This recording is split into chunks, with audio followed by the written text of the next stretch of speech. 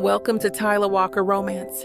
You're about to dive into one of Miss Tyla's free full audiobooks. She always knows how to make you forget your life with handsome alpha male billionaire heroes and sassy strong heroines who grab love with both hands. In order for this content to be free, we have to take out the dirty details. Otherwise, we risk disrupting this platform's rules and guidelines. Buy the unabridged version of any Tyla Walker audiobook from tylawalker.com, and with code SAVE40, you can get 40% off any digital product at checkout. Take this moment to subscribe to the channel, and remember that liking and commenting is what makes these free full audiobooks possible. Thank you for choosing to treat yourself with Miss Tyla.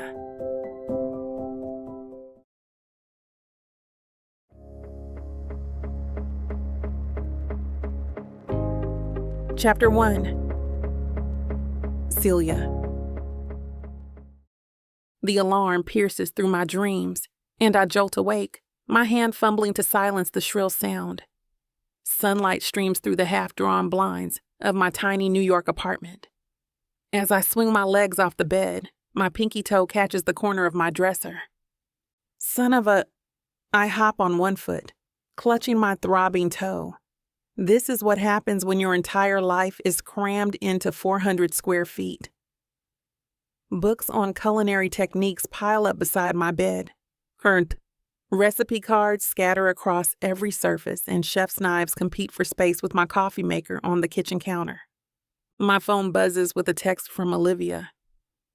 Got a new fusion dish idea. Come in early? A smile spreads across my face.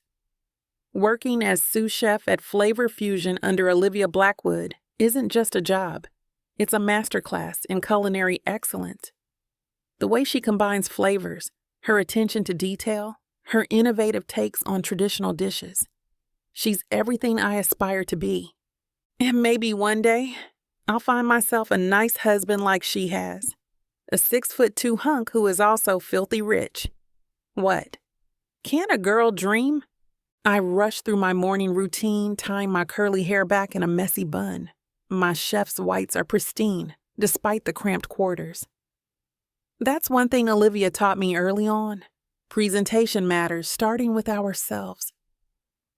3 years ago, when I first walked into her kitchen, nervous and fresh out of culinary school, Olivia took one look at me and said, "Girl, you've got that fire in your eyes." Same one I had when I started. Since then, she's been more than just my boss. She's my mentor, showing me how to navigate this industry as a Black woman, how to turn criticism into fuel for excellence. Last week, we spent hours perfecting a Caribbean-Asian fusion sauce that had customers practically licking their plates clean. That's what I love about working with Olivia. She pushes boundaries, challenges conventions, and demands nothing less than perfection. And somehow she makes it look effortless. I grab my knife roll and keys, dodging the stack of cookbooks by the door. My apartment might be chaos, but in Olivia's kitchen, everything has its place. There's something beautiful about that order, that precision. It's where I feel most at home. The drive to Flavor Fusion is short and automatic. My body takes over while my mind drifts elsewhere, thinking about recipes and ingredients and smiling guests who will scrutinize their meal's presentation with the keenest eyes. Every now and then we'll get a jerk of a customer who no one can please. Not even Olivia. Those people are few and far between, she always reassures, patting me on the back. Just deal with them, smile, and minimize conflict. You can't please everyone. Her words are still ringing in my head as I straighten out the last of my outfit's wrinkles. I push through Flavor Fusion's back entrance, the familiar scent of fresh herbs and sautéed garlic greeting me. The kitchen's already humming with activity. Prep cooks dicing vegetables, line cooks setting up their stations. Morning, chef. I tie my apron around my waist, moving straight to the prep list Olivia's posted. Perfect timing. Olivia waves me over to her station. I'm thinking lemongrass-infused coconut curry with a twist. But first, prep for lunch service. I nod, already reaching for my knife roll. No matter how exciting the new dishes sound, the basics come first. My hands move on autopilot, julienning carrots, breaking down chickens, blanching vegetables. The morning dissolves into a blur of repetitive tasks. A voice in my head whispers about the spice combination I've been dreaming up, but I push it aside. There's no time for experimentation when tickets start rolling in. "Celia, I need you on garnish," Olivia calls out as the lunch rush hits. "Then help Marco on sauté. He's in the weeds." I jump from station to station, plating dishes with precise movements. A splash of microgreens here, a drizzle of sauce there. My own creative ideas simmer on the back burner while I focus on executing Olivia's vision perfectly. Behind, I weave through the cramped kitchen, carrying a stack of fresh herbs. Corner. 2 steps to the right, dodge the dishwasher, pivot around the prep cook. The tickets keep coming. I wipe sweat from my forehead with my sleeve. Check the time. 3 hours have passed in what feels like minutes. This is the reality of restaurant life. Creativity takes a back seat to consistency and speed. "Fire table 7. Olivia's voice cuts through the chaos. I grab plates, arrange garnishes. Ensure each dish matches the photos in our plating guide exactly. There's no room for interpretation or artistic license during service. Every plate must be identical, every component precise. Through the kitchen's swinging doors, snippets of conversation drift in from the dining room. I'm wiping down my station when a woman's excited voice catches my attention. "And then at Per Se, they served this incredible Wagyu with black truffle shavings. The plating was like artwork." My hands slow their methodical cleaning as I strain to hear more. "Oh, but you haven't lived until you've tried Chef Matsuda's tasting menu," her companion replies. 15 courses of pure genius. The way he combines traditional Japanese techniques with modern molecular gastronomy. I glance down at the sauce-splattered counter I'm cleaning. Don't get me wrong, Olivia's food is amazing, and flavor fusion draws crowds every night. But these diners are talking about experiences that cost more than anything I've ever known. The kind of dining that transforms eating into art. Behind, a line cook squeezes past with a heavy pot, jolting me back to reality. My savings account has exactly $847.32 in it.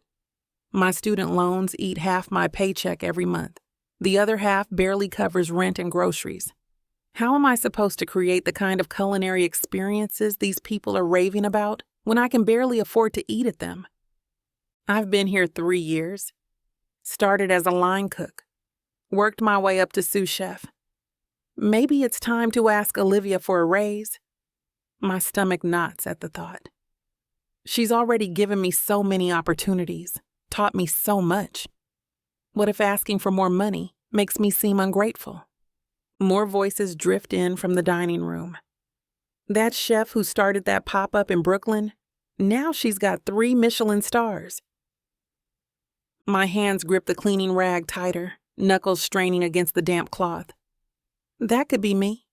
Should be me. I have notebooks full of ideas, flavor combinations I've never seen anyone try. Vietnamese faux spices in a French onion soup. Moroccan preserved lemon in an Italian risotto. Bold moves that could put me on the map, but ideas don't pay bills. And starting your own restaurant requires capital I definitely don't have. I watch Olivia plate a dish with precise movements, adding the perfect drizzle of sauce. Her steady hands create an artistic swoop across the white porcelain. She makes it look so easy, so effortless. But I know the years of grinding it took to get here, the sacrifices she made, the 16-hour days, the burns, the cuts, the missed holidays with family. The question isn't whether I should ask for a raise. It's whether a raise would even be enough to get me where I want to go. My dreams are bigger than a few extra dollars per hour. They're about having my own kitchen, my own menu, my own chance to prove what I can do.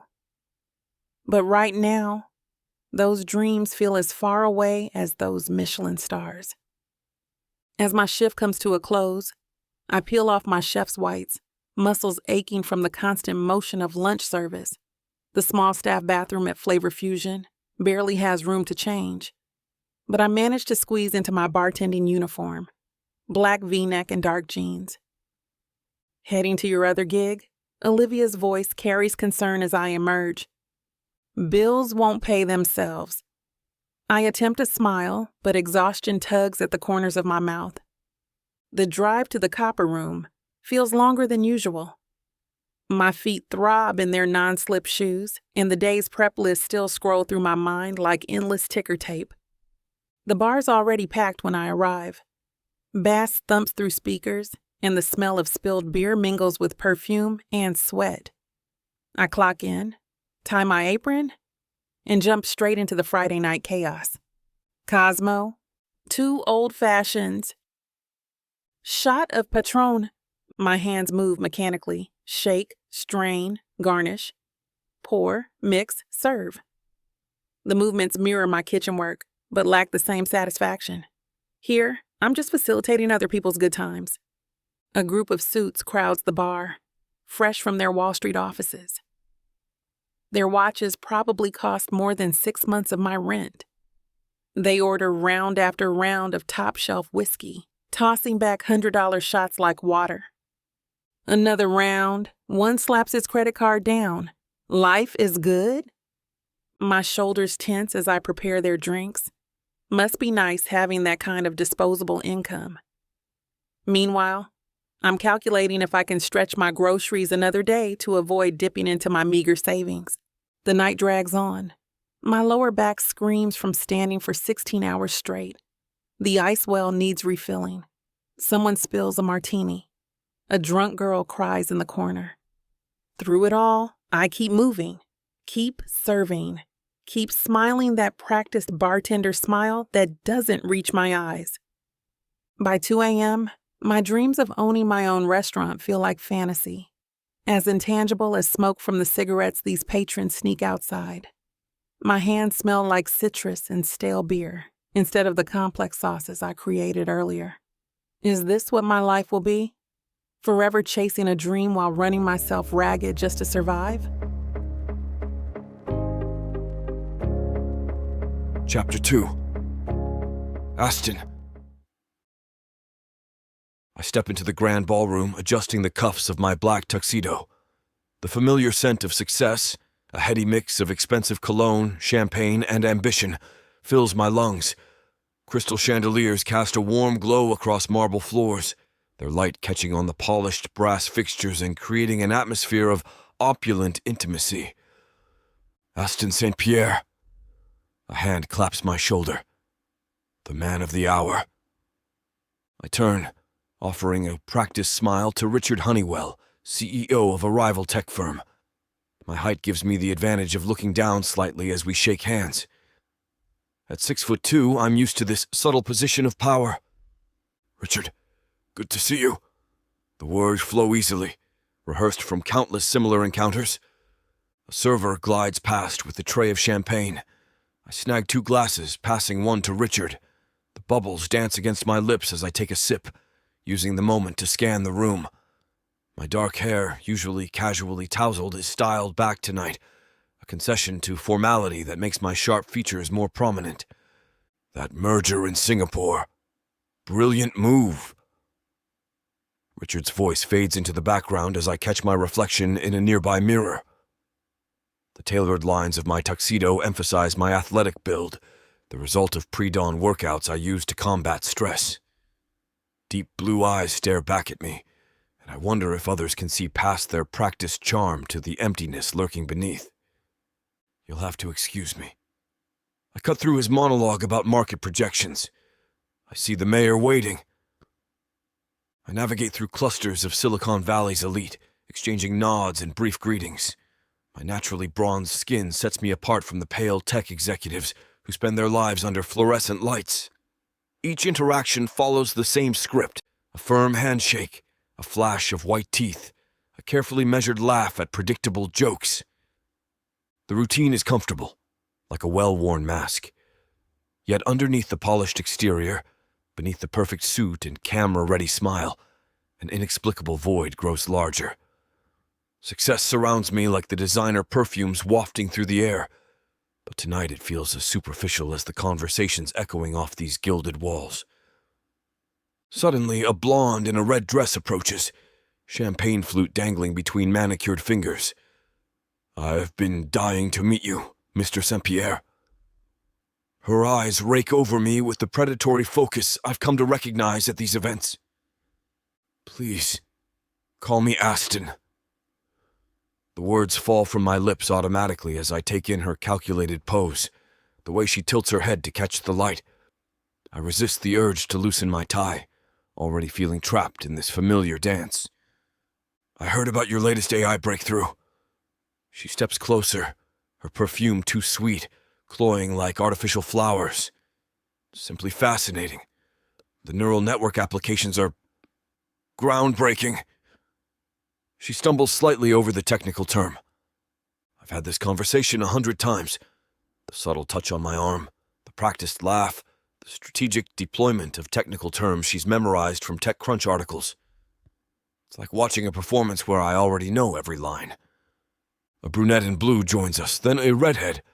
They orbit like planets around a sun, their interest as artificial as their smiles. I play my part. The charming tech mogul, the eligible bachelor, the prize they're competing for. My responses are on autopilot while my mind wanders to the stack of work waiting at the office. At least there, the algorithms are honest about what they want. "You must tell me more about quantum computing," the blonde purrs, but her eyes glaze over when I actually start explaining the quantum bits and superposition states. She fidgets with her diamond bracelet, clearly regretting her choice of conversation starter. The redhead cuts in before I can finish my explanation. "Will you be in Silicon Valley long? I know this amazing little wine bar in Palo Alto, the Sommelier." "Heading back to New York tomorrow."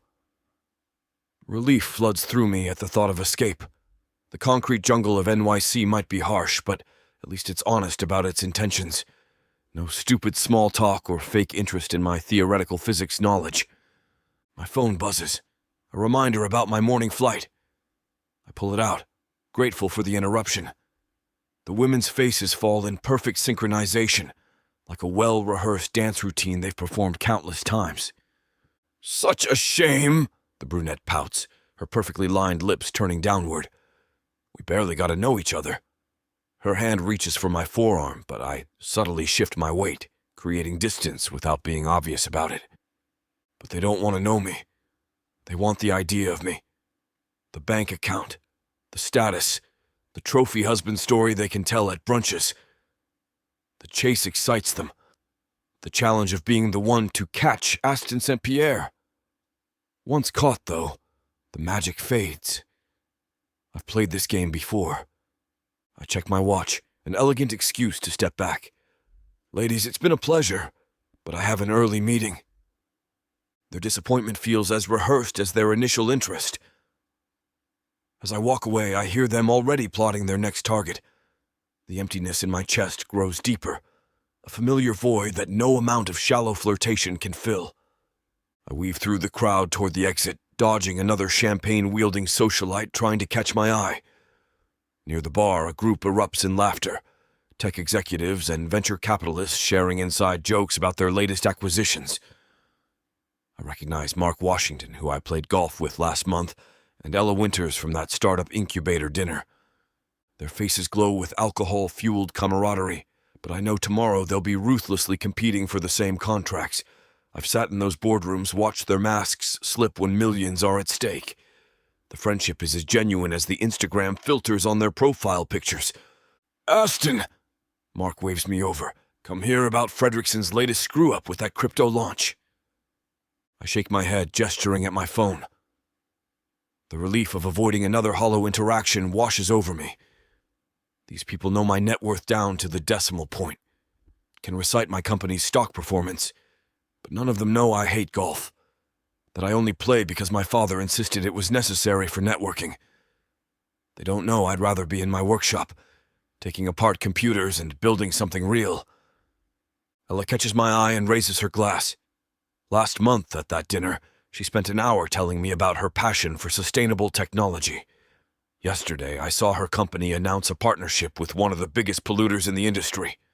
Everything here is performance, relationships built on profit margins and strategic alliances. The laughter rings out again, echoing off marble columns. From here, they look like actors in an exclusive play, reading lines from a script written in dollar signs. I've got my own role. The brilliant tech founder, the eligible bachelor, the one they all want to claim as a connection on LinkedIn. But none of them see past that character to the man underneath. I push through the heavy glass doors of the hotel, letting the cool night air wash over me. The city's symphony, honking horns, distant sirens, the persistent hum of the Silicon Valley, provides a welcome break from the artificial laughter inside. Your car, Mr. Saint-Pierre? The valet's voice cuts through my thoughts. The black BWWM. I hand him my ticket, then step away from the entrance toward a quieter spot near the hotel's stone facade. The shadows here offer temporary refuge from the constant spotlight. Did you hear about Saint-Pierre? A woman's voice drifts from around the corner. I freeze, recognizing the gossipy tone that's become all too familiar. The tech genius? God, what I wouldn't give... No. I mean about what happened with Claire Montgomery. My jaw clenches. Of course, they'd bring up Claire. The model? I thought that was just a publicity stunt. Apparently not. My friend works at his company, says he hasn't dated anyone since. Just throws himself into work. Something about trust issues. Can you blame him after what she... Shh! Keep your voice down. I dig my fingers into my palm, fighting the urge to round the corner and confront them. These vultures, picking apart my personal life like it's the latest reality show. The valet pulls up with my car, the engine's purr drawing attention. The gossip stops abruptly. I step out of the shadows, making sure to pass by their corner. Two women in evening wear pale at the sight of me, their champagne glasses frozen halfway to their lips. Ladies. I nod coldly, satisfaction coursing through me as they stumble over themselves, trying to look anywhere but at me. The valet opens my door and I slide into the leather seat. Through the tinted windows, I watch them scurry back inside, no doubt ready to spread news of this encounter like wildfire through their social circles. I guide my BMW through Silicon Valley's empty streets, streetlights casting intermittent shadows across the dashboard. My knuckles whiten against the leather steering wheel as memories of tonight's event blur into countless others just like it. The Saint-Pierre name looms over me like a skyscraper casting its shadow.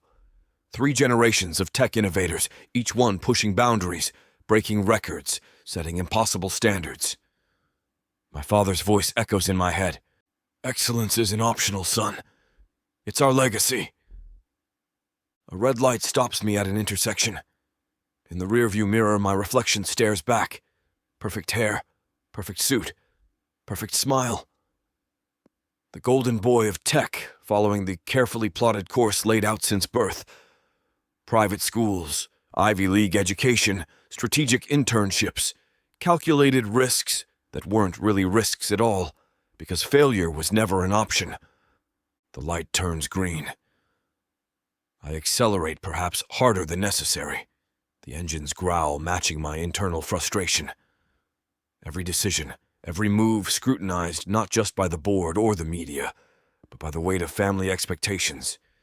The Saint-Pierre heir must be impeccable, must innovate, must lead. My phone lights up with a text from my mother. Darling, the Robinson's daughter is in town next week. Yale graduate, brilliant mind for business. I took the liberty of arranging lunch. I ignore it, just like I ignored the last dozen attempts at matchmaking. Another piece of the perfect life they've designed. Find the right wife, from the right family, with the right connections. Create the next generation of Saint-Pierre to carry on the legacy. The hotel comes into view, its modern glass facade reflecting the city lights. My suite probably costs more per night than some people make in a month. Another golden bar in my cage, another reminder of the privilege that chains me to expectations.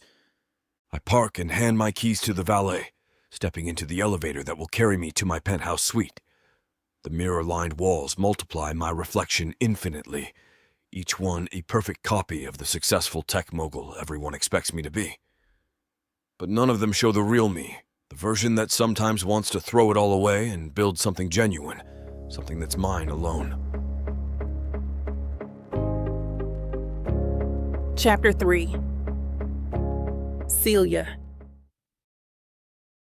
The rhythmic thud of my knife against the cutting board fills the kitchen as I dice carrots into precise cubes.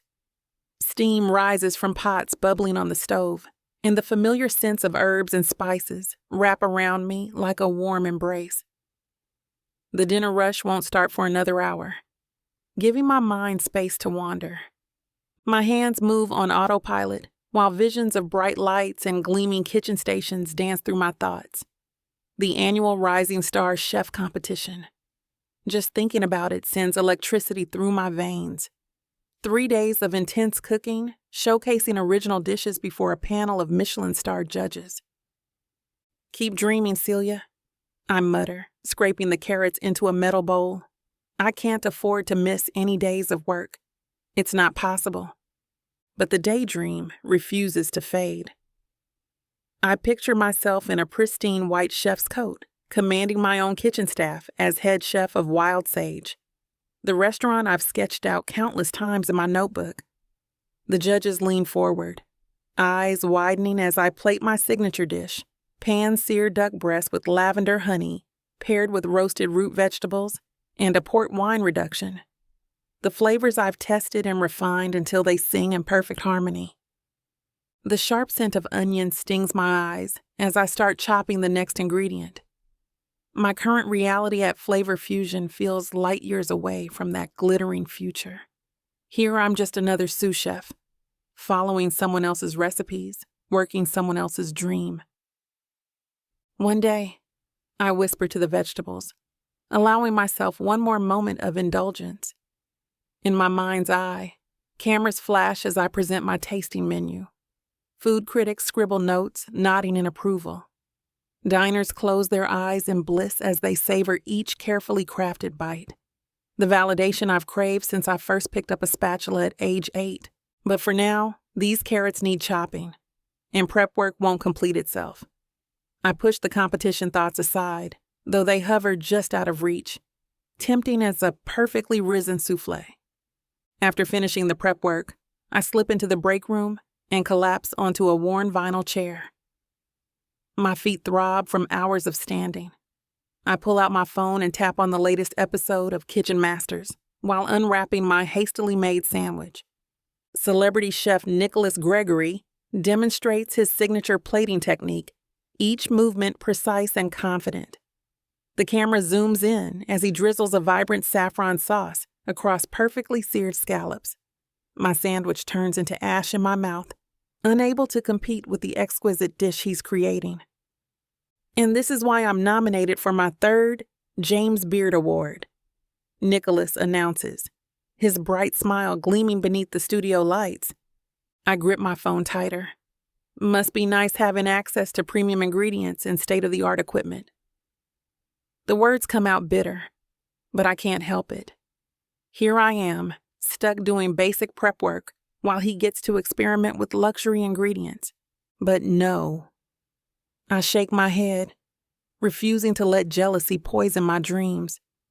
Nicholas wasn't born with a silver spoon. I've read his story. He started as a dishwasher just like I did. I pull out my notebook.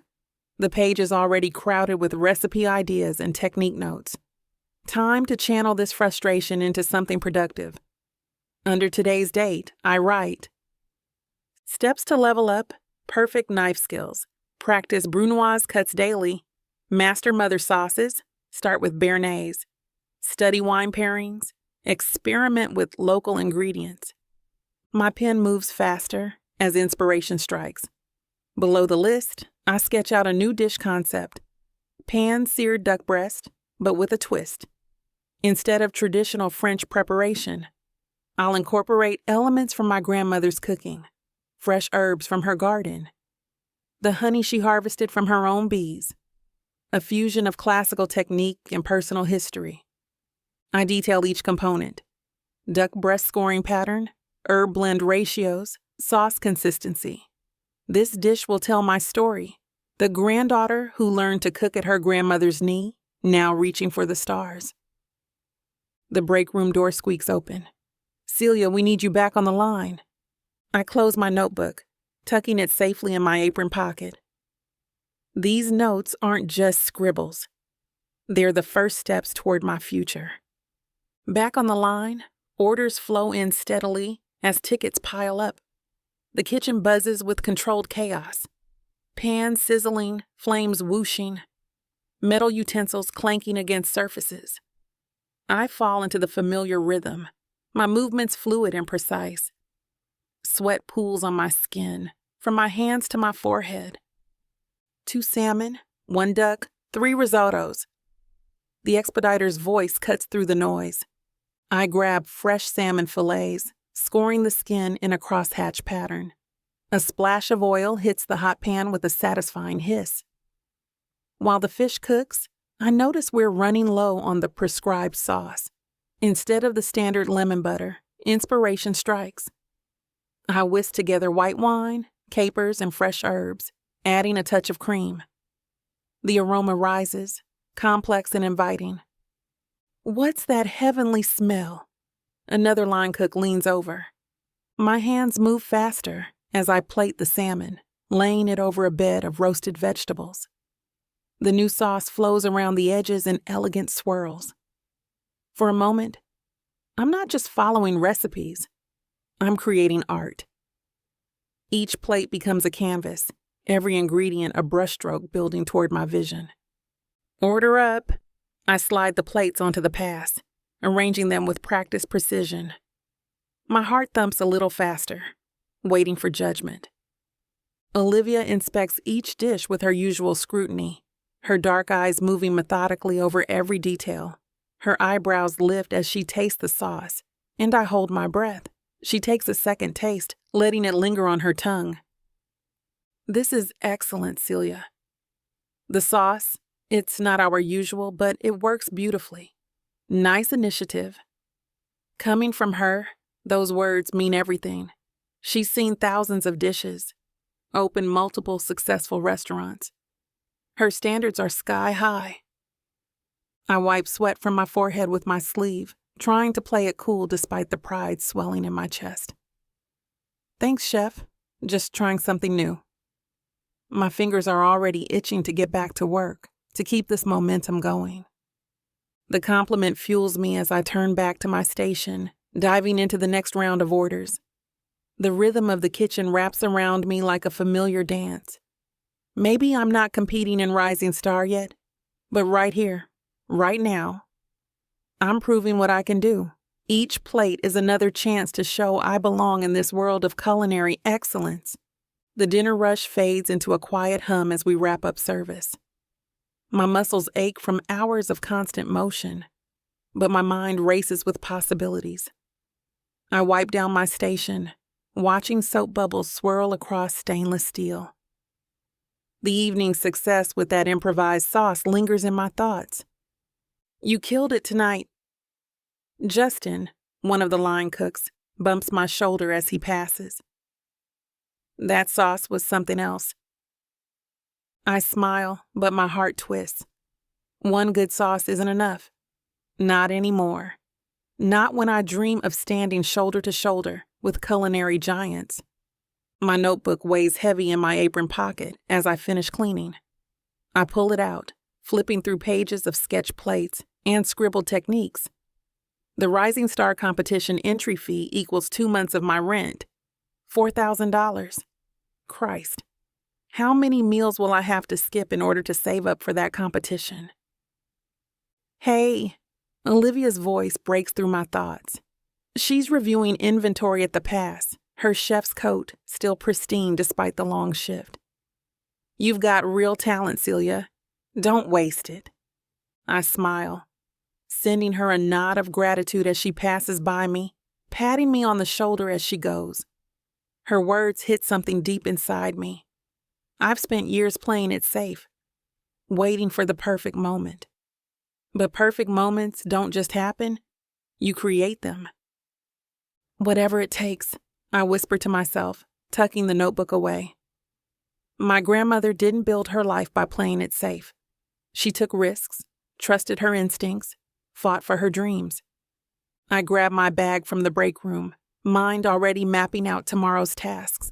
Practice sessions before dawn, new recipe testing between shifts, competition research late into the night. Sleep can wait. Dreams can't. The subway ride home feels endless. My feet throb in my work shoes as the train rattles through dark tunnels. At least I don't have to rush to a bartending shift tonight. Small mercies. Whenever I have to go to the bar, I take my car. Saves a lot of time. Tonight it feels nice to just sit back and let someone else worry about navigation. I drag myself up 3 flights of stairs to my apartment, fumbling with keys in the dim hallway light. The door creaks open to reveal my tiny studio. It's not much, but it's mine. Cluttered, messy, but mine. Dropping my bag by the door, I head straight for the shower. Hot water cascades over my shoulders, washing away the kitchen grease and tension. Steam fogs up the bathroom mirror, hiding the dark circles under my eyes. What I wouldn't give for a windfall, I mutter, wrapping myself in a threadbare towel. The lottery numbers flash through my mind. Millions of dollars just waiting to be claimed. I could buy top-of-the-line equipment, rent a commercial kitchen space for practice, hire a team to help with competition prep. A laugh escapes my lips as I pull on sweatpants and an old t-shirt. Yeah, and while I'm dreaming, maybe I'll sprout wings and fly to Copenhagen for culinary school. My bank app glows mockingly from my phone screen. The numbers are painfully clear. Even with both jobs, I'm barely keeping my head above water. Between rent, utilities, student loans, and basic necessities, there's precious little left for savings, let alone $4,000 for a competition entry fee. I collapse onto my lumpy futon, staring at the water stain on my ceiling. The truth is, there's no magical solution coming. No fairy godmother with a golden ticket. No rich benefactor waiting to discover my talent. Just me, myself, and my knives. I whisper to the empty room. That's all I've ever had, and it's gotten me this far. Chapter 4. Aston. The Manhattan skyline glitters through my apartment windows as I swirl a glass of Cabernet, letting the rich aroma fill my senses. From 40 stories up, the city looks peaceful, manageable even. The day's stress melts away with each sip, and I loosen my tie, ready to decompress after 12 hours of back-to-back meetings, until my phone buzzes. Then buzzes again, and again. It's Leo Blackwood, one of my good friends. He has his own company, a beautiful wife, and he has his stuff figured out. The kind of guy who makes success look effortless, even though I know exactly how hard he works. And right now, his name flashes across my screen with rapid-fire messages. Crap's hitting the fan. Call me now. This is serious, Aston. People are talking. My stomach drops. Something in his tone, even through text, sets off warning bells. Leo isn't the type to panic over nothing. I set down the wine glass harder than intended, the dark liquid sloshing dangerously close to the rim, and type back, "What's going on?" The response comes instantly. "There's rumors about you, bad ones." Stop being cryptic and tell me what the hell is happening. My jaw clenches as I stare at the screen, willing him to just spit it out already. My phone rings. Leo's voice comes through, tense and rushed. "You're being linked to Catherine Morrison." "Who?" I rack my brain, trying to place the name. I've met hundreds of people at corporate events, but this one's not ringing any bells. "Ralph Morrison's wife, one of your father's biggest investors." Leo's words hit me like a sledgehammer. Ice spreads through my veins. What do you mean, linked to? My free hand curls into a fist at my side. People are saying you've been having an affair with her. It's all over the Upper East Side circle. Morrison's friends are already whispering about pulling their investments. This could tank your father's company if we don't get ahead of it. That's ridiculous. I pace across my living room, my expensive leather shoes clicking against the hardwood floor. I've barely spoken 2 words to Catherine Morrison. Hell, I wouldn't even recognize her if she walked through my door right now. It doesn't matter. The rumor's spreading like wildfire. Your father's company stock already dropped 3 points this afternoon. The shareholders are getting nervous and the board's starting to ask questions. Damn it. I drag a hand through my hair, pacing faster now. The weight of this disaster settles heavy on my shoulders. Who started this? There has to be someone behind it. No one knows, but it's calculated. Someone wants to hurt your family's business. The timing's too perfect with the merger coming up next month.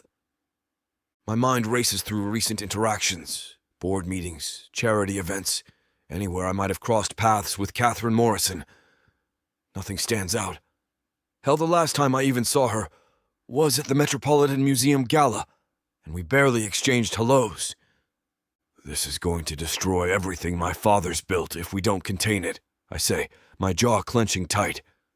The thought of watching our legacy crumble over a baseless rumor makes my blood boil. The Saint-Pierre name means something in this city. That's exactly what they want. You need to get ahead of this before Morrison hears about it, if he hasn't already. And trust me, once that bastard catches wind of this, he'll use it as leverage to tank every deal we have in motion. Thanks for letting me know, Leo. I'll handle this.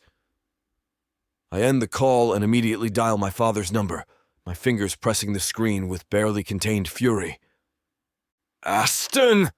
His voice carries that familiar weight of authority even through the phone. I was about to call you. The Morrison situation. How bad is it? Bad enough that I had to cancel dinner with the Japanese investors. The sharp edge in his tone cuts through the line. Do you have any idea what this could do to us? To everything we've built? It's complete nonsense. I've never...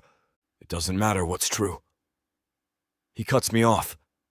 What matters is perception. The Saint-Pierre name has stood for excellence and integrity for 3 generations. Your grandfather built this company from nothing, and I won't let some vicious rumor destroy that. I press my fingers against my temple. What do you need me to do? First, you're going to lay low. No parties, no events, no public appearances until we sort this out. Second, I'm calling an emergency board meeting tomorrow morning at 7. You'll be there and you'll look them in the eye when you deny these allegations. And Catherine Morrison? Don't even say her name. His voice drops to a dangerous whisper. I've already got our PR team drafting statements. But remember this, Aston. One whisper of impropriety, one photo in the wrong context, and decades of work goes up in flames. The merger next month could set us up for generations, or it could all fall apart. I understand. Do you? Because right now our stock is dropping, and Ralph Morrison's friends are making calls. The kind of calls that end careers and destroy legacies. The weight of his words settles in my chest. I'll fix this. You better. 7 a.m. tomorrow. Don't be late. The line goes dead. With a sigh, I toss my phone onto the nearest armchair. I step onto my private terrace, the cold night air hitting my face. The city stretches before me, a sprawling maze of lights and shadows that usually brings me peace. Not tonight. Tonight, every glittering window feels like an eye watching, judging, waiting for me to fall. Son of a... I slam my palm against the steel railing. The sting barely registers through my anger. 3 generations of hard work. My grandfather's sweat equity. My father's relentless drive. All of it balanced on a knife's edge because of a lie. And for what? I've never touched Catherine Morrison. Barely looked at her. Yet here I am, watching my family's legacy teeter on the brink because someone decided to paint me as the villain in their sick game. The merger was supposed to be my moment. Proof that I could carry the Saint-Pierre name forward, that I deserved my place at the helm. Now, Now I have to dodge accusations and watch our stock price plummet over cocktail party gossip. My phone vibrates again. Another message from the PR team. No doubt drafting statements I'll have to memorize for tomorrow's board meeting. I ignore it. Let them spin their wheels for a few more minutes. Someone orchestrated this. The timing's too perfect, the damage too precise. This isn't random society gossip. It's a calculated hit. But who? Who benefits from watching the Saint-Pierre empire crumble? I take another look at the city below, at all the towers reaching toward the stars. In each one, there's probably someone plotting, scheming, waiting for their chance to climb higher by stepping on someone else's neck. That's New York for you. One minute you're on top, the next you're yesterday's cautionary tale. But not me, not my family, not our legacy. I'll find you, I promised the night sky, my words carried away by the wind. Whoever you are, whatever game you're playing, I'll find you. And when I do, you'll learn exactly why the Saint-Pierre name commands respect in this city. I stride back into my living room, my mind racing through options.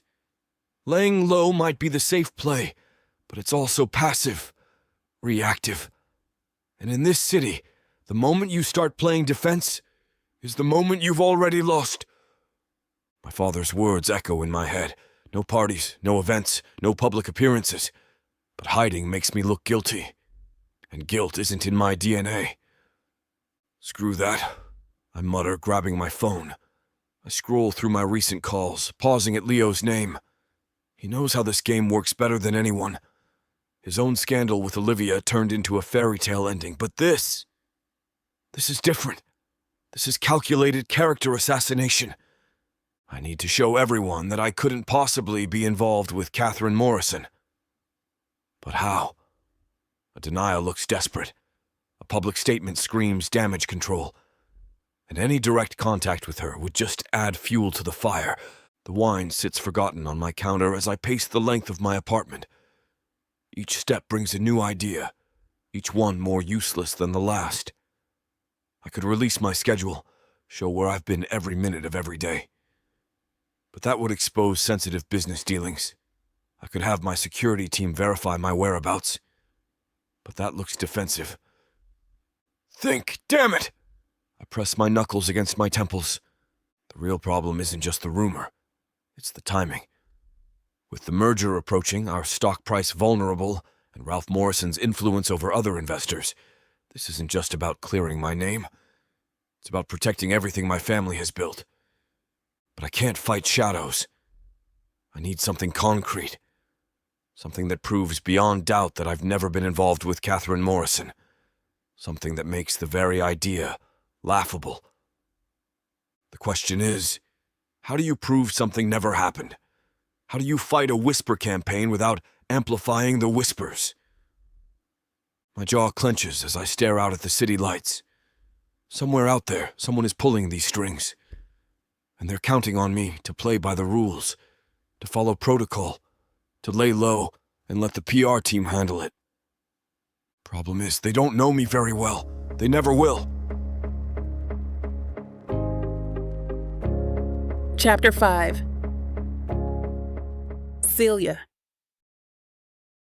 The Friday night crowd at the Copper Room buzzes with their usual mix of corporate drama and socialite gossip. I wipe down the gleaming mahogany bar top, half listening to the conversations around me while mixing drinks. Did you see the photos of Aston Saint-Pierre leaving Catherine Morrison's penthouse? A woman in a red cocktail dress leans toward her friend. It was all over social media this morning. Please, that could have been any dark-haired man in a suit, her companion replies, swirling her martini. The photo was so blurry. I hide my smile as I muddle mint leaves for a mojito. The infamous Aston Saint-Pierre has been the hot topic all week. Every other customer seems to have their own theory about his alleged affair with Catherine Morrison, the wife to one of his father's investors. How scandalous. While everyone else has to worry on how to pay rent, the ultra-rich worry about who's sleeping with who. I heard they were spotted at LeBlanc last weekend, another patron chimes in. My friend's cousin works there and swears they were in a private booth for hours. I've seen enough photos of Aston in business magazines to understand the fascination. Those striking blue eyes, sharp jawline, and that beautifully confident smile could definitely turn heads. But after years of working in upscale bars, I've learned that rumors spread faster than spilled drinks on a busy night. 2 whiskeys, neat, a man in a navy suit calls out, and I welcome the distraction from the gossip. The thing is, the woman in the red dress continues, loud enough for half the bar to hear. Catherine's been posting these cryptic tweets about finding unexpected love and taking risks. Her friend scoffs. She does that every other month. Remember when everyone thought she was dating that Formula One driver? What the hell are you guys even talking about? Another one of their friends asks with a scowl. Did y'all forget she's married? That's never stopped a woman like her before. I shake my head while preparing another round of drinks. The wealthy really do live in a different world, one where every coffee meeting becomes a scandalous affair and every business dinner sparks relationship rumors. Though I have to admit, there's something entertaining about watching them spin stories from shadows. All I'm saying is, where there's smoke, red dress trails off meaningfully. There's usually just someone desperate for attention. I mutter under my breath, earning a knowing chuckle from a regular at the end of the bar. Can I get an order of onion rings and truffle fries? A man in the suit waves me down and sends me a wink. He even slips a $10 bill towards me for good measure. Thank you, sweetheart. With a sigh and a forced smile, I pocket the bill and head to the kitchen. The kitchen's heat wraps around me as I prepare yet another round of fries and onion rings. My knife glides through fresh herbs, creating a perfect garnish that'll elevate these simple bar snacks into something Instagram-worthy. Not that anyone here notices the subtle blend of seasonings or the careful plating. They're too busy chasing gossip and status symbols. Last week, I created a new appetizer that combined Asian and Mediterranean flavors.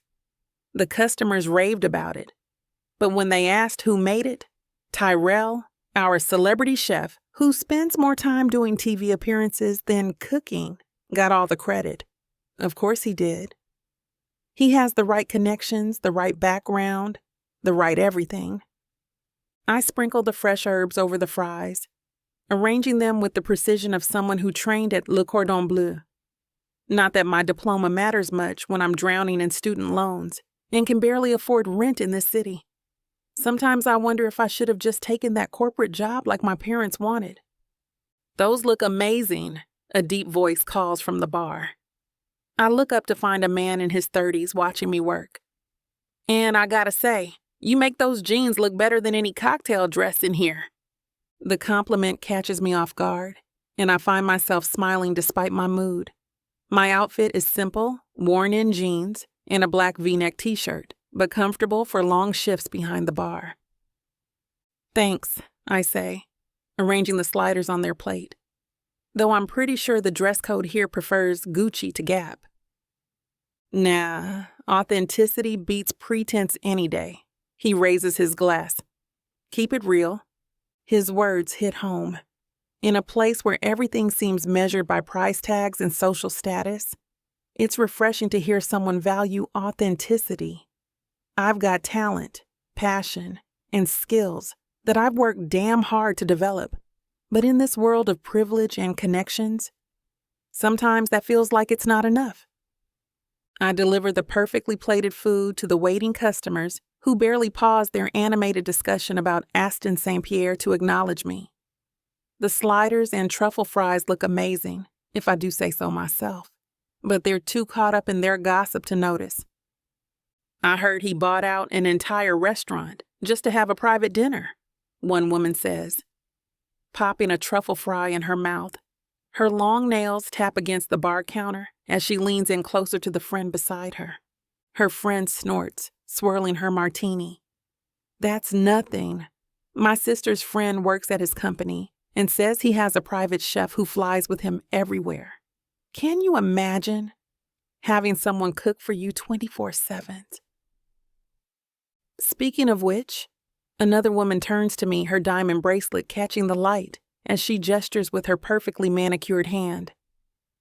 You must have seen him here before, right? The copper room seems exactly his style. All that old money charm. I arrange the napkins and plates, keeping my expression neutral.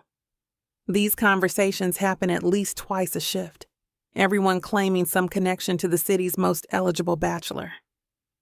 Maybe. We get a lot of high-profile customers. I've learned it's better to stay vague. The less you say, the more they fill in the blanks themselves. Oh, don't act brand new. She waves her hand dismissively. Aston Saint-Pierre isn't someone you forget. Those eyes alone could melt steel. And that jawline, pure sculpture. Every woman in New York would kill for a chance with him. Not to mention the billions in his bank account. Another adds with a knowing look. I can't help but smirk as I collect empty glasses. They're not wrong. The photos I've seen of him are striking. Those deep blue eyes, the casual confidence, that perfectly disheveled dark hair. I wonder what it would be like to date someone like that. Someone who could buy out restaurants on a whim and jet off to Paris for lunch. The kind of man who probably doesn't check his bank account before making plans or worry about making rent. Trust me, honey, the girl with the diamond bracelet continues, misreading my expression. If you ever see him, you'll know. That man has presence. When he walks into a room, everyone feels it. I'll keep that in mind. I turn to grab more drink orders, my mind wandering to what it might be like to catch the eye of New York's most eligible bachelor. The night drags on, and my feet ache from hours of standing. But as I mix another round of cocktails, my mind drifts to the restaurant sketches hidden in my apartment. Pages filled with floor plans, menu ideas, and carefully calculated budgets. Another Manhattan, please. A woman in designer heels waves her empty glass. I reach for the top shelf bourbon, my movements precise and practiced. Each drink I make, every plate I garnish, they're all stepping stones. Sure, right now I'm serving overpriced cocktails to people who spend more on a night out than I make in a week. But this won't be forever. Did you try that new fusion place on 5th? One patron asks another. The chef there trained under Gordon Ramsay. Yeah, but the flavors were basic. Nothing special. I bite back a smile, thinking of the experimental recipes I've been developing at home. Last night, I perfected a Thai-French fusion sauce that would make even Gordon Ramsay take notice. My tiny kitchen might not be a Michelin-starred restaurant, but it's my laboratory, my training ground. These truffled fries are divine. Why haven't I ever tried these before? Someone comments, and pride swells in my chest. Even these simple bar snacks showcase my dedication to excellence. I fought hard to convince management to let me upgrade the bar menu, and seeing customers' reactions makes the battle worth it. Between orders, I jot down menu ideas on my phone. A roasted duck with a pomegranate reduction, sea bass with fermented black garlic, a 5-spice braised short rib that would make those fusion snobs on 5th Street weep, dishes that tell stories, that push boundaries. One day, these won't just be notes. They'll be specials on my own menu, in my own restaurant. I can already picture the exposed brick walls, the open kitchen concept, the warm lighting that'll make every plate look Instagram-worthy. The loans might be crushing, and the double shifts exhausting. But every dollar saved brings me closer. My hands, my skills, my creativity, these are my tickets to success. The culinary world might be dominated by men with prestigious backgrounds, but I'm going to carve my own path, one perfectly executed dish at a time. Let them have their fancy degrees and family connections.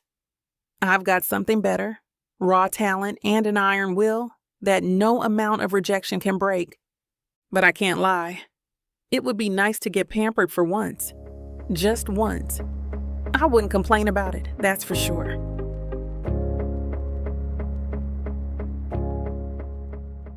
You won't know what hit you, baby. I'm going to take you, break you, and make you mine. And when I'm done, you're...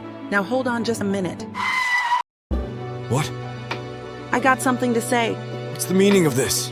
Now you may be some fine-looking white boy. Got that right, baby. It takes hard work. And you might got the money. Fat stacks, baby, to spoil you with. But that doesn't mean I'm going to give it up to you without a fight. A fight? You want some limp wilting flowers? Go to historical romance, baby. But you want sassy and spicy strong black queens that tame their alpha male bad boys? I think our listeners do. Then you go on and look at Miss Tyla's Bougie Brides and Billionaires audio bundle. 50 hours of me whispering the most romantic things in your ears. Fake marriages, alpha male billionaires, strong black women, steamy scenes that will make your eyes roll back. Everything wrapped up in a happily ever after that will put you in an afterglow. Use code SAVE40 to get 40% off this bundle and any other digital product in Miss Tyla's store. Unabridged and uncut. Just like you? You're gonna have to find out. Tyla Walker Romances. Escape your life with sassy romance.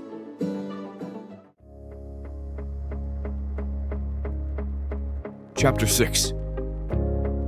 Aston. The neon lights of the Copper Room cast a warm glow across the polished mahogany bar as I settle into my seat beside Leo. The usual crowd mills about, tech entrepreneurs, venture capitalists, and the occasional celebrity seeking privacy in this upscale establishment. You look terrible, Leo says, signaling the bartender. When's the last time you got some real sleep? Thanks for the compliment. I loosened my tie. Sleep's overrated anyway. Leo orders us both top-shelf whiskey. Neat. The media will move on. They always do. I'm about to respond when movement catches my eye. A waitress weaves through the crowd with practiced grace, her chestnut curls pulled back in a messy bun that somehow looks effortless. She carries a tray of martinis, navigating the space like she owns it. Your drink's getting warm. Leo's voice fades into background noise. The waitress, Celia, according to her name tag, stops at a nearby table. Her hazel eyes sparkle as she delivers the drinks with a genuine smile that transforms her whole face. She's wearing the standard uniform of denim jeans and a fitted t-shirt, but carries herself with an unmistakable confidence that sets her apart. Earth to Aston. Leo waves his hand in front of my face. I hold my hand up to his face as I sip on my whiskey. Hold on. I watch as Celia handles an obviously drunk patron with quick wit and charm, deflecting his advances without missing a beat. Her laugh carries across the room, musical and authentic. Is that who you're looking at? The waitress? Leo follows my gaze, his voice tinged with amusement. There's something about her. I can't tear my eyes away as she moves behind the bar, mixing drinks with fluid motions. Her forearms are dark and smooth, dusted with what looks like flour? The contradiction intrigues me. Each movement is precise, purposeful, like she's conducting an orchestra rather than simply pouring drinks. You know, for a guy involved in an affair scandal, the last thing you might want to do is find romance. Leo's words hit a nerve, but I barely register them. Screw off. But there's no heat in my words. I'm too captivated by the way Celia commands her space, how she turns mundane drink service into something that borders on art. She catches a bottle without looking, spins it with practiced ease, and pours a perfect measure. It's mesmerizing, and I find myself leaning forward, drawn in by the quiet confidence in every gesture. Her eyes meet mine across the bar, and the air shifts. There's no pretense in her gaze, no calculated assessment of my net worth or social status, just pure, unfiltered curiosity. It's refreshing as hell. I raise my hand and she approaches our corner of the bar with that same fluid grace I noticed earlier. What can I get for you? Her voice carries a hint of playfulness. The menu, for starters. I lean forward, resting my elbows on the bar. and your expert opinion on what's worth ordering tonight. Depends what you're in the mood for. She pulls out a leather-bound menu and slides it across the polished wood. Though I have to warn you, if you're expecting caviar and gold leaf garnishes, you might be disappointed. I'll take honest food over pretentious idiocy any day. A genuine smile breaks across her face. Finally, someone who gets it. She taps the menu. The sliders are killer. Chef makes the buns from scratch. Sold and maybe another whiskey? I gesture to my empty glass. Unless you got something better in mind. Trust me with that. Her eyebrow arches in challenge, and there's something magnetic about the confidence in her stance. Absolutely. I match her gaze, enjoying this little dance we've got going. Leo's knowing smirk irritates me as he watches our interaction like he's got front row seats to dinner theater. I see you've caught my friend's attention. I'm Leo, and this is Aston Saint-Pierre. Way to make this awkward, Leo. Celia Warner. She places a fresh drink in front of me, her movements precise and practiced. And yes, I noticed the attention. Her directness catches me off guard, but damn if it isn't refreshing. Most women I meet play coy games, but not her. You're good at what you do. I take a sip of the whiskey, savoring the smooth burn. The glass is perfectly chilled, the pour exactly right. And it's different from the one I first got. She's done me a favor. But something tells me this isn't your main gig. Maybe it's the way she carries herself, or how she talks about the menu with genuine passion. Perceptive. She leans against the bar, close enough that I catch a hint of vanilla and spice. I'm actually a sous chef at Flavor Fusion during the day. This is just extra cash. Her casual admission carries a hint of pride, and I find myself wanting to know more. Leo straightens in his seat, suddenly more alert. No way. That's my wife's restaurant. His expression shifts from casual interest to genuine enthusiasm. Wait, you're Olivia's husband. Celia's eyes widen, and her whole demeanor changes. Small world. She's incredible to work for. There's genuine respect in her voice that catches my attention. Only the best make it into her kitchen. I take another sip of my drink, remembering the countless business dinners I've had there. I've eaten at Flavor Fusion enough times to know Olivia's standards. Her vetting process is legendary. And it is. I've heard horror stories from wannabe chefs who didn't make the cut. Trust me, I earned every scar and burn to get there. Celia holds up her forearms, showing the marks of her craft with pride. The kitchen battle scars trace patterns across her skin, telling stories of dedication and perseverance. 3 rounds of taste tests, 2 practical exams, and 1 very intense interview later. Here I am. Her voice carries both exhaustion and triumph at the memory. Olivia mentioned bringing on new talent. Leo pulls out his phone, thumbs moving across the screen with purpose. His interest is clearly piqued now. She was particularly excited about someone who revolutionized their dessert menu. He glances up at Celia with newfound appreciation. Guilty. Celia's smile carries a hint of pride. The chocolate lava cake with salted caramel and toasted hazelnuts? That's my baby. That must explain the flour I noticed earlier. The pieces click into place. Prep work before your shift here? Always working on something new. Speaking of which... She glances at the growing crowd at the bar. Duty calls. Your sliders will be out soon. Celia disappears into the kitchen, and I find myself staring at the space she occupied moments ago. The lingering scent of vanilla and spice hangs in the air, a reminder of her presence.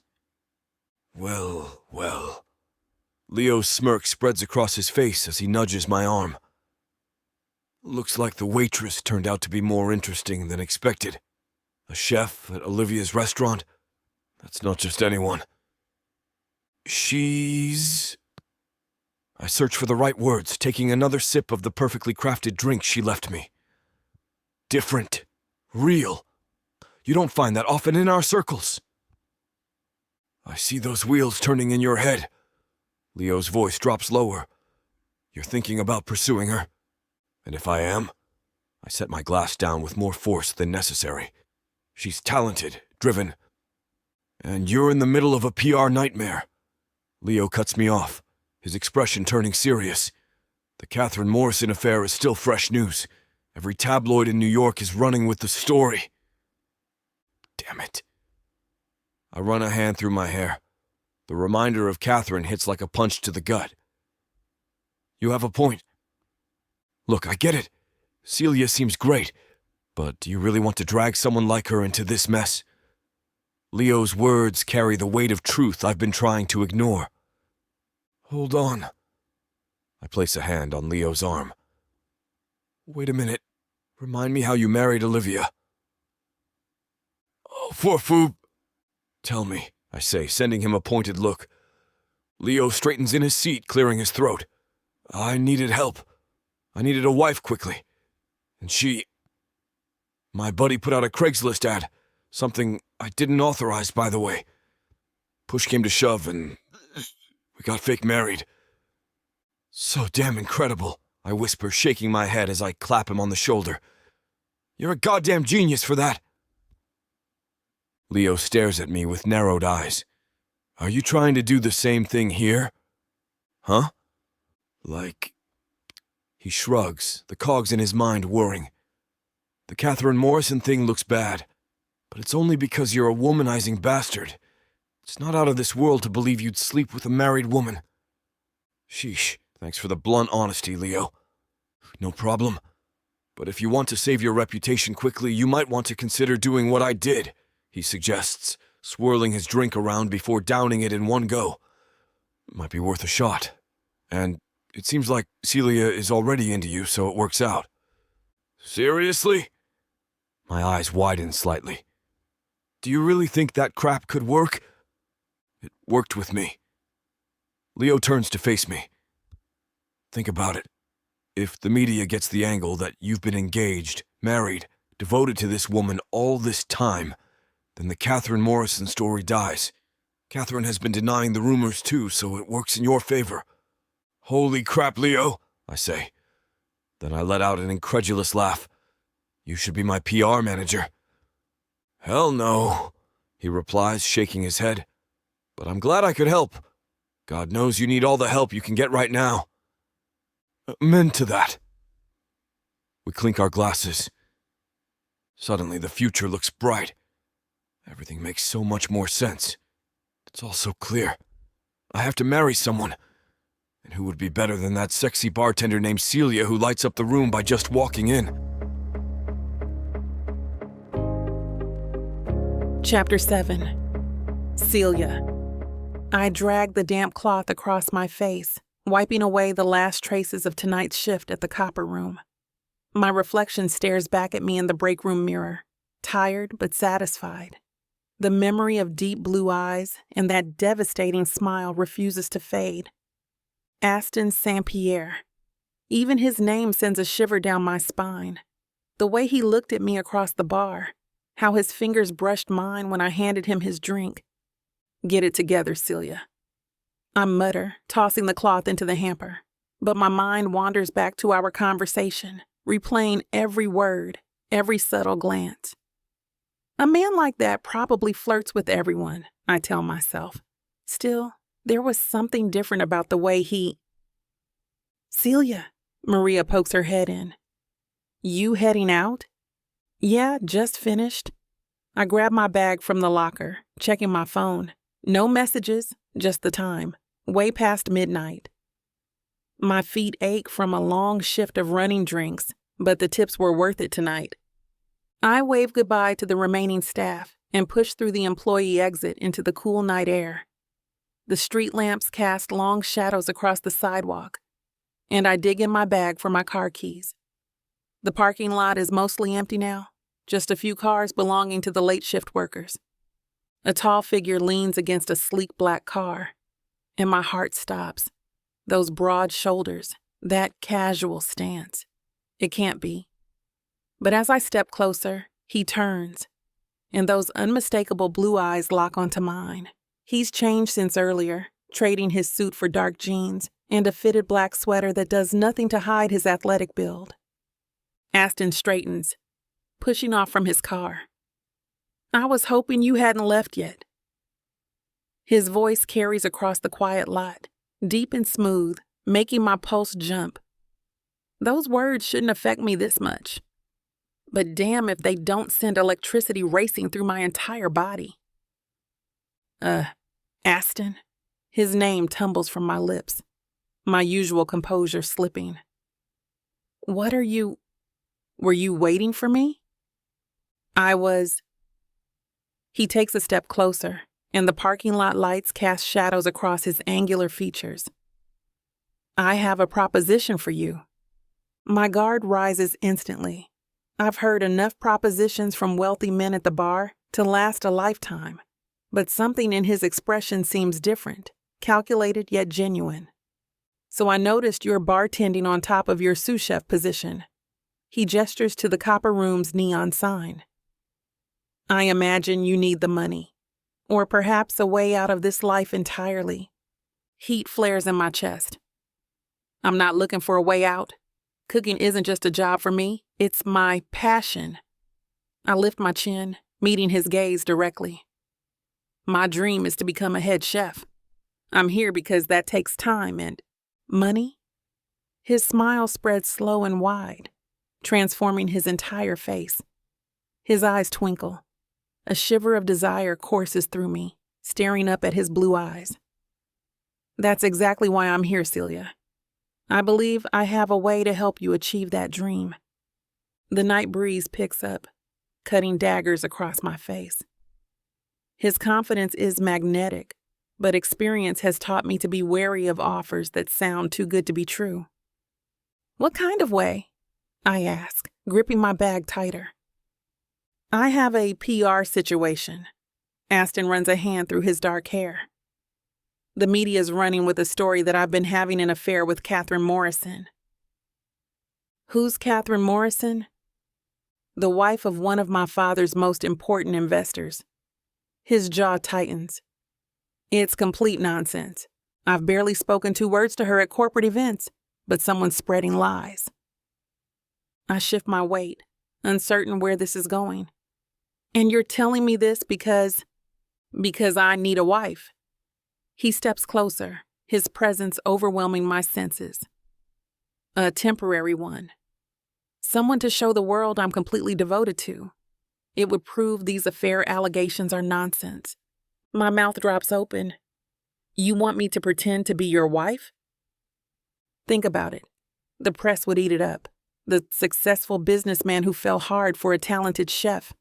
It's perfect. His eyes lock onto mine, intense and pleading. I'll make it worth your while. Whatever amount you need to open your own restaurant. The offer hits me like a punch to the gut. My own restaurant, the dream I've been killing myself to achieve, working double shifts and living on instant ramen. This is insane. I shake my head. You barely know me. I know enough. You're passionate, hardworking, and from what I've seen tonight, you can handle yourself in any situation. His voice drops lower. Plus, there's something between us. Don't tell me you don't feel it too. The electricity crackling in the space between us proves his point, but I push that thought aside. And what exactly would this arrangement entail? Public appearances, social events, staying at my place when the press is watching, making it look real. He takes another step closer. I promise you'll be treated with nothing but respect. This is strictly business, a mutually beneficial arrangement. In private, you don't have to do anything that you're uncomfortable with. I just need someone to flaunt to the world as my wife. But your father. I chew my lower lip, mind racing through the implications. Won't he have questions about you suddenly having a wife? Aston waves his hand, dismissing my concern with easy confidence. Don't worry about my father. I can handle him. Right now, he's more concerned about dealing with this scandal before it affects our business relationships. His fingers brush my arm, sending sparks across my skin. Trust me, he'll be relieved I found a solution, and you're perfect for this. Perfect? I scoff, trying to ignore how his touch affects me. You don't even know me. Like I said, I know enough. His eyes lock onto mine with an intensity that steals my breath. And speaking of knowing things, let's discuss numbers. He pulls out his phone, taps the screen a few times. I'm thinking we start with 5 million. That should be enough to set up your dream restaurant, with plenty left over for 5 million. The words come out as a whisper, barely louder than my thundering heartbeat. The world tilts sideways, my knees going weak. That kind of money could change everything, not just a restaurant, but the best equipment, top-tier staff, prime location. I could finally make my dream a reality, create the kind of place I've only dared imagine in my quietest moments. Strong hands catch my elbows. As I sway, his grip firm but gentle. Whoa, steady there. Aston's touch anchors me, his chest inches from mine, radiating warmth. You okay? His concerned tone wraps around me like a blanket. I grab onto his forearms, trying to find my balance, both physical and mental. His muscles flex beneath my fingers, solid and reassuring. The contact sends electricity through my palms. That's a lot of money. My voice cracks on the last word. It's what you're worth to me. His voice drops lower, sending shivers down my spine. Those blue eyes bore into mine with an intensity that makes my breath catch. More, actually, but we can negotiate the exact amount later. The way he says it, like he's discussing pocket change instead of millions, makes my head spin even more. I take a deep breath, stepping back from his intoxicating presence. I need time to think about this. It's not exactly a small decision. Of course. Aston pulls out a sleek business card, pressing it into my palm. His fingers linger against mine, sending sparks shooting up my arm. My personal cell is on there. When you say yes, I'll have my lawyer draft the contracts, and we can get the courthouse marriage done immediately. When, not if. The confidence in his tone makes my stomach flip. He's already so sure of my answer, and the most infuriating part is that he's probably right. I slide the card into my bag, trying to maintain some semblance of composure. You seem pretty certain about my answer. I am. His lips curve into that devastating smile again. I saw how your eyes lit up at the mention of your own restaurant. And he steps closer, his cologne wrapping around me like a spell. I've noticed how you look at me. Heat explodes across my body. He's not wrong. From the moment he walked into the copper room tonight, I haven't been able to take my eyes off him. The way his suit hugged his broad shoulders, how his hands wrapped around his whiskey glass, those piercing blue eyes that seemed to see right through me. Get home safe, Celia. He turns toward his car, then pauses. And don't take too long deciding. The sooner we start, the better. His voice is pure velvet, wrapping around me like a caress. I watch him slide into his sleek black car. With practiced grace, my heart racing so fast I can barely breathe. The logical part of my brain screams that this is crazy, marrying a stranger for money, living a lie. But every other part of me wants to call him back right now and say yes. The way he moves, the confidence in his stride, the intensity in those blue eyes when he looks at me, it all makes me want to throw caution to the wind. His taillights disappear around the corner, and I finally let out the breath I've been holding. The business card feels heavy in my bag, like it's burning a hole through the fabric. His number is right there, just waiting for me to make the call that would change everything. Who am I kidding? With my restaurant dreams slipping away and this magnetic pull I feel toward him, I already know what my answer will be. Deep down, I think I knew from the moment he made his proposition. Chapter 8. Aston. I take a long sip of the Cabernet, letting the bold flavors coat my tongue while Ronald drones on about legalities. The leather couch shifts as Celia fidgets beside me, her fingers twisting the hem of her sundress. She's dressed herself up nicely for this meeting. Her hair is loose, spilling down her back. The dress is yellow, complementing her darker skin tone nicely. She has muscular thighs. She has scars running across her knuckles, probably from cooking. I've been staring for too long, I know. Relaxing into my seat, I take another sip of wine. So to be clear, Ronald adjusts his wire-rimmed glasses, the marriage must appear legitimate in every way. Joint bank accounts, shared living space, consistent social media presence. How long exactly? Celia's voice cracks. Minimum of 2 years. Ronald shuffles through his papers. Any suspicious behavior could trigger the media's warning bells about how this is all too sudden and too fake. My fingers tighten around the wine stem. The city lights twinkle through the windows of my penthouse, casting shadows across Celia's worried face. The urge to reach for her hand, to smooth away the crease between her brows, pulses through me. I resist, taking another long drink instead. What about work? Celia leans forward, her hazel eyes flashing with concern. I can't just abandon my position at the restaurant. Keep your job. I maintain my casual pose despite the tension radiating from her. My fingers tap against the leather armrest, betraying my own unease. This arrangement shouldn't disrupt your career. Ronald nods, pushing his glasses up his nose. Employment records actually help validate the marriage. But you'll need to move in here, Miss Warner. Separate residences raise red flags. Here? Her eyes dart around my pristine living room, taking in the modern art and floor-to-ceiling windows. In this penthouse? Problem? I arch an eyebrow, watching her squirm. Something about her discomfort both irritates and intrigues me. The fact that she isn't impressed by my wealth like most women would be is refreshing. No, it's just... She smooths her dress, a nervous gesture that draws my attention to her fingers. Long, elegant, a chef's hands. This is all happening so fast. Welcome to marriage, sweetheart. The endearment slips out before I can catch it, and I hate how natural it feels. I drain my glass to cover my mistake, the wine doing little to ease the tension in my shoulders.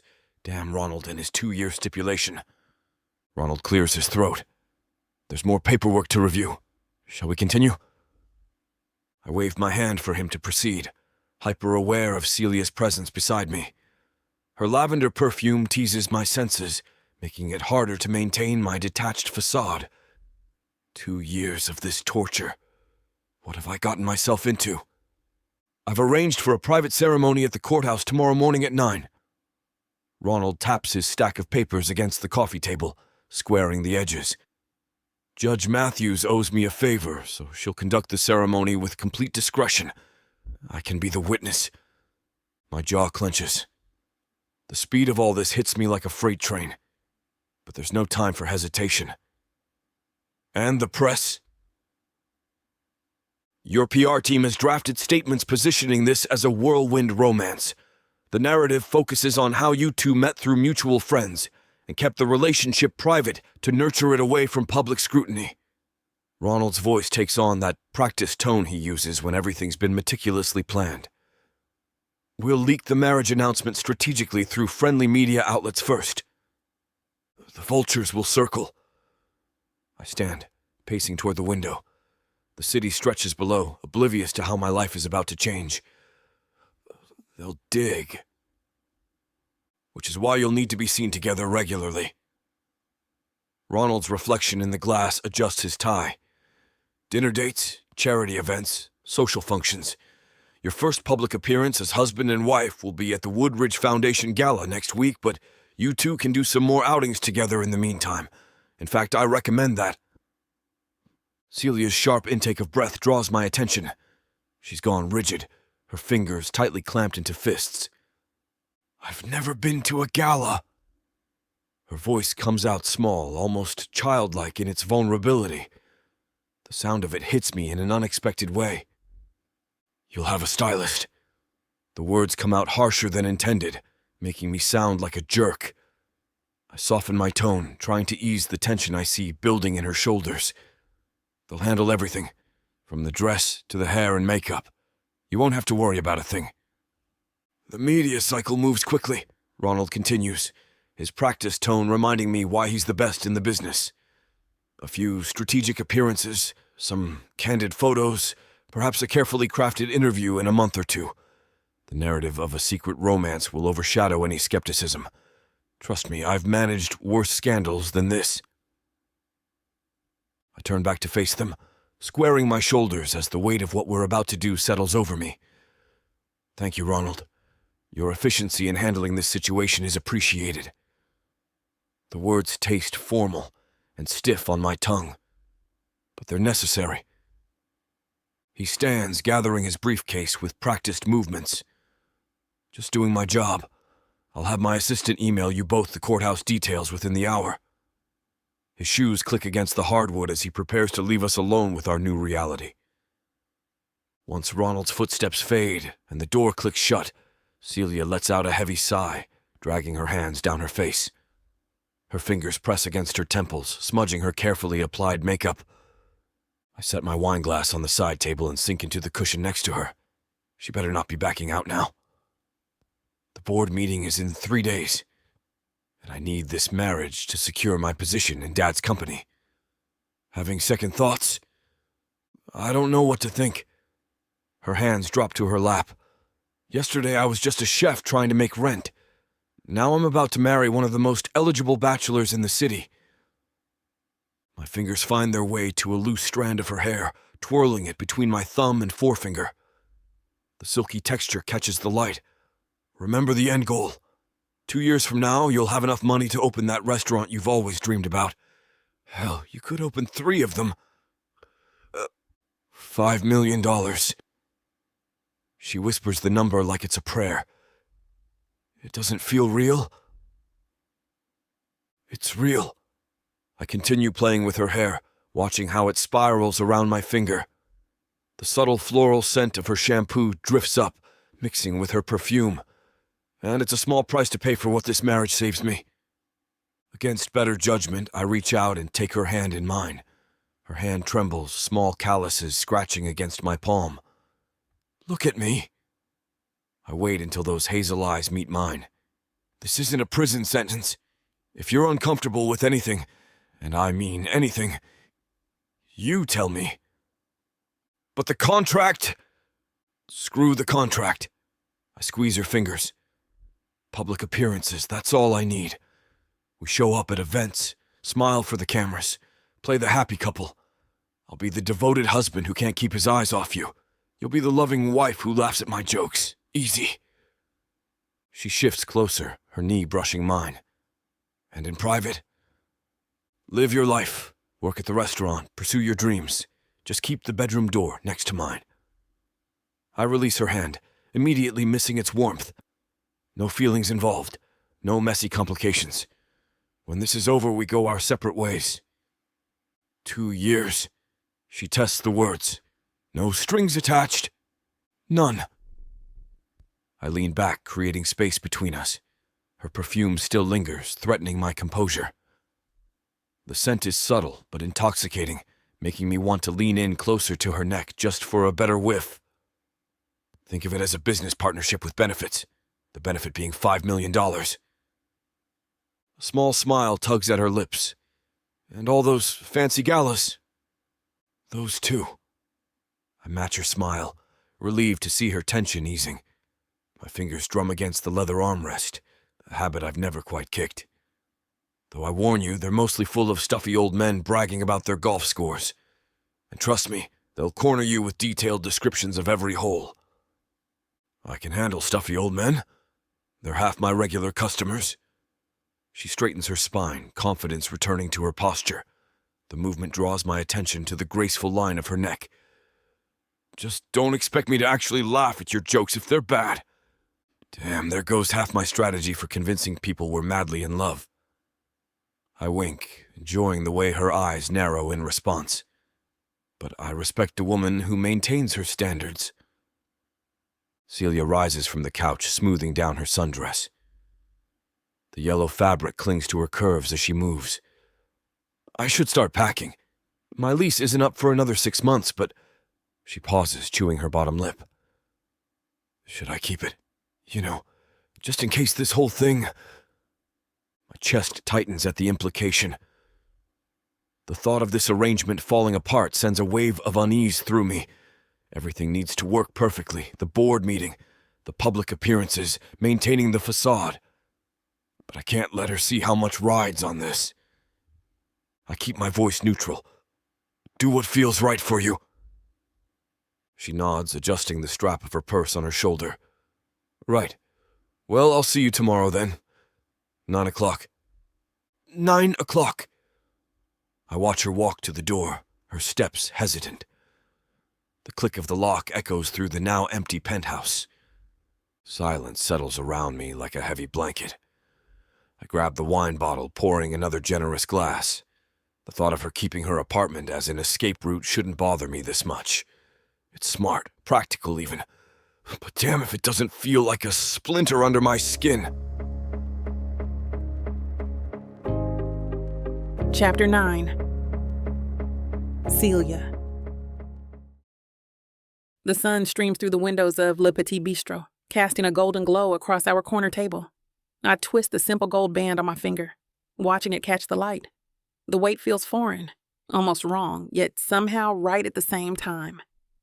Across from me, Aston cuts into his perfectly crafted omelet with precise movements, every bite calculated, every sip of his coffee measured. He looks completely at ease, as if we didn't just commit to the biggest lie of our lives 20 minutes ago. The food, not to your liking. His deep blue eyes flick to my untouched eggs Benedict, concern etched in the slight furrow of his brow. No, it's fine, I twist the ring again, the metal already warm from my constant fidgeting. This feels surreal. Having second thoughts already? A hint of tension creeps into his voice, his fork pausing midway to his mouth. Not second thoughts exactly, more like 20th thoughts. I lean back in my chair studying the man who is now legally my husband. The morning light catches the angles of his face, highlighting the sharp line of his jaw. He's pretty. You can't say that about a lot of guys, but Aston is a good example of what it means to be pretty. We really did this. We actually got married. Mrs. Saint-Pierre. The corner of his mouth lifts in that devastating half smile, the one that makes my stomach do an unwanted flip. Has a nice ring to it, don't you think? That's just it. I'm not really Mrs. Saint-Pierre. This is all pretend. The words come out sharper than intended, and I watch his expression shift, something unreadable passing behind those striking eyes. It's a business arrangement with an expiration date. The marriage license in my briefcase says otherwise. He sets down his fork, giving me his full attention. Look, I know this isn't conventional. Conventional. I let out a laugh that borders on hysterical. We met a few days ago.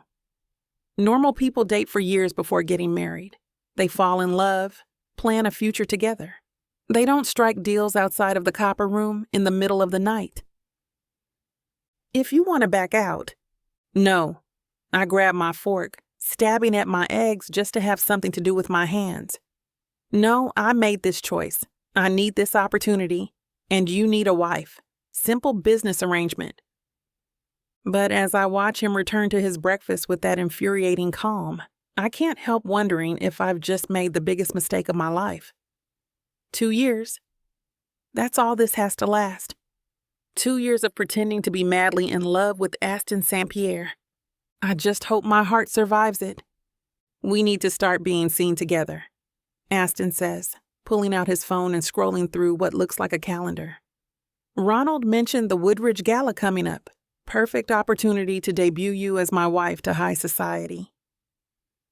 My fork clatters against the plate, and I wipe my mouth with the napkin a little too roughly. That's so soon. The sooner we establish our relationship as legitimate, the better. He takes another sip of coffee, cool and collected, while I'm over here having an internal meltdown. There's also the museum opening on Thursday, and I've arranged for us to have lunch at Bellini's tomorrow. You're really not wasting any time. Can't afford to. His eyes meet mine. The board meeting is soon. We need the press talking about our whirlwind romance, not questioning it. I glance toward the window, and my heart skips. Through the glass, I spot a man with a camera trying to look casual while pretending to check his phone. Is that paparazzi? Yes. Aston's voice drops lower. I may have let it slip to a few reliable sources that I'd be having breakfast here with my new wife. Oh, God. My hands start to shake. I've never been photographed before, not like this. Not by people who make their living selling pictures to tabloids. What do I do? How do I act? Just be natural. Look happy. In love. He reaches across the table, taking my trembling hand in his. The touch sends an unwanted spark up my arm. When we leave, stay close to me. Smile. Don't answer any questions. There are going to be questions. They'll ask about the wedding, how we met, why we kept it secret. His thumb traces circles on my palm, probably meant to be comforting, but it's just making my pulse race faster. Just keep walking and let me handle it. I take a shaky breath, very aware of the camera lens pointing our way through the window. This is really happening, isn't it? Welcome to life as a Saint-Pierre. His smile doesn't quite reach his eyes. Hope you're ready for your close-up. I narrow my eyes at him over my coffee cup, watching as steam curls between us like the tension in the air. A thought strikes me, one I should have considered before signing that marriage license, before getting myself into this whole crazy situation. What about exes? What about them? He scrolls through his phone, distracted by whatever's on the screen, seemingly unbothered by my question. Do you have any baggage I should worry about? Anyone who might cause problems when they find out about this sudden marriage? I lean forward, lowering my voice and glancing around even though we're alone. The weight of what we're doing settles heavy in my stomach. The last thing we need is someone exposing this as fake. His fingers pause on the screen, and I catch the slight tensing of his jaw. He sets the phone down with deliberate care, considering my question with a slight frown that makes my nerves jump. There might be one person. Oh? Something in my chest tightens, and I grip my coffee cup harder, trying to ground myself. The warmth seeping through the ceramic isn't nearly as comforting as it should be. Delilah. The name rolls off his tongue with a familiarity that makes my stomach twist. We ended things about 6 months ago. It wasn't exactly amicable.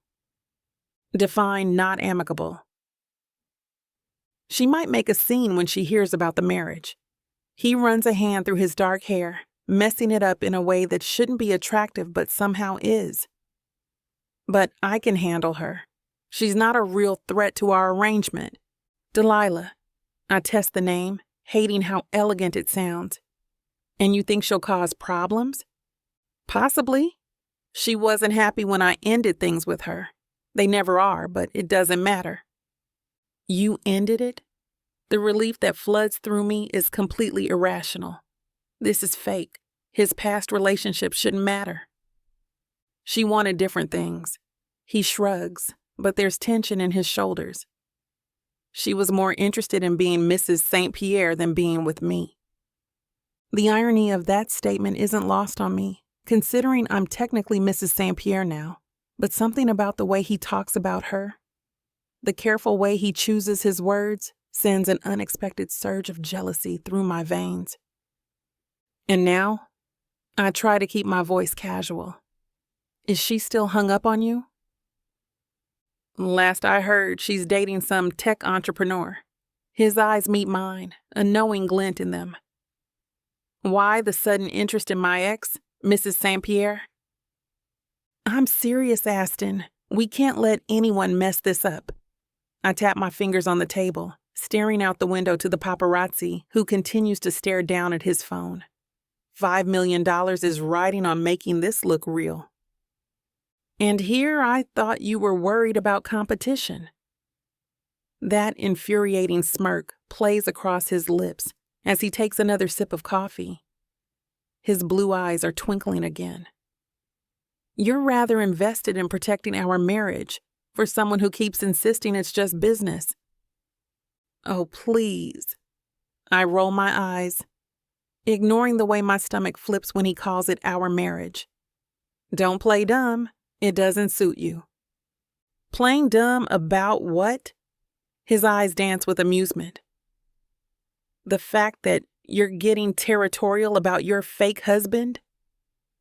The fact that I need this to work. I stab a piece of egg with more force than necessary. $5 million would change my life. I could finally open my own restaurant, pay off my student loans, actually have a savings account for once. So yes, I'm protective of this arrangement. He studies me over the rim of his coffee cup, that knowing look still in his eyes. What's that supposed to mean? Nothing at all, but his tone suggests everything but nothing.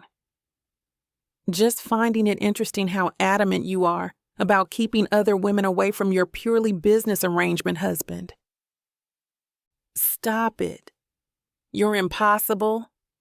I shake my head, trying to ignore the heat creeping down my body. Can we focus on the actual issue here? What are we going to do if your ex tries to cause problems?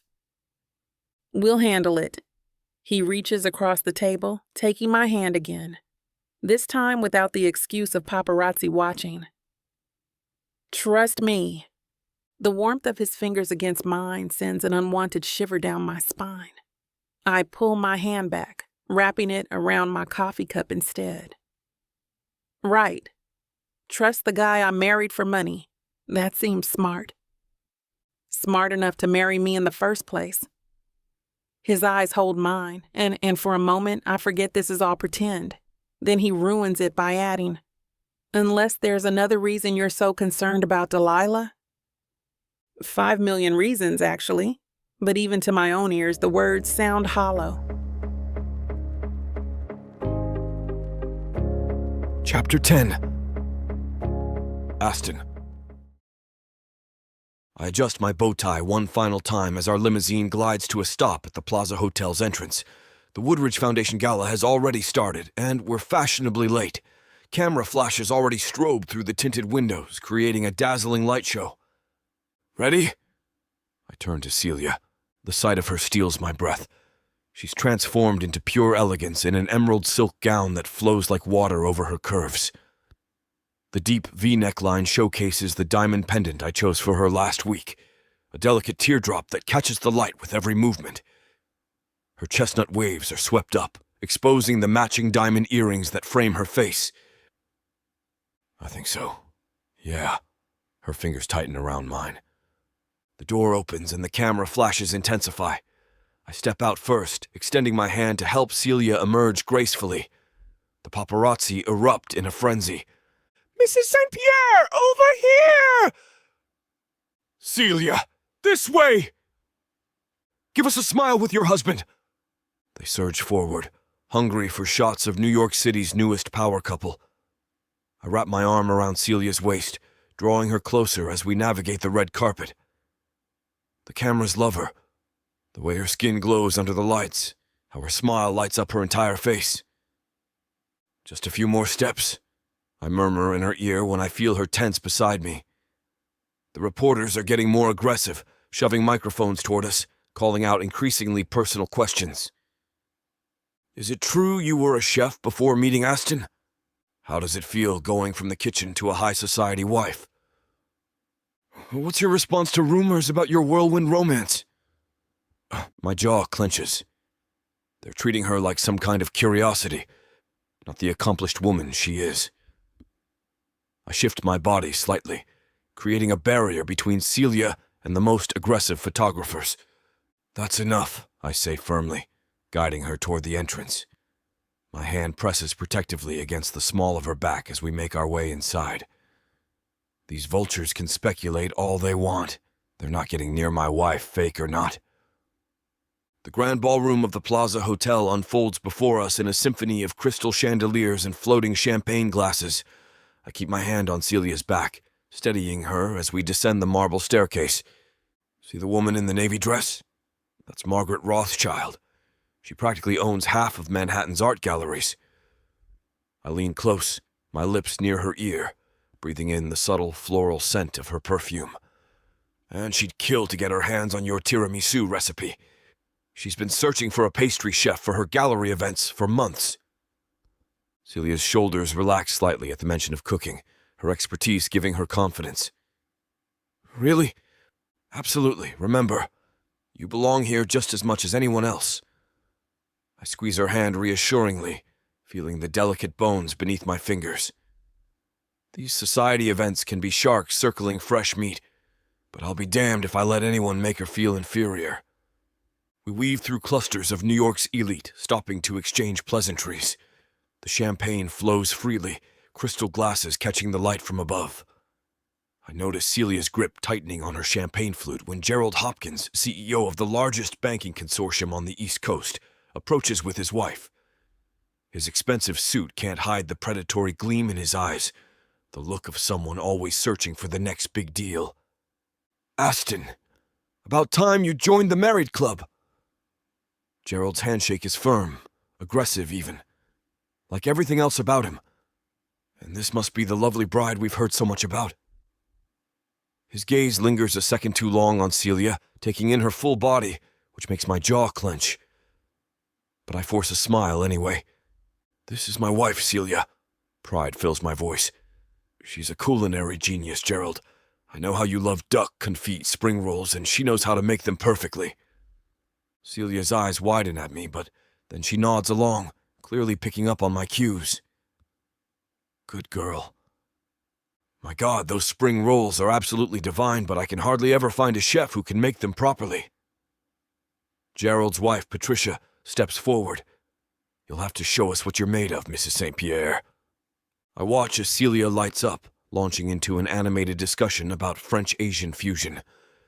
Her natural charm shines through when she's in her element, hands gesturing enthusiastically, as she describes the delicate balance of Eastern and Western flavors. Damn. She's magnificent when she gets going like this. You found quite a catch, Gerald murmurs to me as our wives chat. Refreshing to meet someone with actual talent in this crowd of trust fund babies. He takes a sip of his scotch, eyeing Celia with genuine admiration. I straighten my shoulders, pride swelling in my chest. I've never felt like this before. Never felt so excited to call someone my own. It doesn't matter if this is all a farce at the end of the day. It feels good. It feels right. We continue our circuit of the room.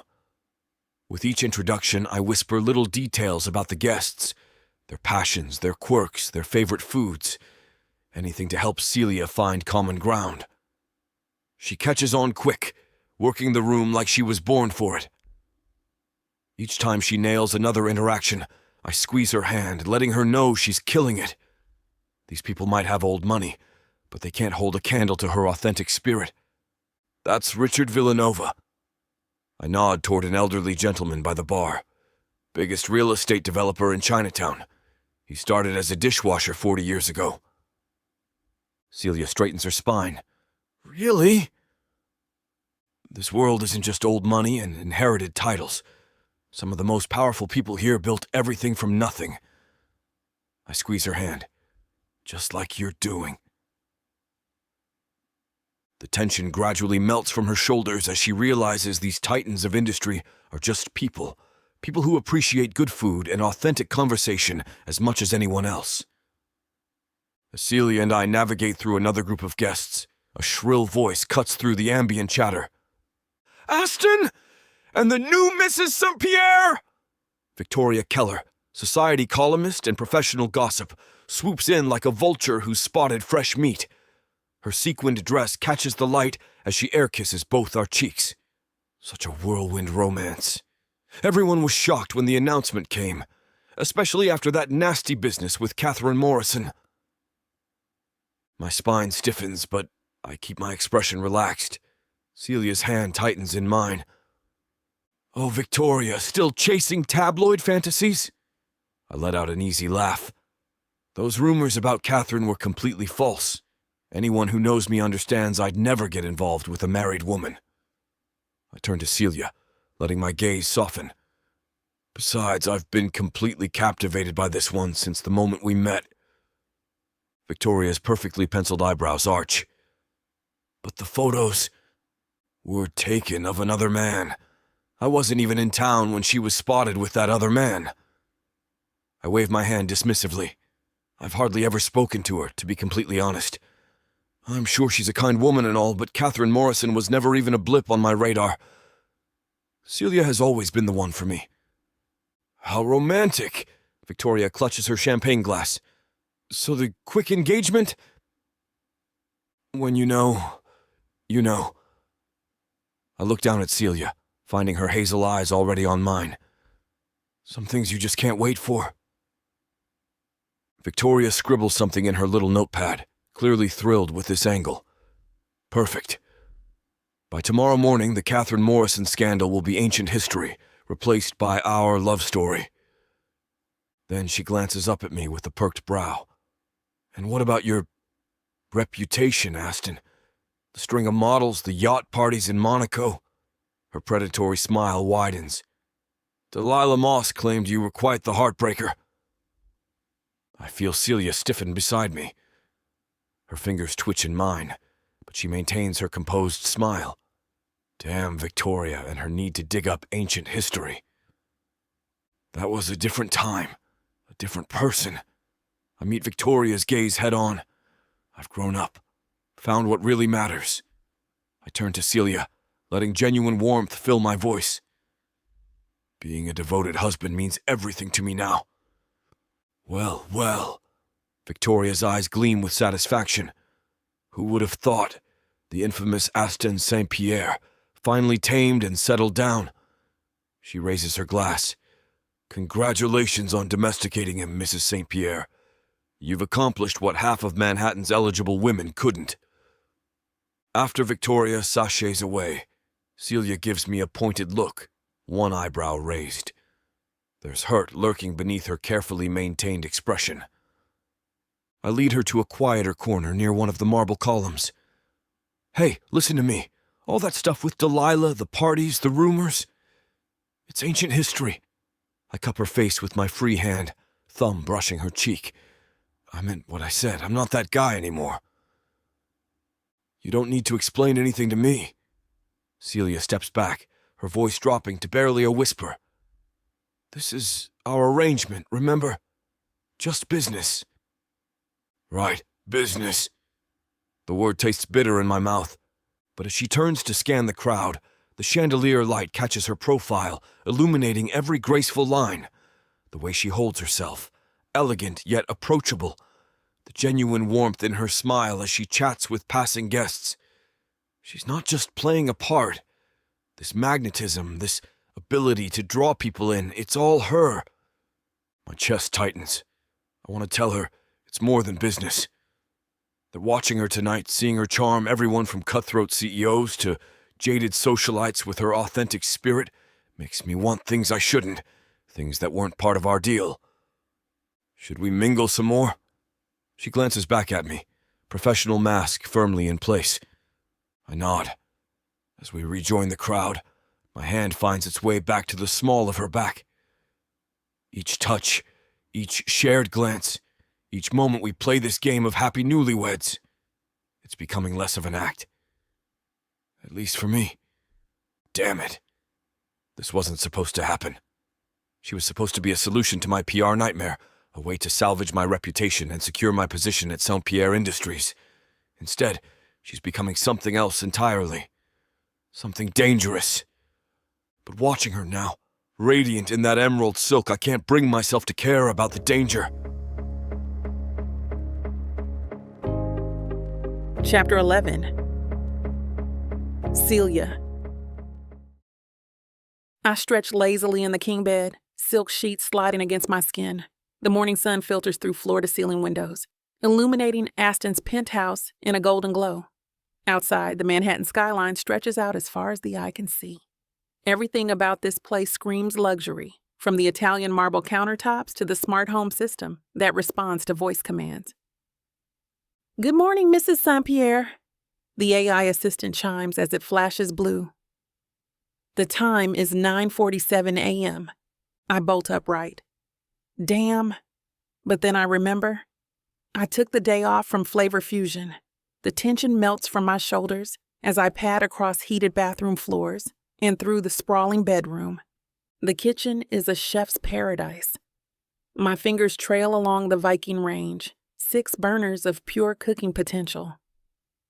The refrigerator holds more cubic feet than my old apartment's entire kitchen. Time to put you to good use. I open cabinet after cabinet, discovering all-clad cookware that probably cost more than my car. A copper bowl catches my eye, perfect for whipping egg whites. The walk-in pantry reveals imported spices, premium olive oils, and, oh my God, I clutch a jar of black truffle honey to my chest. This is why you marry rich. The fridge yields fresh eggs with the deep orange yolks, locally sourced produce, and artisanal cheese that makes my mouth water. I gather ingredients for a proper breakfast. Farm fresh eggs, heirloom tomatoes, fresh herbs from the indoor garden. Alexa, play my cooking playlist. As upbeat music fills the space, I whisk eggs with a splash of cream, moving to the rhythm of my favorite cooking playlist. The copper bowl works like a dream, creating peaks so stiff they could hold up a wedding cake. Not that I'm thinking about weddings. This is just business after all. A convenient arrangement with clear boundaries. Nothing more. I fold fresh chives into the eggs, appreciating how the Williams-Sonoma spatula feels in my hand. The balance is perfect.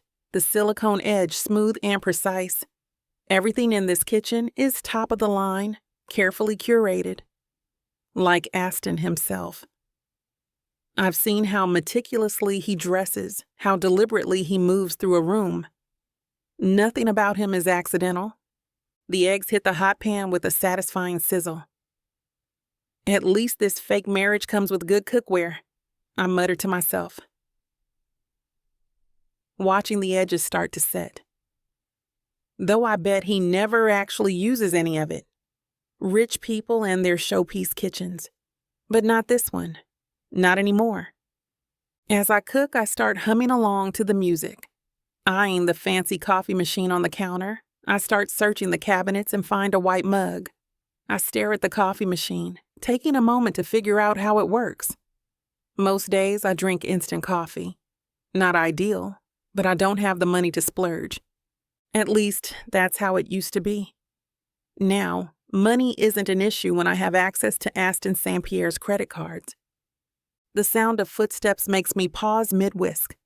I turn to find Aston striding into the kitchen, a sleek coffee mug in hand. His navy suit fits him perfectly, highlighting his broad shoulders and trim waist. He looks every bit the powerful businessman, even at home. Don't let me interrupt. He leans against the marble counter, crossing his ankles in a casual stance that somehow still screams authority. At the confused look on my face, he smirks. I work from home on Wednesdays. Oh. The whisk slips in my grip, clattering against the bowl. Damn it. I didn't know you were here. I thought I had the place to myself, which was half the appeal of cooking this morning. Keep going. His blue eyes track my movements, intense and focused, like I'm the most interesting thing he's seen all day. I like watching you work. The way you move in the kitchen, it's fascinating. Heat creeps along my body. I turn back to the stove, hyper aware of his presence. The eggs need my attention anyway, and focusing on them gives me an excuse not to meet that penetrating gaze. His cologne drifts over, expensive and subtle, making it impossible to ignore that he's only a few feet away. Pretend I'm not even here. He takes a sip of coffee. Right. Because that's totally possible when he looks like he just stepped off a GQ cover. The way his perfectly tailored suit hugs his frame should be illegal. I mean, how is that even fair? To look that good? I force myself to focus on plating the eggs, adding a sprinkle of fresh herbs. My hands shake slightly as I reach for the salt. Having an audience is one thing. Having Aston Saint-Pierre as an audience is another entirely. Every movement feels magnified under his scrutiny, like I'm performing on some high-stakes cooking show. I bet Rising Star wouldn't feel as nerve-wracking as this. I bet having Gordon Ramsay looming over me while I work would scare me less. The way you handle those ingredients, his voice carries a note of admiration. You're in your element here. The deep timbre of his words sends a shiver down my spine. I busy myself with wiping down the counter, trying to ignore how his presence fills the space. The kitchen suddenly feels too small, too warm. It's just breakfast. No, the intensity in his tone makes me look up. It's art. His blue eyes lock onto mine with an expression that makes my stomach flip. I swallow hard at the compliment. I grab a fresh sprig of thyme, channeling my nervous energy into making the plate look perfect. Having him watch me cook is oddly intimate, like sharing a secret. His gaze follows my every move, and I can't help but wonder what he's thinking as he studies me with that knowing half smile playing at the corners of his mouth. Damn, I should have made you breakfast too. I stare at my single plate of eggs, guilt gnawing at my stomach. Some wife I'm turning out to be, even if it's just pretend. Aston scoffs, shaking his head. Don't be ridiculous. You didn't even know I was here. He takes another sip of his coffee, his presence commanding even in this casual moment. I settle into one of the high-end bar stools at the kitchen island, the leather cushion more comfortable than my entire dining set back home. Steam rises from my coffee as I wrap my hands around the warm mug.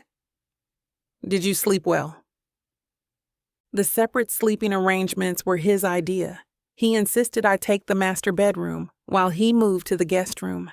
Such a gentleman, though it feels strange sleeping in his bed. Well, not his bed anymore. Mine now, I suppose. Well, enough.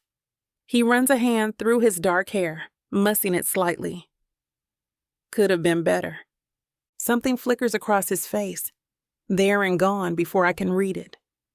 Those expressive blue eyes of his cloud over for just a moment, before returning to their usual intensity. You know, Aston sets his mug down, the ceramic making a soft clink against the marble. I'd love to learn how to cook from you one of these days. I pause mid-bite, nearly choking on my coffee. From me? Why not? My culinary skills are limited to microwaving leftovers and ordering DoorDash. He loosens his tie with one hand, the silk sliding smoothly through his fingers. And since we're living together now, it'd be nice to contribute something other than takeout boxes to the recycling. The way he says it, living together, sends an unexpected shiver down my spine. I'm not exactly qualified to teach, I start, wondering how to explain that my cooking skills barely surpass his own. Nonsense. His tone cuts through my protest. You work at Flavor Fusion, Olivia Blackwood's flagship restaurant. He steps closer, leaning forward on the counter. Leo mentioned she only hires the best, said she's ruthless about maintaining standards. Well, yeah, but no buts. You earned that position. His blue eyes lock onto mine. Own it. The intensity of his gaze makes me look down at my plate. Fine. When do you want to start? Tonight, unless you have plans. Tonight works. I take another bite of eggs, trying to ignore how his face lights up at my agreement. Like a kid who just got told we're going to Disney World. But fair warning, I'm a tough teacher. No slacking allowed in my kitchen. I wouldn't expect anything less. A grin plays at the corners of his mouth, making his blue eyes sparkle with mischief. Looking forward to it, chef? The way he says chef sends an unexpected thrill through me, his voice dropping just enough to make it sound intimate. I hide my reaction behind my coffee mug, taking a long sip to compose myself. Just don't blame me when I make you dice onions for an hour straight. My standards are high. Sounds like a date. He pushes off the counter, grabbing his coffee mug with smooth efficiency. A cooking date. His tone carries a hint of suggestion that makes my stomach flip. I nearly choke on my coffee again, the liquid burning my throat. Why does he keep doing this to me? A lesson. I correct him, trying to keep my voice firm. Right. That knowing smirk is back, and damn if it doesn't make him even more attractive. A lesson. The way he draws out the word makes it clear he's not buying my attempt at professional distance.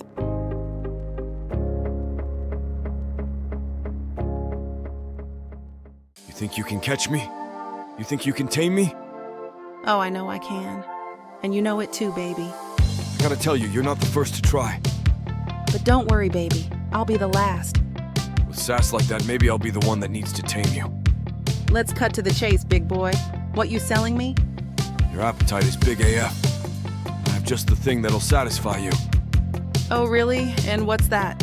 Over 120 hours of romance audiobooks. Brought to you by Tyla Walker Romances in the Big AF audio bundle. 120 hours? That sounds amazing. Your knees won't work afterwards if I do my job right.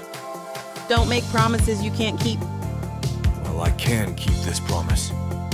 Because these audiobooks are unabridged with all the spicy scenes that will make you put your earbuds on. You know, Tyla can get freaky because she marked the bundle down by 69% for a limited time. I can't wait to take this bundle for a ride. Visit TylaWalker.com and get this audio bundle. Just don't start listening if you're going to be cooking dinner.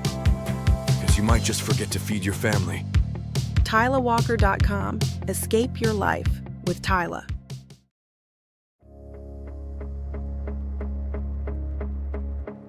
Chapter 12. Aston. The city lights twinkle through the windows of my penthouse kitchen, casting a warm glow across the space I rarely use for anything more complex than coffee. Celia moves with practiced grace between the marble countertops and high-end appliances I've barely touched since moving in. She looks completely at home here, more than I ever have. First, we'll need to dice these onions.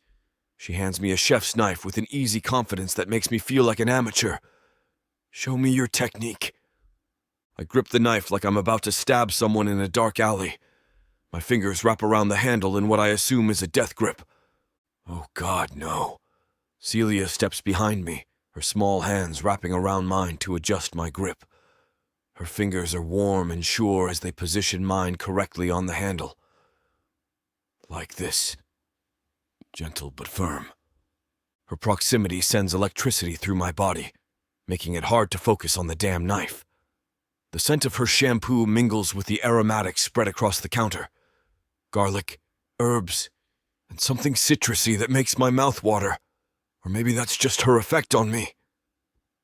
I run multi-million-dollar tech deals, but I can't cut a damn onion. I attempt the rocking motion she demonstrated, nearly slicing my finger. The blade wobbles unsteadily against the cutting board, making me curse under my breath. You're overthinking it. She hip-checks me playfully, the casual contact making my pulse jump. Let it flow naturally. Nothing natural about this.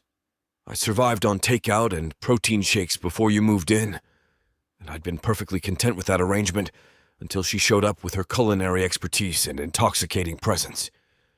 And that's exactly why we're doing this. Celia grabs another onion, demonstrating the proper technique. Her knife moves in fluid motions, creating perfect uniform pieces. Her confidence in the kitchen is mesmerizing, and I find myself watching her hands instead of paying attention to the lesson. See? Simple. Show off. I try to mimic her movements, ending up with chunks of varying sizes. Some pieces are paper thin, while others look like they've been hacked apart by a caveman. Hey, those are unique. She bites back a laugh, her eyes dancing with amusement. I can tell she's trying hard not to mock my pitiful attempt at basic knife skills. You mean terrible? No, they have character, like their creator. Her eyes sparkle with mischief, and I can't help but notice how the kitchen lights dance in them. Are you calling me unique or terrible? I set the knife down, turning to face her fully. Even in her casual attire, she's stunning. She doesn't need glamorous gowns or expensive jewelry to look like the prettiest girl in the room. Maybe both. She winks, reaching past me for the garlic. Her arm brushes against my chest, and I catch her lingering a moment longer than necessary. The slight contact sends electricity through my body, and I have to force myself to stay focused on the task at hand. You're a cruel teacher, Mrs. Saint-Pierre. I love the way her new title rolls off my tongue, still fresh and exciting.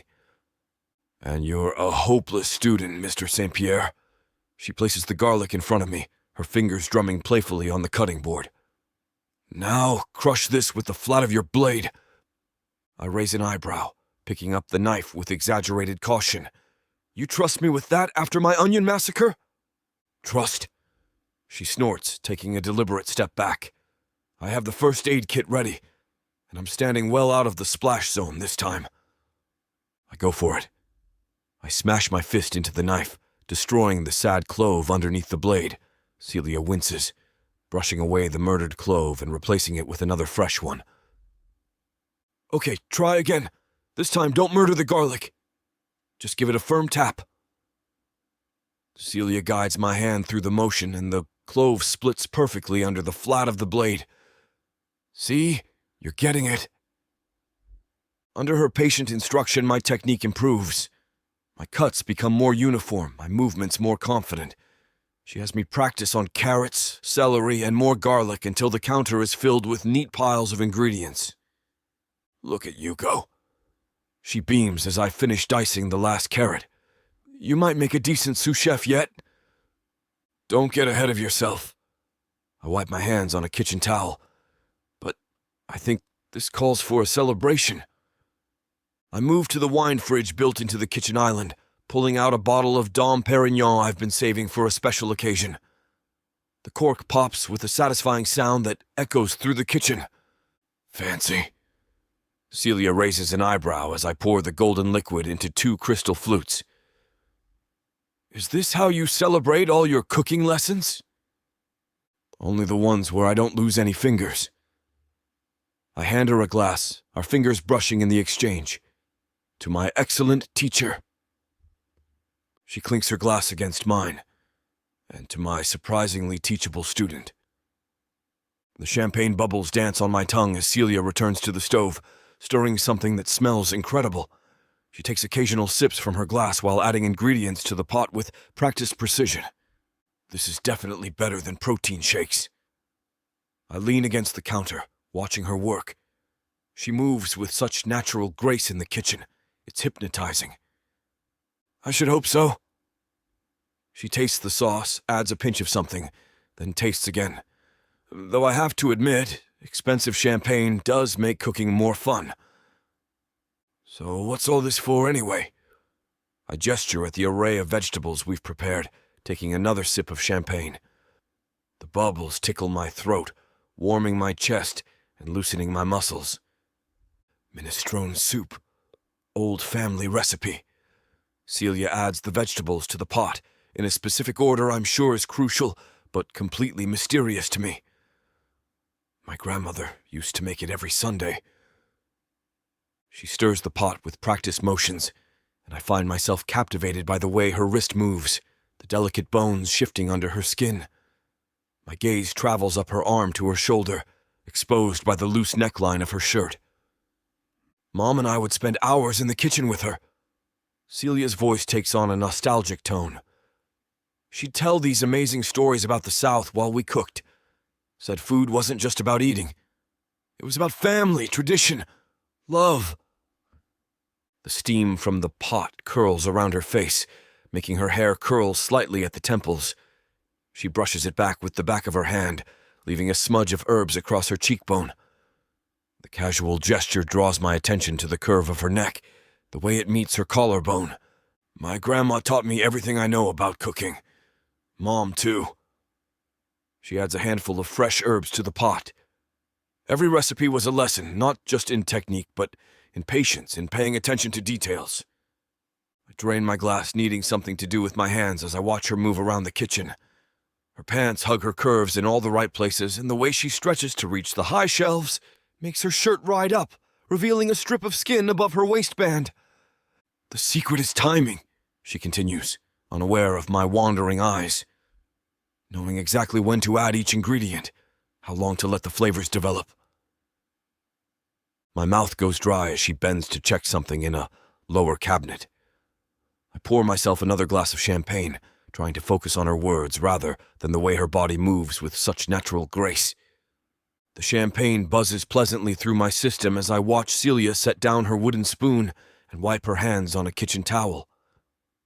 She leans against the counter, taking a slow sip from her glass, and something inside me snaps. I cross the kitchen in 3 long strides, unable to contain myself any longer.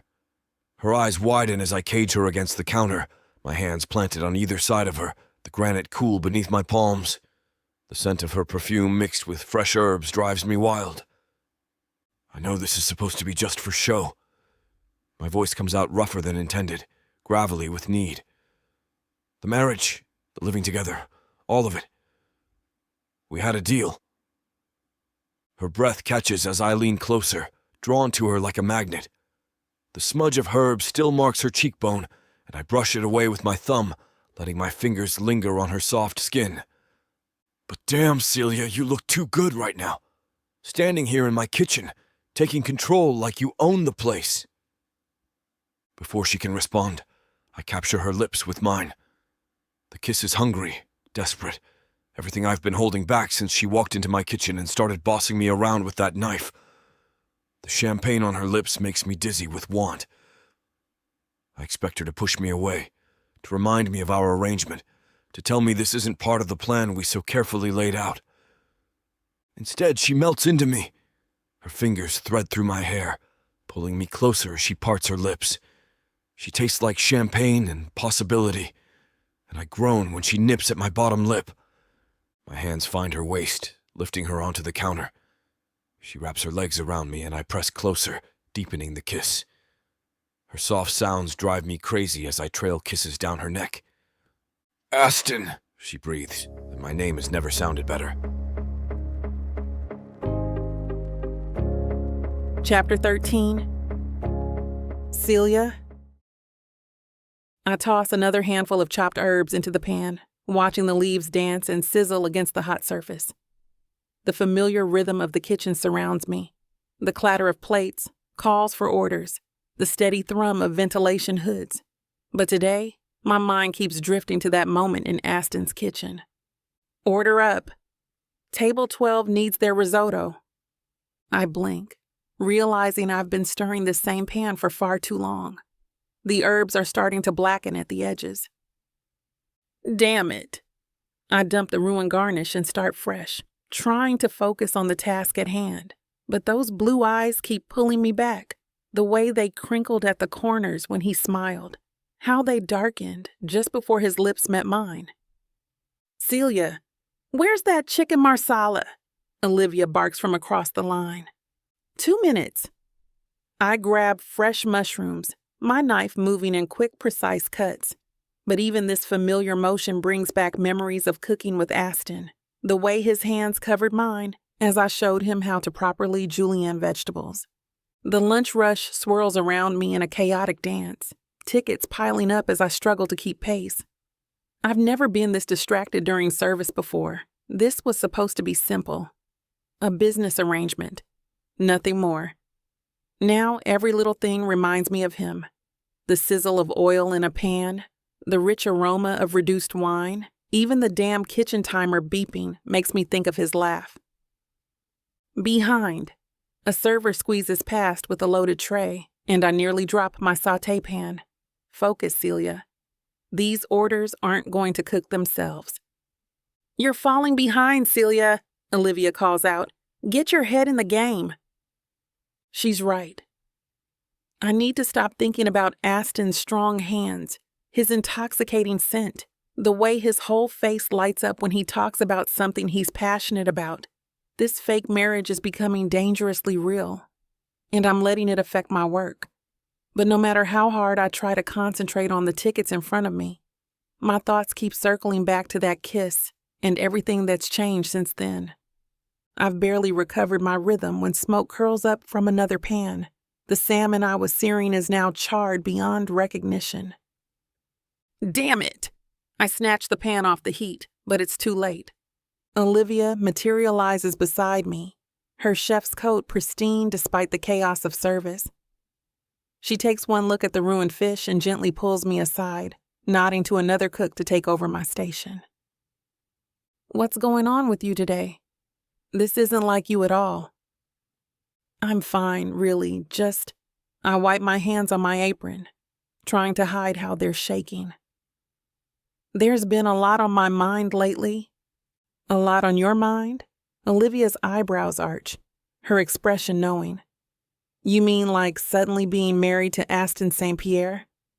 My knife slips as I'm prepping vegetables, nearly taking off a fingertip. The carrot I'm chopping rolls away, and my heart hammers against my ribs. How did you? News travels fast in certain circles. She leans against the prep table, arms crossed, her dark eyes studying me with a mix of concern and amusement. Look, I know a thing or two about whirlwind marriages to wealthy men. Leo and I started out as a business arrangement ourselves. Trust me, I've been exactly where you are. Overwhelmed, uncertain, trying to keep my head above water while pretending everything's normal. My throat tightens. This isn't, Aston and I. It's okay, Olivia's voice softens. Sometimes these things have a way of becoming real. Trust me, I understand better than most. No, you've got it wrong. The lie tastes bitter on my tongue. We just fell for each other quickly. Olivia studies me with knowing eyes.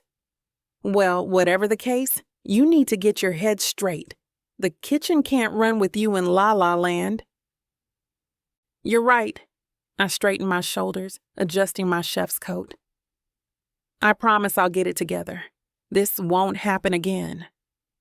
Olivia's stern expression melts into a gentle smile. Good. Because you're one of my best, Celia. I need you firing on all cylinders. She returns to expediting orders, leaving me to collect myself. I grab my phone from my pocket, planning to silence any distractions, but there's a message from Aston waiting. Just thinking about how beautiful you look this morning, making breakfast in my kitchen, the way you move when you cook. It's like watching art come to life. I can't wait to see you tonight. My heart skips, then races. The simple text shouldn't affect me this way, but heat spreads through my chest. I can picture him at his desk, in that shiny Manhattan tower of his, taking a moment between meetings to think of me. No, focus. I shove my phone away and head to the sink, scrubbing my hands with extra vigor. The hot water grounds me, but can't wash away my smile. It keeps tugging at my lips as I dry my hands and return to my station. The pile of tickets hasn't gotten any smaller, but somehow they don't seem as daunting now. I grab my knife, its familiar weight settling in my palm, and dive back into prep work. Even as I try to concentrate on perfectly uniform cuts, that warmth in my chest remains, a pleasant distraction I can't quite shake. The rest of my shift flows like a perfectly orchestrated symphony. Each dish comes together with precision, my movements sharp and focused. The steady rhythm of chopping, searing, and plating carries me through the afternoon rush. Now that's what I'm talking about. Olivia nods approvingly as I send out another immaculate plate of pan-seared scallops. Whatever got into you earlier, I like this version better. Keep it up, Saint-Pierre. That almost gives me pause. Getting called by that surname is still something I need to get used to. Smiling, I wipe down my station between orders. The truth is, thinking about Aston has sparked something in me. Each plate I create feels like an expression of the warmth bubbling in my chest. Mrs. Saint-Pierre. The name echoes in my mind, sending little shivers down my spine, even though it's just for show. But is it really just pretend anymore? The way he looked at me this morning over coffee, how his hand lingered on my lower back as I taught him to properly flip an omelet, those moments felt genuine, real. I garnish another dish with a flourish, remembering how his eyes lit up when he tasted my cooking.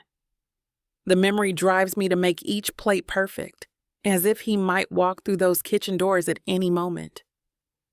"Your sauces are singing today," one of the line cooks comments as he passes by. I realize I'm humming under my breath, moving with an energy I haven't felt in ages. Yet beneath this high lurks a shadow of doubt. 2 years is a long time to maintain a facade. What happens if these feelings keep growing? What if they're one-sided? The thought of Aston seeing this as just business while I'm falling deeper makes my chest ache. I channel that emotion into my cooking, letting the controlled chaos of the kitchen ground me. Each perfect dish that leaves my station is a reminder that I can handle this, whatever this is becoming. But God, I hope I'm not alone in this. The way he touches me, looks at me, it has to mean something. Because pretending not to care for 2 years while my heart is involved, that might break me. Soon enough, the rush ends and my shift comes to a close. A small part of me is excited to get home, to start working on dinner, to dazzle Aston with a new recipe that'll have him raving. I'm thinking pan-seared duck breast with a cherry gastrique, something that'll make his eyes light up the way they do when he tastes something extraordinary. I'm gathering my things in the break room, muscles aching from the long shift, when Olivia appears in the doorway. Her chef's coat is still pristine despite the chaos of service. I've never figured out how she manages that. Mine looks like I've been through a war zone, splattered with evidence of every dish I've created today. "Hey, I wanted to catch you before you left." She slides into the chair across from me, her expression warm but serious. "You really turned it around today. Those last few hours, that's the Celia I hired. The way you handled that rush was impressive." "Thanks." I zip up my bag, trying not to wince as my shoulder protests the movement. "Sorry again about earlier. I promise it won't happen again. I know how important consistency is in this kitchen." "Look," Olivia leans forward, her dark eyes soft with understanding. "I meant what I said before. If you need someone to talk to about all of this," she waves her hand. "This whole whirlwind marriage to a tech billionaire thing, I've been there. Leo and I, well, let's just say our story isn't exactly conventional either." A laugh bubbles up before I can stop it. "That's putting it mildly." "Exactly." She reaches across the table, squeezing my hand. "So if you need advice, or just want to vent about how these tech guys can be completely oblivious sometimes." Her knowing smile makes me wonder just how much she's figured out. I'm here. No judgment. My throat tightens.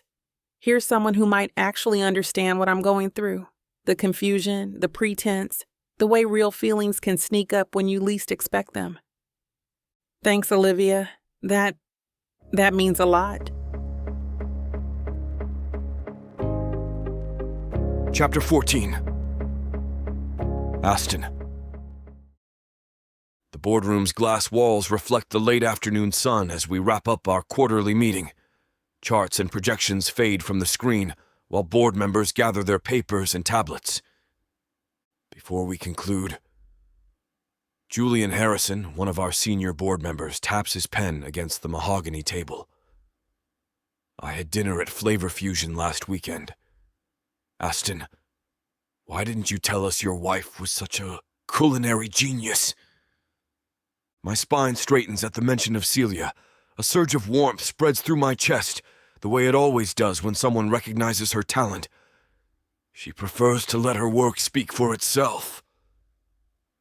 The duck confit was extraordinary. Richard's eyes light up as he leans forward in his leather chair.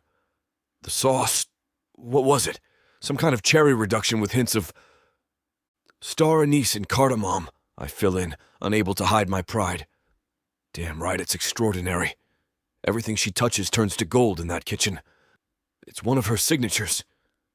I've watched her perfect that sauce countless times in our home kitchen, testing and tweaking until the balance was exactly right. Charles McKinnon, another board member, leans forward.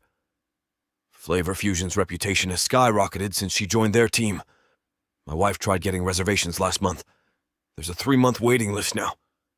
That restaurant is becoming the crown jewel of Manhattan's dining scene.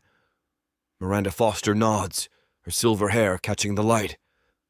Having connections to such a prestigious establishment could be valuable for our corporate events. Celia's not a connection to be exploited. The words come out sharper than intended, and I catch my father's warning glance from the head of the table. She's focused on her culinary career. Of course. Richard raises his hands. We're simply impressed. It's not every day one of New York's rising star chefs joins the Saint-Pierre family. The conversation drifts to Flavor Fusion's meteoric rise in NYC's cutthroat restaurant scene, and I find myself torn between pride in Celia's accomplishments and discomfort at her becoming a topic of corporate discussion. These people see everything through the lens of business opportunity, even my marriage. The way she transforms simple ingredients. Richard continues his praise. Pure artistry. You're a lucky man, Aston. I know. I loosen my tie slightly, the room feeling warmer. Now, if you'll excuse me, I have calls to return before the day ends. I stride out of the boardroom, my leather briefcase in hand. The hallway's marble floors echo with each step. At least they've moved past the Catherine Morrison nonsense. Those tabloid vultures nearly destroyed everything I'd built with their fabricated scandal. Aston. My father's voice carries from behind me. A moment? I pause at my office door, turning to face him. His silver hair and tailored suit command respect, but there's a hint of curiosity in his expression. He nudges his way past me towards the chairs that sit across from my desk. The familiar scent of his expensive cologne fills the air, the same one he's worn since I was a kid. This marriage to Celia Warner. Rather sudden, wouldn't you say? He adjusts his gold cufflinks. A habit when he's processing information. The same damn conversation I've had 3 times today. Everyone wants to question my choices. Not really. I shut my office door with more force than necessary, gesturing him to sit. I've had my eye on her since she started at Flavor Fusion. Her talent is undeniable. A lie, of course, but I can't tell my father I saw her one night at the Copper Room and decided she'd be my wife. He settles into one of the leather chairs across from my desk, crossing one leg over the other, with practiced precision. A sous chef, though. His tone carries that hint of judgment I've grown accustomed to over the years. The same one he used when I chose tech over finance. She won't be just a sous chef for long. You heard them in there. She's transforming that restaurant. I loosen my tie, remembering the first time I tasted her cooking. Plus, she's genuine, real, no hidden agendas or social climbing schemes. And absolutely stunning. A knowing smile crosses his face. I noticed that in the pictures. That's just a bonus. I lean back in my chair. But yeah, she's beautiful. Inside and out. A woman like that. My father's expression softens. They're rare, son. The ones who build their own path, who aren't afraid to get their hands dirty for what they believe in. He adjusts his platinum watch, a gift from my mother decades ago. Your mother was like that. Taught kindergarten even after we married. Refused to give it up despite what society expected. I nod, letting him continue his speech about genuine partners and the value of authenticity. My mind drifts to Celia in her kitchen, flour dusting her cheeks as she experiments with new recipes. The way her eyes light up when she creates something extraordinary. How she commands her staff with quiet authority, earning their respect through skill rather than intimidation. You hold on to her tight, he says, leaning forward. These days, finding someone real is like searching for diamonds in coal mines. Too many people wear masks, play games. If he only knew the irony. Our marriage certificate might be legal, but the circumstances. I grip my armrest harder. Celia deserves better than this arrangement. Better than being trapped in a fake marriage because I needed to salvage my reputation. But watching her work, seeing her passion, feeling the electricity when we're in the same room. Damn, she's everything I never knew I wanted. Trust me, Dad, I know exactly what I have. The words come out rougher than intended, heavy with the weight of unspoken truth. He's right about one thing. She's rare. And fake marriage or not, I'll be damned if I let her slip through my fingers. Well... He stands, smoothing his jacket. It certainly worked out well for everyone involved. The timing couldn't have been better, considering that Morrison nonsense. He pauses at the door. You know, son, sometimes the best business decisions are the ones that bring personal happiness, too. This isn't about business, Dad. Of course not.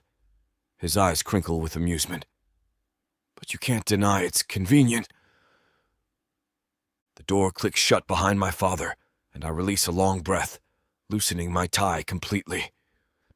The Manhattan skyline stretches beyond my office windows, but all I see is Celia's face from this morning, sleep-tousled hair, those hazel eyes still heavy with dreams as she reached for her coffee.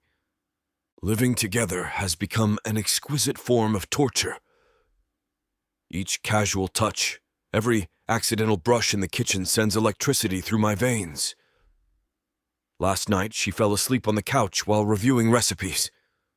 I carried her to bed, and damn if holding her warm body against my chest didn't test every ounce of my self-control. This morning, I deliberately crowded her space while she made breakfast, reaching around her for a coffee mug.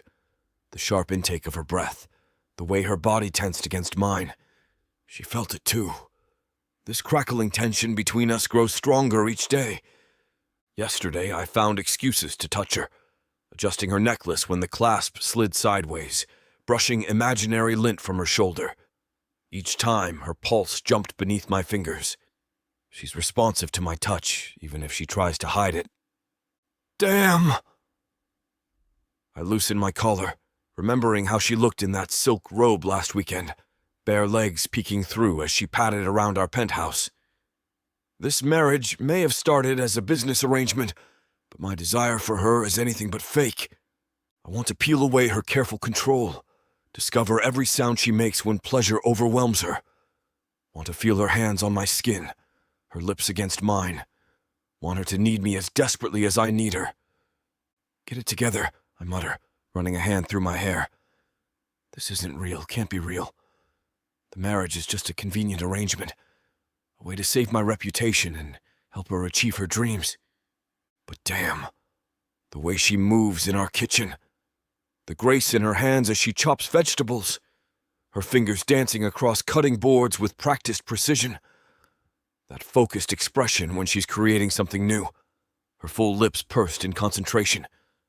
Her skin glows like polished bronze in the morning light, and those curls, God, those wild curls that refuse to be tamed, spiraling down her back when she finally lets them free. Sometimes I catch myself staring at the way they bounce when she laughs, the little dimple that appears in her left cheek when she's trying not to smile at my terrible jokes. how she unconsciously hums while she cooks, lost in her own world of flavors and possibilities. The delicate curve of her neck when she tilts her head, considering a new spice combination. The way her hazel eyes flash with determination as she tells me about the developments at Flavor Fusion. How her chef's jacket can't hide the curves underneath, the strength in her arms as she commands her kitchen. Even exhausted after her shifts, she radiates this quiet power that draws everyone's attention. She has these tiny freckles across her nose, barely visible unless you're close enough. I've memorized their pattern during our morning coffee routine, when she's still soft with sleep and her guard is down. Damn it. I grip the edge of my desk, realization hitting like a freight train. This isn't just attraction anymore. The way my chest tightens when she smiles, how I search for excuses to be near her, the pride that surges through me when others recognize her talent. I'm falling for my fake wife. Chapter 15. Celia. I swing the door open to the luxury apartment, and there he is. Aston, perched on the edge of the plush sectional, a glass of wine in hand. He's traded his suit for dark jeans and a fitted black shirt, looking every bit the casual, sexy billionaire. I blink, surprised. Aston, you're home early. A slow, confident smile spreads across his face. He pats the couch cushion next to him. Waiting for you, of course. Come, sit. I hesitate, then walk over, dropping my bag by the coffee table. I'm acutely aware of my work clothes. Jeans stained with sauce, a white tee that's seen better days, which I wore under my chef's coat at work. But Aston doesn't seem to mind. He hands me a glass of wine, his fingers brushing mine. I shiver at the contact, but take the glass, sinking into the couch beside him. Rough day? He asks, his voice a soft rumble. I take a sip, the wine rich and velvety on my tongue. Just the usual chaos at Flavor Fusion. What about you? I thought you had a business dinner tonight. He shrugs, his shoulder brushing mine. I canceled it. Why? I ask, genuinely curious. He looks at me, his blue eyes intense. Because I wanted to see you. I laugh, a nervous, flustered sound. You see me every day, Aston? Not like this, he says, his hand moving to rest on my knee. It's warm, comforting. I don't move away. Relaxed, unguarded, not playing roles. I take another sip of wine, keenly aware of his touch. And what roles are we playing now? He leans in, his voice a low murmur in my ear. None. Just a man and a woman enjoying a glass of wine together. His hand moves from my knee to my thigh, a gentle, caressing touch. It's intimate, but I don't stop him. Instead, I turn my head, my lips inches from his. And what if I want more than just a glass of wine? His eyes darken, pupils dilating with desire. Then I'd say, what's stopping you? I close the distance, our lips meeting in a soft exploratory kiss. His hand cups my cheek, deepening the kiss. I melt into him, the taste of wine and Aston a heady mix. I know this is wrong. We're playing with fire, teetering on a dangerous edge, but right now, I don't care. The tension that's been simmering between Aston and me has finally reached its boiling point. He pulls apart from my lips briefly. When he takes the wine glasses from our hands and sets them aside, I don't stop him. When he gently pins me against the couch, his body pressed against mine, all I feel is a thrill of anticipation. I hate to put a stop to a good time, but it looks like we've hit this platform's limit for spiciness. This platform's got some rules we have to play by if we want to keep giving you these stories for free. And trust me, this scene isn't something you want to miss. While we can't get into all the details here, you can still dive into the full, uncut version at tylawalker.com. Miss Tyla has an entire collection of unabridged audiobooks and ebooks waiting for you. And the best part? You can treat yourself with 40% off when you use the code SAVE40. That's right. You'll save on any digital product, even bundles that are already discounted. Miss Tyla would never let anyone feel the kind of disappointment you must be feeling right now. So why wait? Treat yourself with Miss Tyla. Our bodies slick with sweat, pressed tightly against each other. His arms wrap around me, holding me close, our hearts pounding in sync. The living room is filled with the sound of our ragged breaths, the scent of our desire heavy in the air. Aston's lips find mine, his tongue seeking entry, exploring, tasting. The kiss is slow, languid, a stark contrast to the frenzied passion of moments before. As our lips part, I rest my forehead against his, my eyes closed, trying to catch my breath. 1,000 thoughts race through my mind, each one crashing into the next. I've crossed a line, a boundary I set for myself. This was supposed to be a fake marriage, a business arrangement, no feelings involved. But the way Aston's hands trace gentle patterns on my back, the way his breath tickles my skin, it feels anything but fake. "Celia," he murmurs, his voice barely a whisper. I open my eyes, meeting his gaze. There's a softness there, a vulnerability I haven't seen before. It scares me because it makes me want more of him, more of this, and that was never part of the plan. I shift, untangling myself from his embrace. His arms fall away, and I immediately miss their warmth. I stand, gathering my clothes from the floor, avoiding his gaze. I should clean up, I say, my voice barely audible. Aston watches me, his expression unreadable. He nods, running a hand through his tousled hair. Yeah, of course. I slip into the bathroom, closing the door behind me. I turn on the faucet, splashing cold water on my face. Looking up, I meet my reflection's gaze in the mirror. My eyes are bright, my lips swollen from his kisses.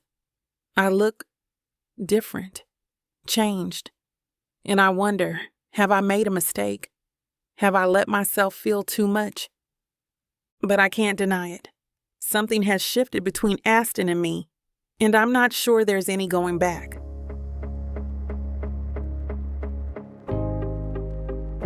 Chapter 16. Aston. The crystal chandeliers cast a warm glow across the grand ballroom of the Metropolitan Museum. I adjust my black bow tie, stealing a glance at Celia in her emerald silk gown that hugs every curve. Her hair cascades in soft waves down her back, and I can't help but slide my hand to her lower back as we navigate through Manhattan's elite. You look incredible tonight. I lean close to her ear, breathing in the intoxicating scent of her perfume. The subtle floral notes remind me of spring mornings, fresh and promising. You clean up pretty well yourself.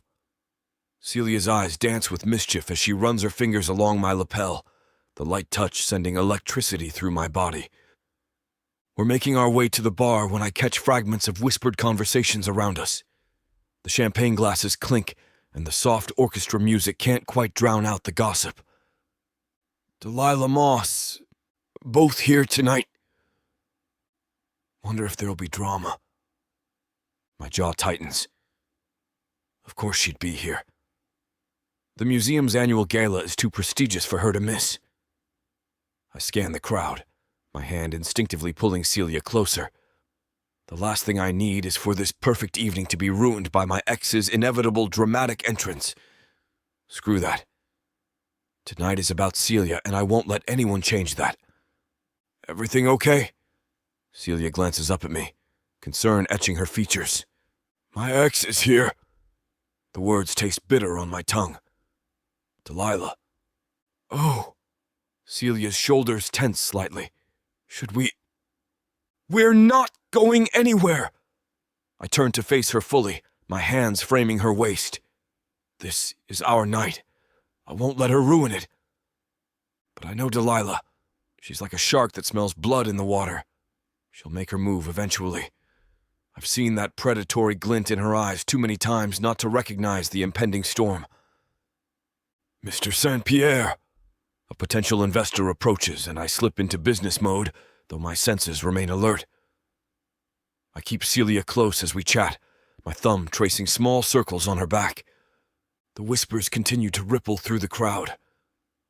More heads turn toward the grand staircase, and I know without looking that Delilah has made her entrance. Celia must sense my tension because she squeezes my hand, grounding me. "I'm right here," she whispers, and those 3 words steady me more than she knows. We continue our conversation with the investor, but I'm bracing myself for the inevitable. It's not a question of if Delilah will approach, but when, and what chaos she'll try to unleash when she does. The clicking of stilettos against marble makes my skin crawl. I don't need to turn around to know she's approaching. Delilah's presence has always commanded attention, like a circus ringmaster. "Aston, darling!" Her voice carries across the room, drawing curious stares. What a delicious surprise! I steel myself and face her. Delilah stands there in a red dress that leaves little to imagination, her platinum blonde hair styled in perfect waves. Her signature predatory smile is plastered across her face. "Delilah!" My voice is ice cold. She ignores my tone completely, stepping closer and running her manicured fingers down my arm. Remember the last gala we attended together? That night in the coat check room was so memorable. I step back, positioning myself slightly in front of Celia. That was a long time ago. "Oh!" Delilah's eyes land on Celia with faux surprise, as if she's just noticed her. "And who might this be? Your assistant?" "My wife." The words come out sharp and firm. Delilah's laugh echoes through the space. "Wife? How cute! Tell me, dear." She addresses Celia directly, peeking around my shoulder to gaze at her. "Has he taken you on his yacht yet? He used to love our little excursions in the Mediterranean, though I suppose he's probably too busy these days for such, indulgences." "Actually," I cut in before she can continue, "Celia and I just got back from 2 weeks in Santorini. She's quite the sailor." The lie flows easily. Anything to wipe that smug look off Delilah's face. Delilah's eyes narrow, that familiar calculating look I used to mistake for intelligence crossing her face. "Well, I'm sure you're doing your best to keep up with his lifestyle. It must be quite the adjustment." Her words drip with condescension as she looks Celia up and down, like she's appraising a counterfeit handbag. "That's enough." My voice drops low, dangerous, the tone I usually reserve for hostile takeovers in the boardroom. My fingers curl into fists at my sides. "I won't stand here and let you disrespect my wife. You lost any right to comment on my life when you screwed the CFO of my dad's company." The memory of that betrayal still burns, but now it just reminds me how goddamn lucky I am to have found Celia instead. Delilah's face flushes, her perfectly painted mask cracking. "I was just being friendly. We're done here.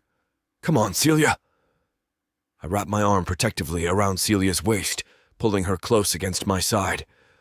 Her warmth steadies me as I lead her away from Delilah's venomous presence. I can feel those snake eyes following us, but I don't give her the satisfaction of looking back. Once we're safely across the ballroom, Celia lets out a low whistle. "Sounds like you two have quite the history." "Yeah, well." I roll my eyes, loosening my bow tie. The encounter has left me feeling strangled. Delilah's the kind of person who sees relationships as transactions. Everything's a power play with her. I gathered that from her little performance. Celia's hand finds mine, her touch cooling my anger. The CFO thing. Classic Delilah. She didn't just sleep with him. She made sure the whole board found out. Tried to play both sides, acting like she was doing me a favor by exposing corruption. My fingers tighten around Celia's. She's manipulative as hell. Everything's calculated, from the dress she wore tonight to the way she timed her entrance. Concern flickers across Celia's face. Should I be worried about... No. I turn to face her, my hands settling on her waist. Delilah means nothing. She's just pissed that I'm happy without her. Don't let her get in your head. That's exactly what she wants. I saw how she affected you, though. Because she blindsided me, but trust me, I learned my lesson with her a long time ago. I brush a strand of hair from Celia's face. She can try all the games she wants. I'm not playing anymore. I watch Celia from the corner of my eye as we rejoin the party. Her shoulders are tight, her smile a bit forced as she nods along to yet another investment banker droning about market projections. This isn't the relaxed, vibrant woman from earlier tonight. Delilah's shrill laugh pierces through the classical music. I glance across the room to see her holding court with a group of socialites, gesturing dramatically as she tells what's surely an embellished story. Her red dress catches every light, demanding attention like a warning signal. God damn it! I down my scotch, signaling the nearest waiter for another. The familiar rage bubbles up, not because I care about Delilah anymore, but because she's deliberately trying to get under Celia's skin. Under my skin. Celia shifts her weight, fidgeting with her emerald pendant, the one I gave her as a gift after we got married in the courthouse. The sight of her discomfort makes my blood boil. She doesn't deserve this stupid mind game, especially not from someone as conniving as Delilah. And, of course, the emerging markets in Southeast Asia present unprecedented opportunities for growth, the banker drones on, completely oblivious to the tension crackling through the air. Excuse us. I cut him off mid-sentence without a hint of remorse, placing my hand on Celia's lower back. The silk of her dress is cool against my palm. I need to borrow my wife for a moment. I guide her toward a quieter corner of the ballroom, away from both the boring banker and Delilah's theatrical performance. The string quartet's music provides just enough cover for a private conversation. Hey? I turn Celia to face me, my hands resting on her shoulders, thumbs brushing against her collarbone. Her skin is warm beneath my touch. Don't let her get to you. This is exactly what she wants. You're worth 10 of her, and everyone in this room knows it. I'm fine, really. Celia attempts a smile that doesn't reach her eyes. Nonsense, I know that look. My jaw clenches as another burst of Delilah's laughter echoes across the room.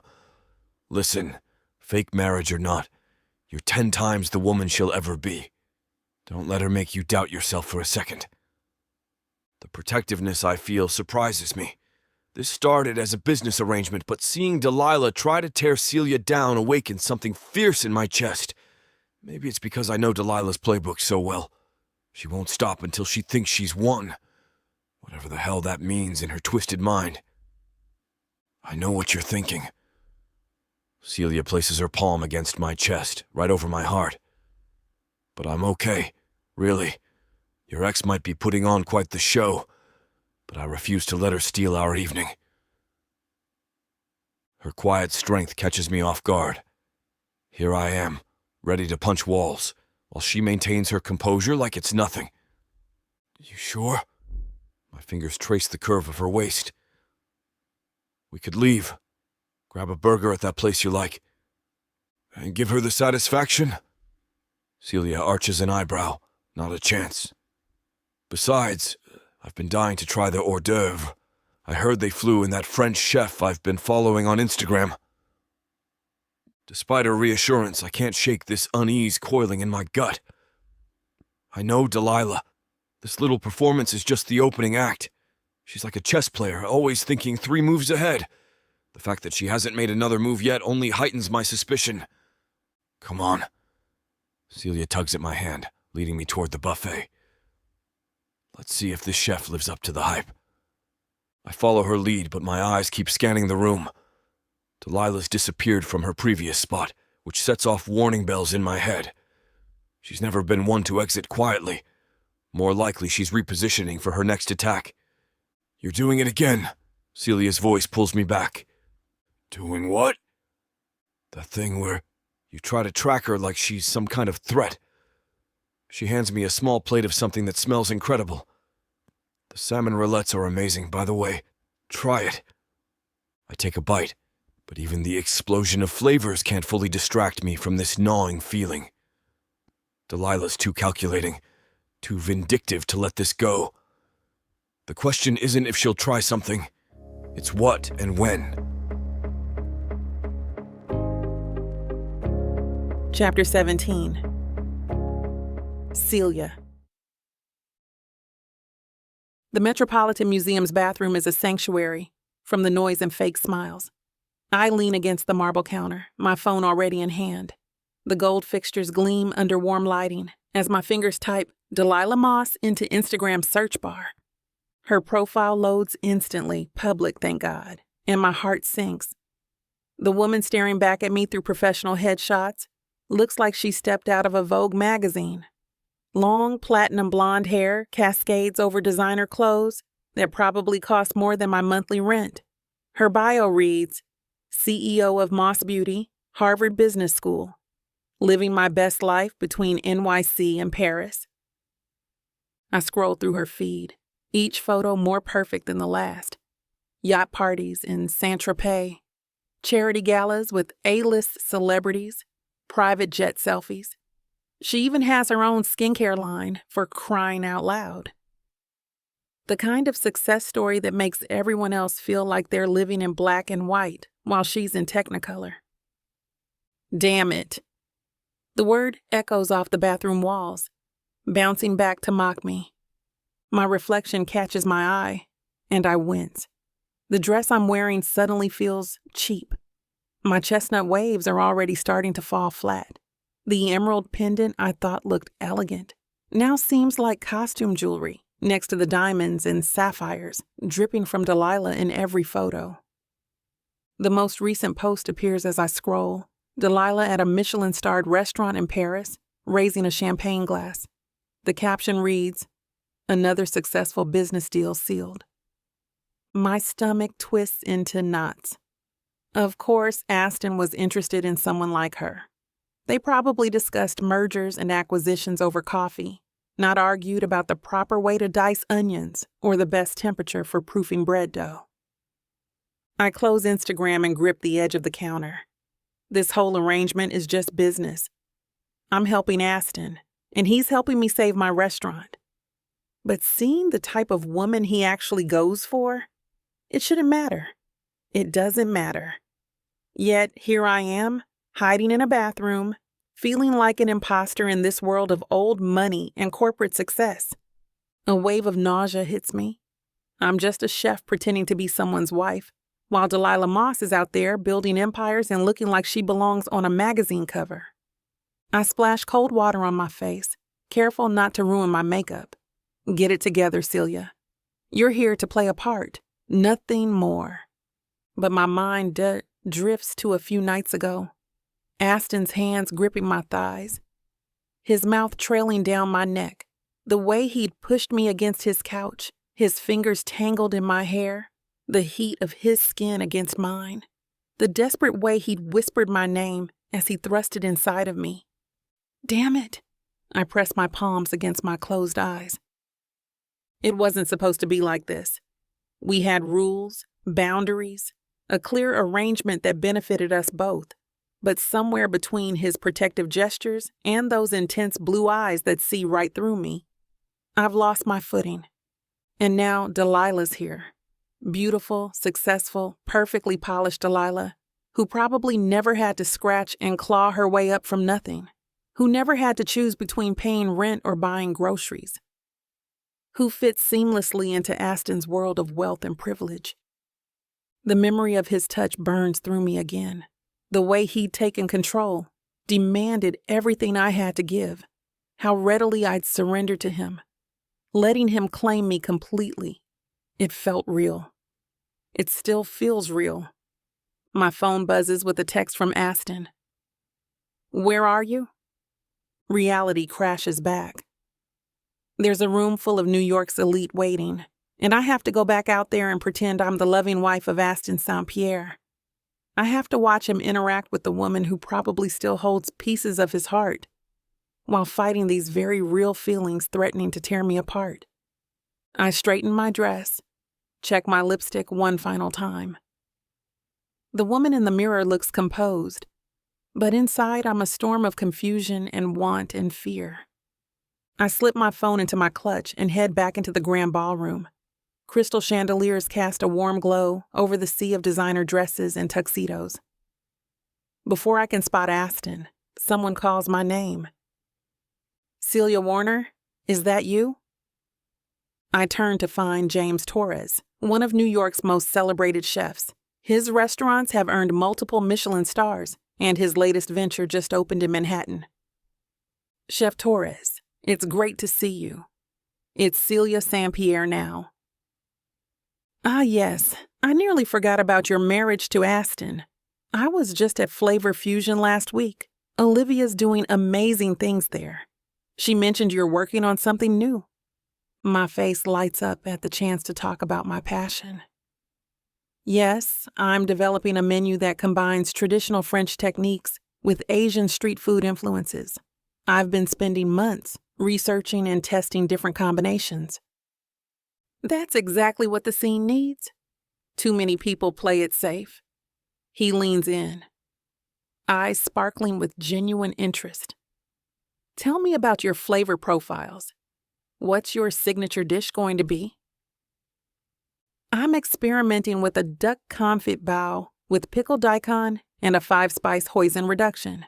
I'm also playing with a foie gras spring roll situation that's blowing minds in the test kitchen. Brilliant.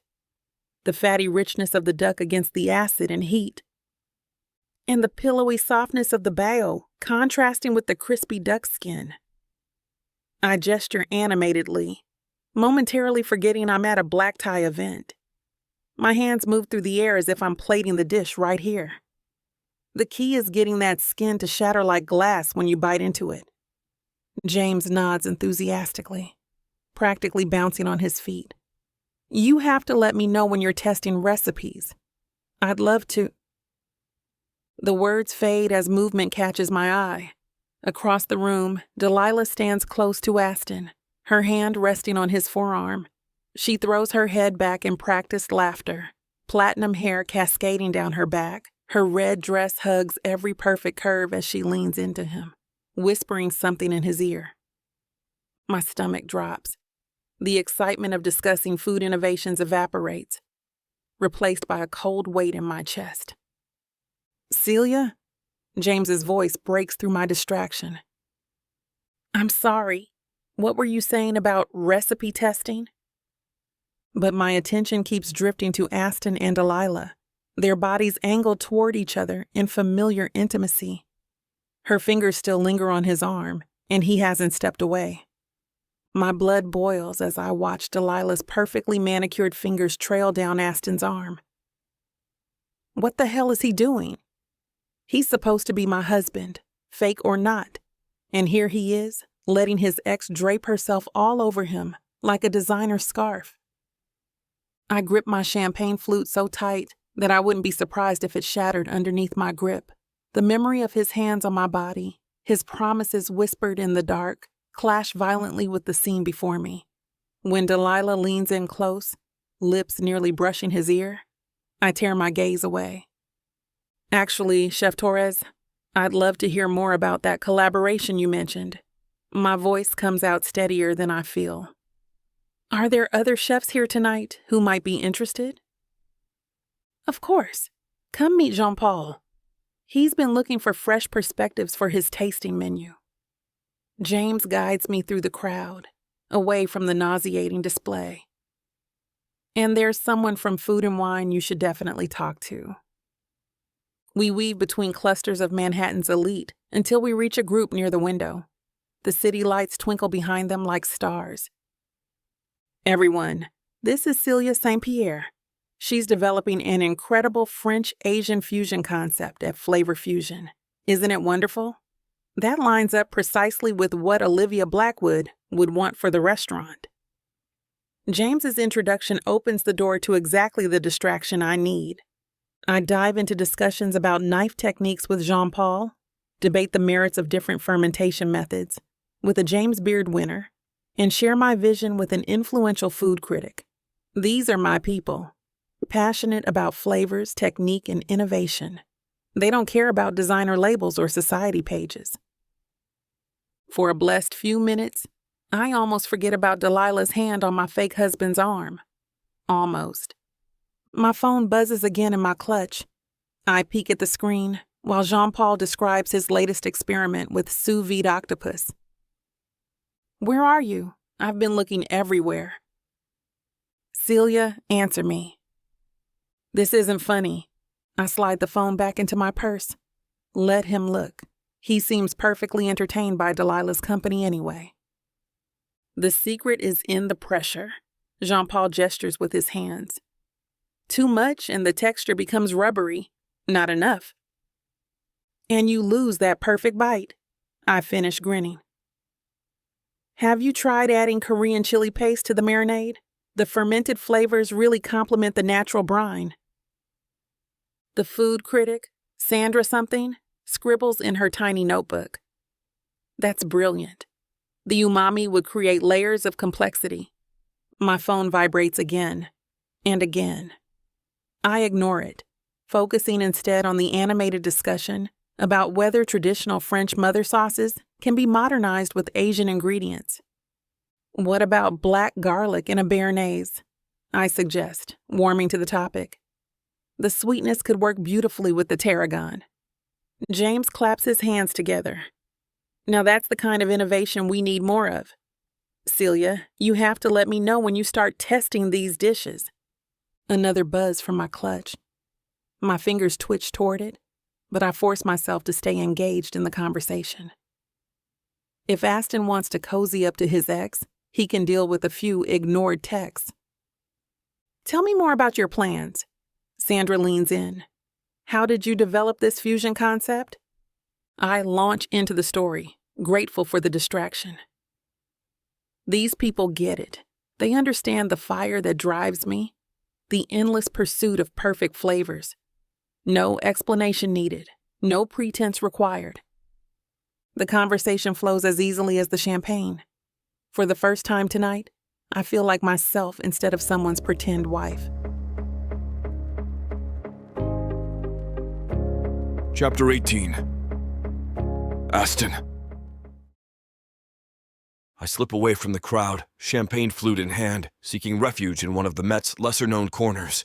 The Renaissance paintings surrounding me fade into blurs of oil and canvas as I sink into a plush armchair. The distant echo of classical music and party chatter barely reaches this secluded spot. Damn it, Delilah! The words escape under my breath as I take a long sip. The nerve of her, cornering me earlier with those doe eyes and rehearsed apologies. After everything she put me through, she thinks a few pretty words will make it all better? My phone buzzes. Another message from her. Delete! The champagne burns going down, but not enough to erase the image of Celia's face when she saw Delilah approach me. That flash of concern in those hazel eyes, the way her hand instinctively reached for mine. It felt real. Too real. This is just business, I mutter, running a hand through my hair. But the memory of Celia's laugh during dinner last week lingers. The way she geeks out about flavor combinations. How she stands her ground when we disagree, matching my stubbornness with her own fire. I loosen my tie, feeling trapped by more than just the designer fabric. This arrangement was supposed to be simple, clean, professional.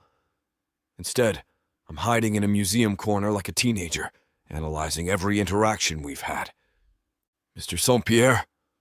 A server appears with fresh champagne. Leave the bottle. He sets it down with a slight bow and disappears. I pour another glass, watching the bubbles race to the surface. Delilah's words echo in my head. We could try again, Aston. What we had was special. Special? I scoff. What we had was a carefully constructed lie, just like this marriage to Celia. Except Celia's never tried to manipulate me. She's direct, honest, even when it's inconvenient. The champagne isn't helping. If anything, it's making the confusion worse, blurring the lines between what's real and what's just part of our agreement. Movement catches my eye, and there she is. Celia, appearing like an apparition in that emerald silk dress that was driving me wild back in my apartment. Her smile is perfect, practiced, but something's off. A tightness around her eyes, a slight tension in her shoulders that most people wouldn't notice. Where have you been? I straighten in the chair, checking my phone. I texted you so many times. I was about to have security go find you. Oh! She glides closer, her heels clicking against the marble floor. I must have lost track of time. Met the most fascinating group of people, these incredible restaurateurs from Paris. We got caught up discussing the evolution of French cuisine. My jaw clenches. Restaurateur? She picks up my abandoned champagne flute, taking a delicate sip. They're opening a new place in Manhattan next spring. Very innovative concept. Something hot and sharp twists in my chest. And these fascinating people kept you so engaged you couldn't check your phone once? Are you actually upset about this? A hint of challenge flashes in her eyes. I was networking. Isn't that part of why you brought me here? Right. Networking. The word tastes bitter. I stand, closing the distance between us. And did these innovative restaurateurs happen to be young? Charming? Aston Saint-Pierre! Are you jealous? Her lips curve up slightly, but there's wariness beneath her teasing tone. Don't be ridiculous. I reach for the champagne bottle, but my hand's not quite steady.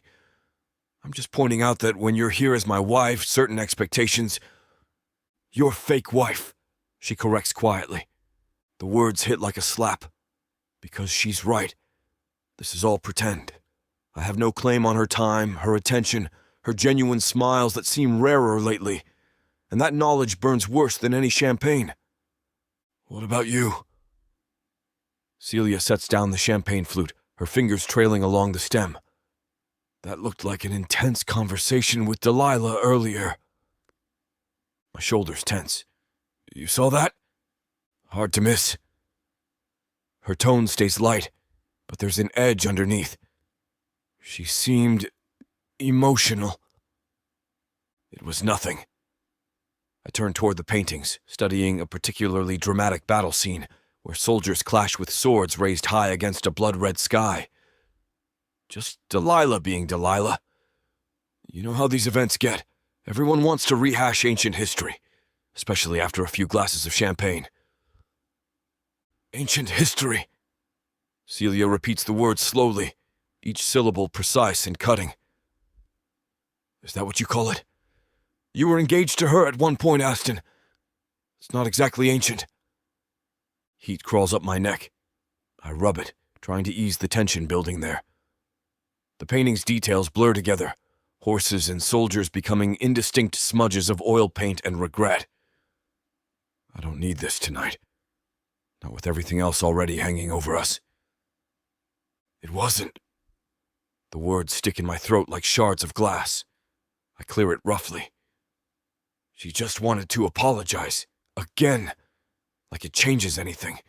Like saying sorry erases what she did. And does it? Celia's question hangs between us, sharp as a knife's edge. My hand freezes on my neck. The question hangs between us, loaded with implications I'm not ready to face.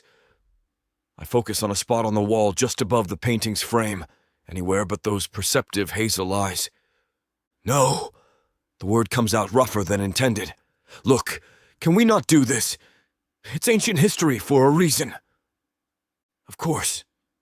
Celia's voice carries that perfectly polite tone she uses with difficult customers.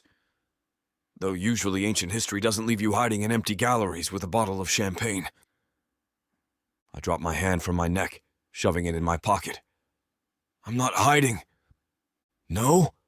She gestures at our surroundings. So this is where you normally spend your time at charity galas? The knowing look she gives me makes my skin prickle. I hate how easily she reads me, how she cuts through my defenses like they're made of paper. I was being polite, that's all. I turned back to face Celia, my fingers drumming against my thigh. What was I supposed to do? Create a scene in the middle of the gala? That would have been worse. Right, polite. Celia's fingers tighten around the stem of her glass. And the way she touched your arm? The whispered conversation? That looked pretty intimate for politeness. Jesus Christ, are you keeping tabs on me now? The words shoot out before I can stop them, sharper than intended. It wasn't intimate, it was uncomfortable as hell, and I shut it down. Did you? Her voice drops lower, because from where I was standing you seemed pretty engaged in whatever she was saying. Something in her tone sets me on edge. What exactly are you implying? I'm not implying anything. She takes a step back and the distance feels like miles. I just find it interesting that you disappeared right after talking to her, almost like you needed time to process. Process what? There's nothing to process. My voice rises slightly, echoing off the museum walls. And I don't appreciate the interrogation. The moment the words leave my mouth, I see her expression shudder. The warmth in her eyes dims, replaced by something cool and distant. You're right. She sets down her glass with precise movements. It's none of my business. I apologize for overstepping. The formal tone hits me like a punch to the gut. This isn't how we talk to each other. Even when we argue, there's always an underlying current of something. But now the air between us feels thick, heavy with words we're not saying. I open my mouth to fix it, but nothing comes out. The pit in my stomach grows deeper as I watch her straighten her shoulders, adjusting her dress like armor. Gone is our easy banter from earlier, replaced by this suffocating tension. I've handled this all wrong, but I can't seem to find the right words to bridge the growing gap between us. Celia, wait. I reach for her arm as she turns to leave, my fingers grazing the silk of her dress. I didn't mean... Damn it. Can we start over? She pauses but doesn't turn around. The tension in her shoulders speaks volumes. I know I'm being a jerk. The words scratch my throat. It's just... Seeing Delilah brought up a lot of stuff I thought I'd buried. You don't owe me explanations.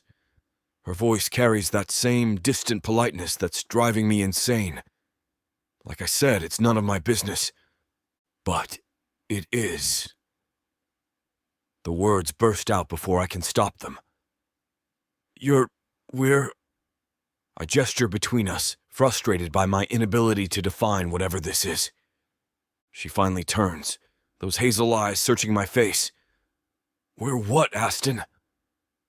The question hangs between us, loaded with everything unsaid.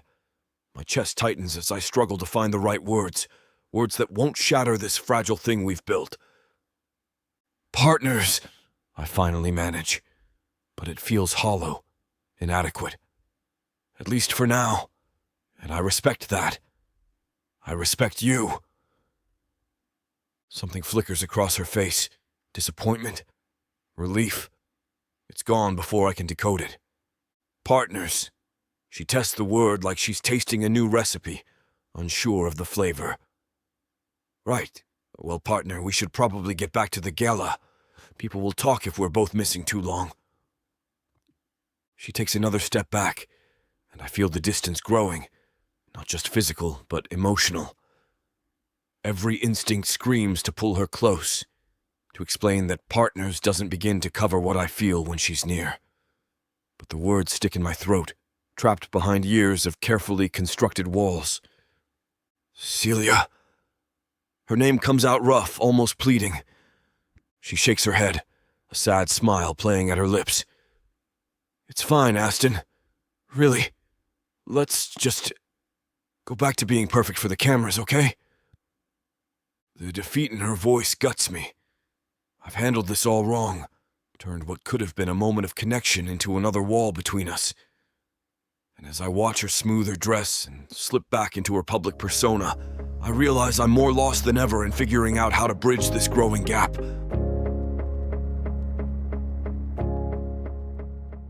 This is it, baby.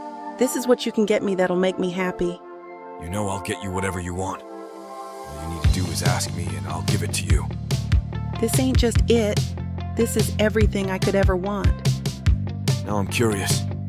What does a strong, sassy woman like yourself want so badly? Baby, you know what I want?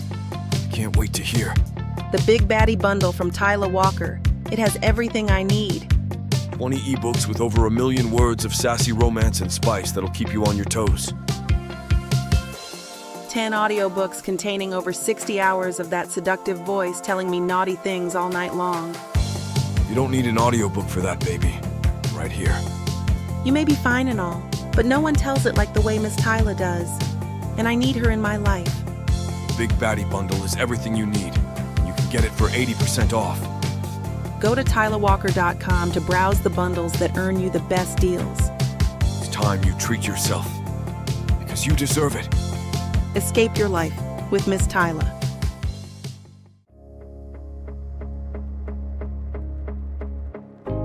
Chapter 19. Celia.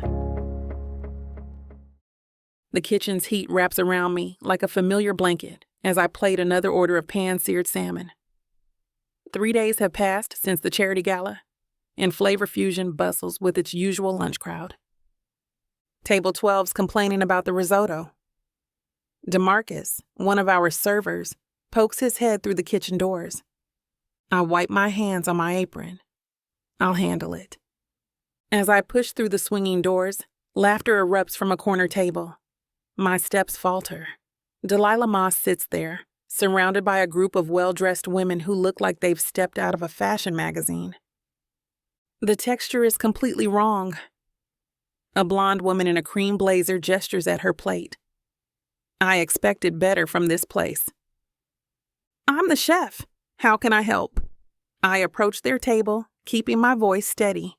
The blonde opens her mouth, but Delilah cuts in. Oh, you're Aston's wife. I didn't know you worked here. Her lips curve into a smile that doesn't reach her eyes. How interesting. Doesn't he have enough money to keep you at home? I don't see how that's relevant. I focus on the blonde. Tell me what's wrong with the risotto. It's too al dente. She pushes the plate away. I can have the kitchen prepare a fresh plate, cooked to your preference. Delilah lets out an airy laugh. Don't worry too much, sweetie. Nothing here is permanent anyway. She turns to her friends. Aston's always had a thing for exploring different worlds. Remember that artist he dated? Lasted about 2 months before he came back to reality. The women titter, throwing glances my way. He needs these little distractions. Delilah's voice carries clearly. Something to keep him entertained between serious relationships. Though I must say, a chef is a new one. My fingers curl into fists. The fake marriage might be a business arrangement, but her words still slice deep. Would you like that fresh risotto? I ask the blonde, maintaining my professional demeanor. Don't bother. Delilah waves her hand dismissively. We should probably try that new French place anyway. It's much more our scene. The women gather their designer bags and stand, their heels clicking against the floor as they exit. Each step echoes like another jab to my chest. Delilah's words loop in my head. Little distractions between serious relationships. My legs move on autopilot back to the kitchen. The heat hits me again, but this time it feels suffocating. I grip the edge of the steel prep table, my knuckles starting to ache. Chef? DeMarcus touches my shoulder. You okay? I shake my head, unable to form words. The logical part of my brain knows this marriage is just business, but something deeper aches. The way Aston looks at me sometimes, how his hand finds the small of my back, those quiet moments we share. I've been fooling myself into thinking they mean more. They didn't even pay. DeMarcus sets the untouched risotto on the counter. Just comp it. My voice comes out rougher than intended. I turn to the grill, but the salmon I was working on has overcooked. The smell of burnt fish fills my nostrils, mixing with the bitter taste in my mouth. Delilah's perfectly manicured hand, waving away my existence. Her knowing smile when she mentioned the artist. How many others have there been? How many women has Aston explored different worlds with before getting bored and moving on? I toss the ruined salmon and start a fresh order, but my hands shake as I reach for the seasoning. A spice container slips from my grip, scattering across the floor. The tiny black peppercorns scatter like the pieces of my dignity. I need a minute.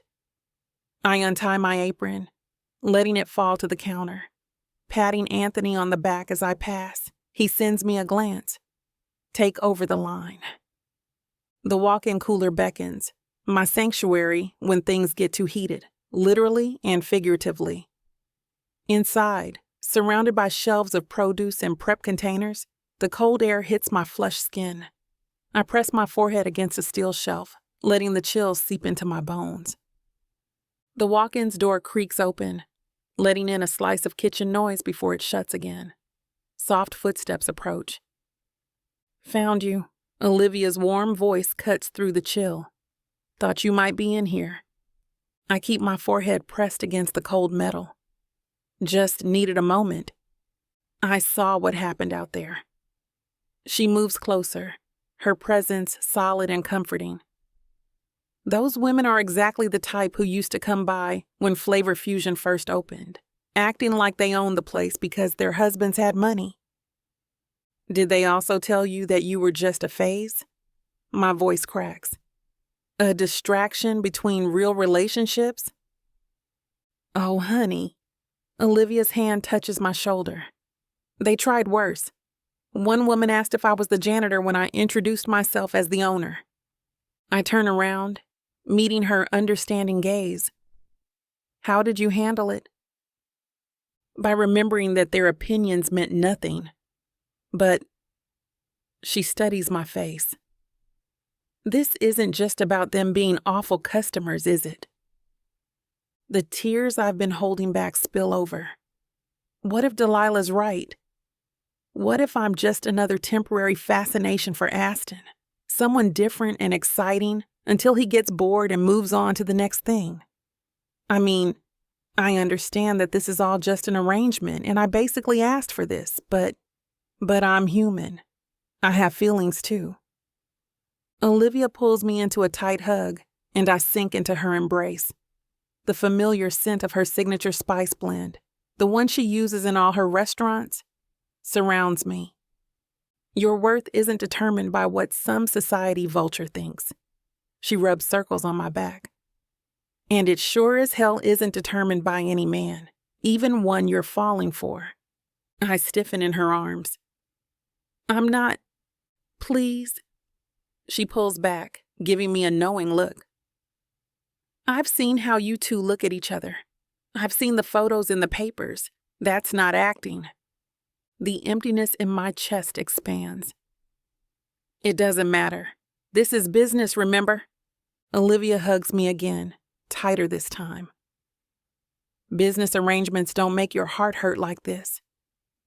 She pulls away first, resting her hands on my shoulders. Then Olivia's thumb brushes against my cheek, wiping away tears. Take the rest of the day off. I can't. The dinner service. We'll survive without you. She squeezes my shoulders. You've trained your team well. The restaurant won't fall apart if you take one afternoon to breathe. But no buts. I'm pulling rank as your mentor and friend. Her dark eyes soften. Sometimes the strongest thing we can do is admit when we need a break. I lean against the cold steel shelving. Thank you. For everything. For being here. For understanding. The question burns in my throat before tumbling out. Can I ask you something personal? About you and Leo? Of course. When you first married him, when it was just supposed to be business? Did you? I swallow hard. Did you fall for him quickly too? Olivia's lips curve into a gentle smile. Faster than I'd like to admit.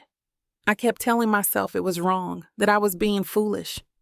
She shakes her head. But the heart wants what it wants. Logic didn't stand a chance. How did you handle it? Poorly. She laughs. I tried fighting it, tried reminding myself it was just business. But in the end, her eyes get a faraway look. None of those reasons mattered. Not when I saw who he really was beneath all the walls he'd built. The parallel hits too close to home. I wrap my arms around myself, trying to hold the pieces together. Go home, Celia. Take care of yourself today. Olivia pulls me in for one last hug. The rest will sort itself out. Olivia and I emerge from the walk-in, the kitchen's heat a stark contrast to the cooler's chill. My fingers fumble with the buttons of my chef's coat as I head to the office. My phone buzzes. Another text from Aston.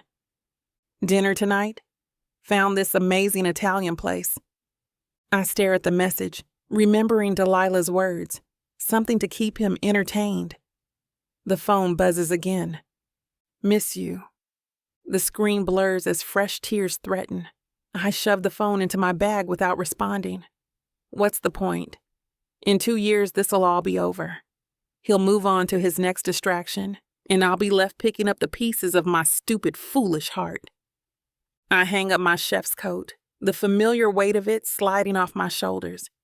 The kitchen sounds fade as I gather my things, each movement mechanical. Another buzz. I pull out the phone. Everything okay? My thumb hovers over the screen. The proper thing would be to answer, to maintain our public image. But I can't bring myself to type the words. Can't pretend everything's fine when I'm drowning in the reality that this, us, is nothing but an elaborate performance. I'm a chef. He's Aston Saint-Pierre. The math isn't complicated. The phone goes back in my bag.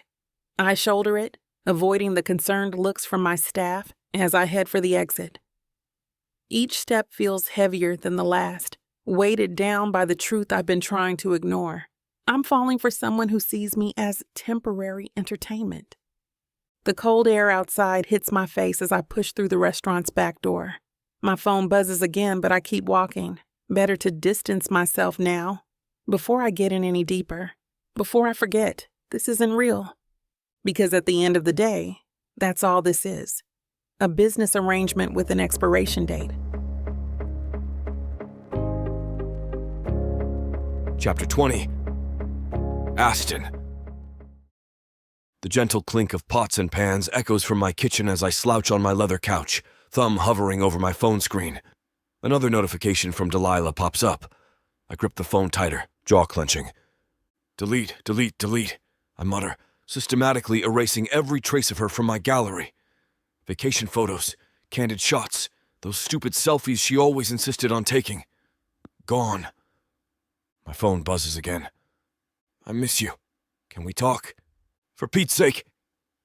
I run a hand through my hair, glancing toward the kitchen where Celia stands with her back to me, stirring something that smells incredible. Everything okay in there? I call out. She doesn't turn around. Fine. The curt response makes me wince. Ever since I dragged her into this mess with Delilah, she's been giving me the cold shoulder. Can't blame her. Another text. Remember that weekend in Aspen? Jesus Christ. I scroll through my contacts, finally locating Delilah's number. The block button has never looked more appealing. The sound of vigorous stirring draws my attention back to the kitchen. Celia's movements are sharp, aggressive. She's taking her frustration out on that poor Alfredo sauce. Need any help? Nope. The PE pops with finality. My phone lights up again. Before I can even read the message, I hit block. The relief is immediate, like cutting off a gangrenous limb. Should have done this months ago. Food's ready, Celia announces, her voice flat. She plates the chicken Alfredo without looking at me. the pasta gleaming with creamy sauce despite her rough handling of it. I stand, pocketing my phone. Looks amazing. She shrugs, already turning away to clean up. The distance between us feels wider than the few steps separating the kitchen from the living room. Somehow I need to fix this. I grab 2 plates from the cabinet, determined to salvage this evening. Come on, let's eat together. Your cooking deserves proper appreciation. Celia wipes her hands on a dish towel. I'm not hungry. You've been cooking all evening. I set the plates down, the ceramic clinking against the marble countertop. The least you can do is join me. She reaches for a wine glass. The least I can do is exactly what our arrangement specifies. Keep things professional. Nothing in the contract mentions sharing meals with you in private. Contract? My stomach twists. Is that all this is to you? What else would it be? She pours a generous amount of red wine, the liquid splashing against the glass. You needed a fake wife to save your reputation. I needed financial stability. Let's not pretend this is anything more. I step closer. What's happening? We had something going on. We were getting closer. Were we? Her fingers tighten around the stem of her wine glass. Or was I just the convenient girl who happened to be around when you needed someone to play house with? That's not fair. No. What's not fair is watching you pine over your ex while I'm stuck playing the dutiful wife. She grabs the bottle of wine. I'm going to my room. Enjoy your dinner. The sound of her bedroom door closing echoes through the apartment like a gunshot. I stare at the steaming plate of chicken Alfredo, the rich aroma now turning my stomach. Even Celia's signature garlic bread, usually impossible to resist, sits untouched. The fork feels heavy in my hand as I push the pasta around, appetite gone. The worst part is, she's right. I dragged her into this mess, and now I'm expecting her to... what? Pretend everything's normal? Act like we're actually married while I'm still dealing with Delilah drama? I'm an idiot. Here I am with an amazing woman who's been nothing but genuine, and I'm letting my past screw everything up. The pasta grows cold as I sit alone at the counter, the empty chair beside me, a reminder of how badly I've screwed this up. I take a swig of wine straight from the bottle she left behind, but it tastes bitter. Everything tastes bitter when you realize you're the jerk in the situation. My phone lights up with an Instagram notification. Delilah's profile picture stares back at me from my DMs. Why did you block my number? We need to talk about this. I grip my phone tight enough to hear the case creak. The audacity of this woman. After everything she put me through, she thinks she has the right to demand anything. After the lies, the manipulation, the way she tried to destroy everything I'd built. Screw it. I unblock her number and hit call before I can think better of it. The wine's making me bold or stupid. Probably both. She picks up on the first ring like she's been waiting by her phone. Aston, baby, don't. My voice comes out low, dangerous. The same tone I use in the boardroom when someone's really pissed me off. Don't you dare. I don't understand why you're being like this. Her voice drips with fake confusion, that same manipulative nonsense she always pulled. I just want to talk. Save it. I pace the living room, blood boiling. Listen carefully because I'm only saying this once. Stay away from me. Stay away from Celia. Stop watching my Instagram stories. Stop liking my photos. Stop trying to contact me. Oh. Celia? She laughs, the sound grating against my ears. That chef you hired to play house with? Please, we both know that's not real. Oh, you don't know anything about what's real. The words tear from my throat. What's real is you need to back off. I mean it, Delilah. One more attempt to contact either of us and I'll have my lawyers involved. You wouldn't... Try me. A sharp intake of breath. This isn't like you, Aston. What happened to... I end the call, blocking her number again for good measure. Then I block her on every social media platform we're connected on. My hands shake as I delete the last traces of her from my digital life. The sound of movement behind me makes me turn. Celia stands in her doorway, arms crossed, expression unreadable. How much did she hear? Celia sends me a knowing look. Was that Delilah? Yeah. I tossed my phone onto the couch, suddenly exhausted. Had to make some things clear. She moves to the kitchen, wine glass dangling from her fingers. The liquid sloshes as she dumps it in the sink. Speaking of your ex... Something in her tone makes me straighten. What? She paid me a visit today. At Flavor Fusion. Celia's knuckles tighten against the counter edge. Brought her little entourage with her. What the hell? My pulse pounds in my ears, rage building with each thundering beat. What happened? Tell me everything. Oh, you know, the usual rich witch routine. Her laugh comes out hollow, brittle like breaking glass. Ordered the most expensive items on the menu, but then refused to eat or pay for it. She insulted me, saying, I'm just a distraction for you. My fists clench so tight my nails dig into my palms, drawing sharp crescents of pain. The familiar anger I thought I'd buried rises like bile in my throat. I'll handle this. She's not getting away with that. I promise you. Handle what?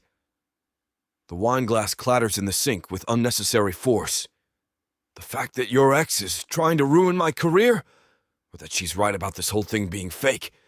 Because, honestly, I can't tell anymore.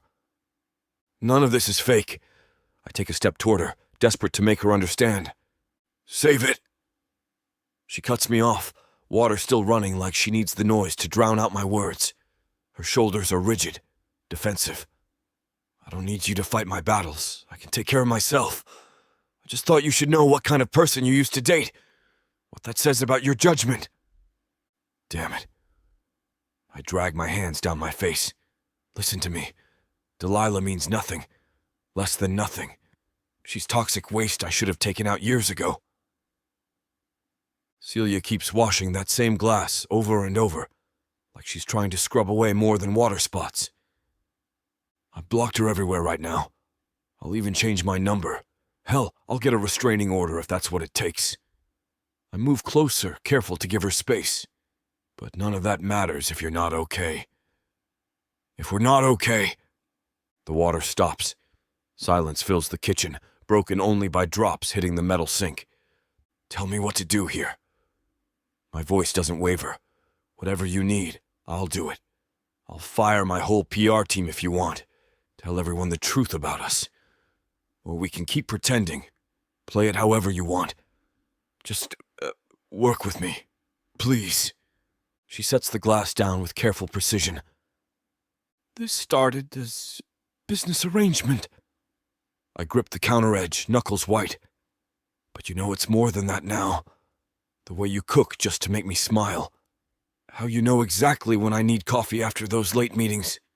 The little notes you leave in my briefcase. Celia's shoulders tense, but she doesn't turn around. I miss you sitting next to me at dinner. Miss your laugh when I try to help in the kitchen and screw everything up. Miss... I swallow hard. Miss us. A long sigh escapes her.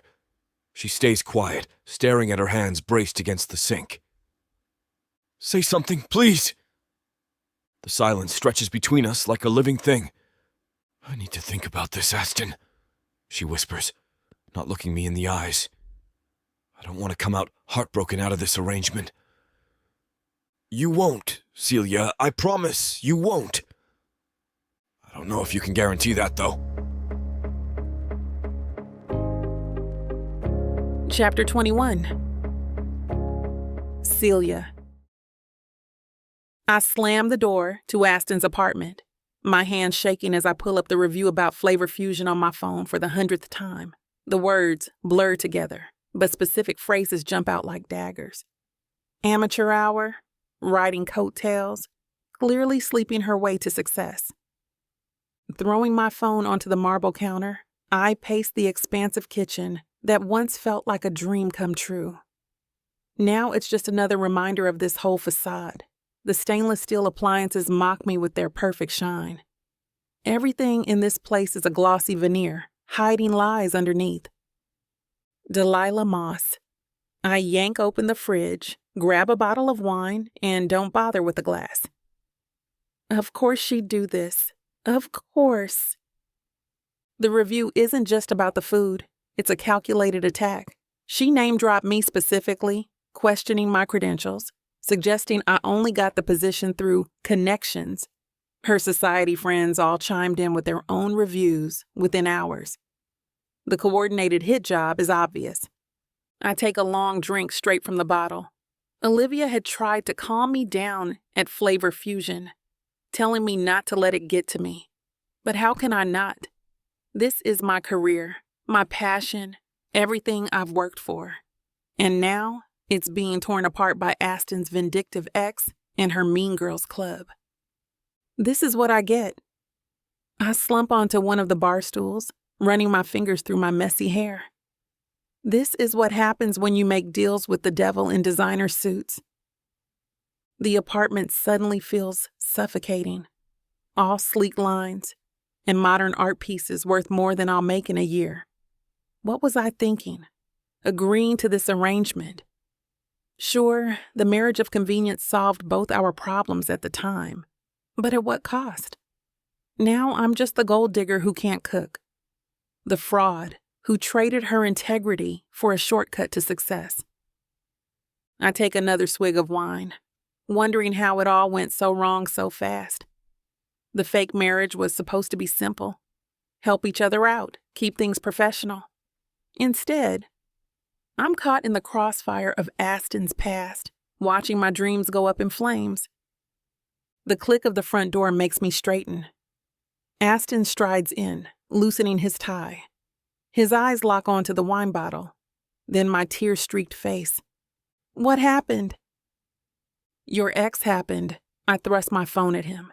Delilah and her whole squad decided to destroy my reputation today.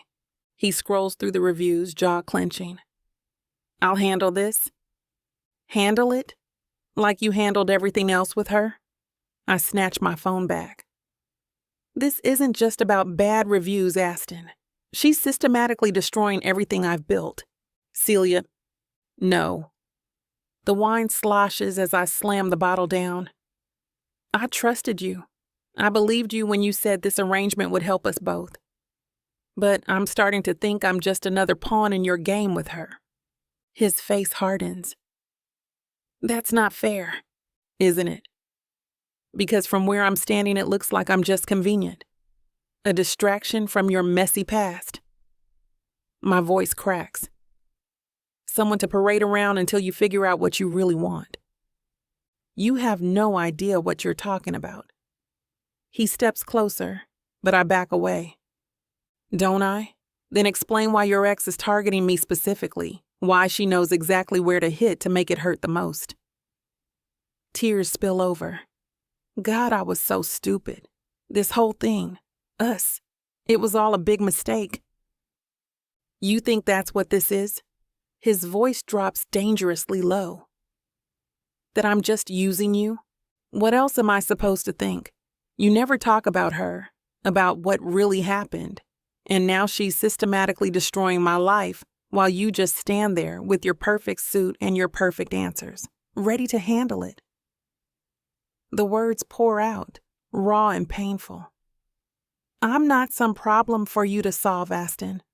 I'm a person with real feelings, real dreams that are going up in smoke because I was dumb enough to think you actually cared. I care about you more than you know, Aston says, running his hands through his hair. This thing between us. What thing? The convenient arrangement where you get to prove to the board that you weren't messing with Catherine Morrison while I get my restaurant? I grip the wine bottle tighter. Or the part where I actually started believing there could be something real? His eyes flash. You think I don't see how incredible you are? How watching you in that kitchen makes me... Stop. My voice cracks. Just stop with the pretty words.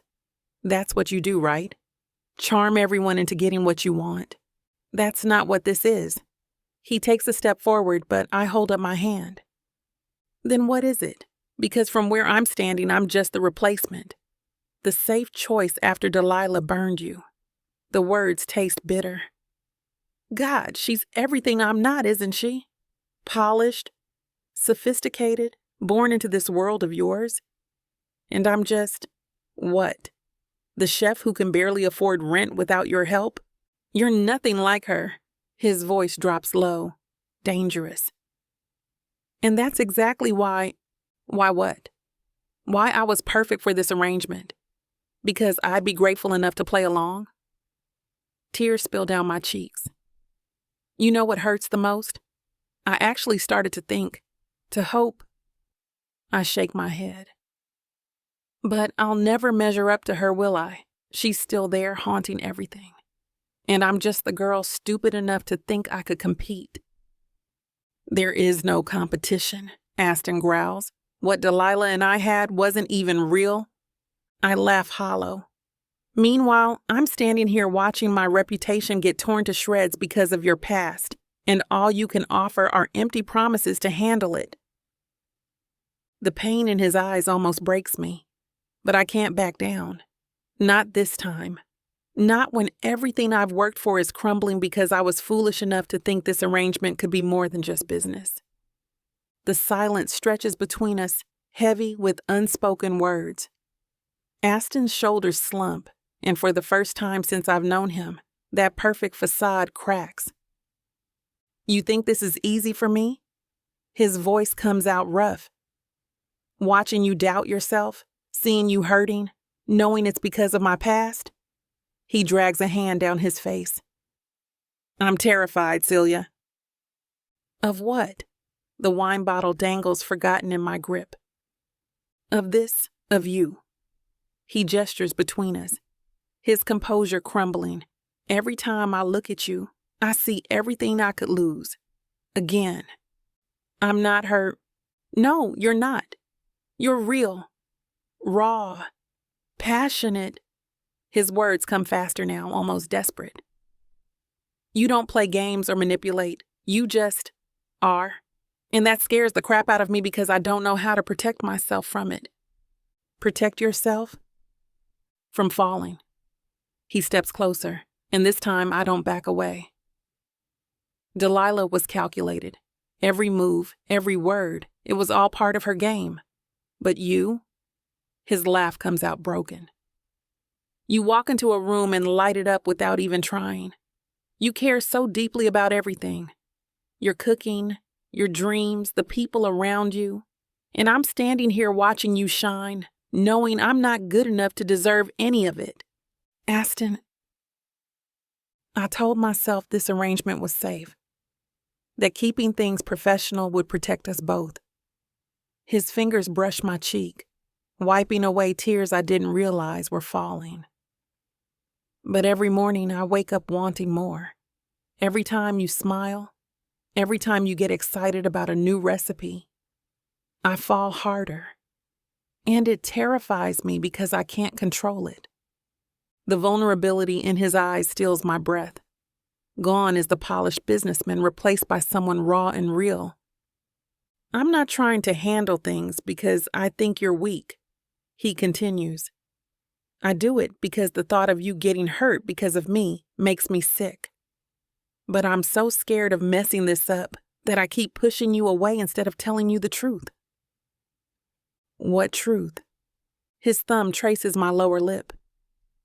That this stopped being just an arrangement the moment I met you.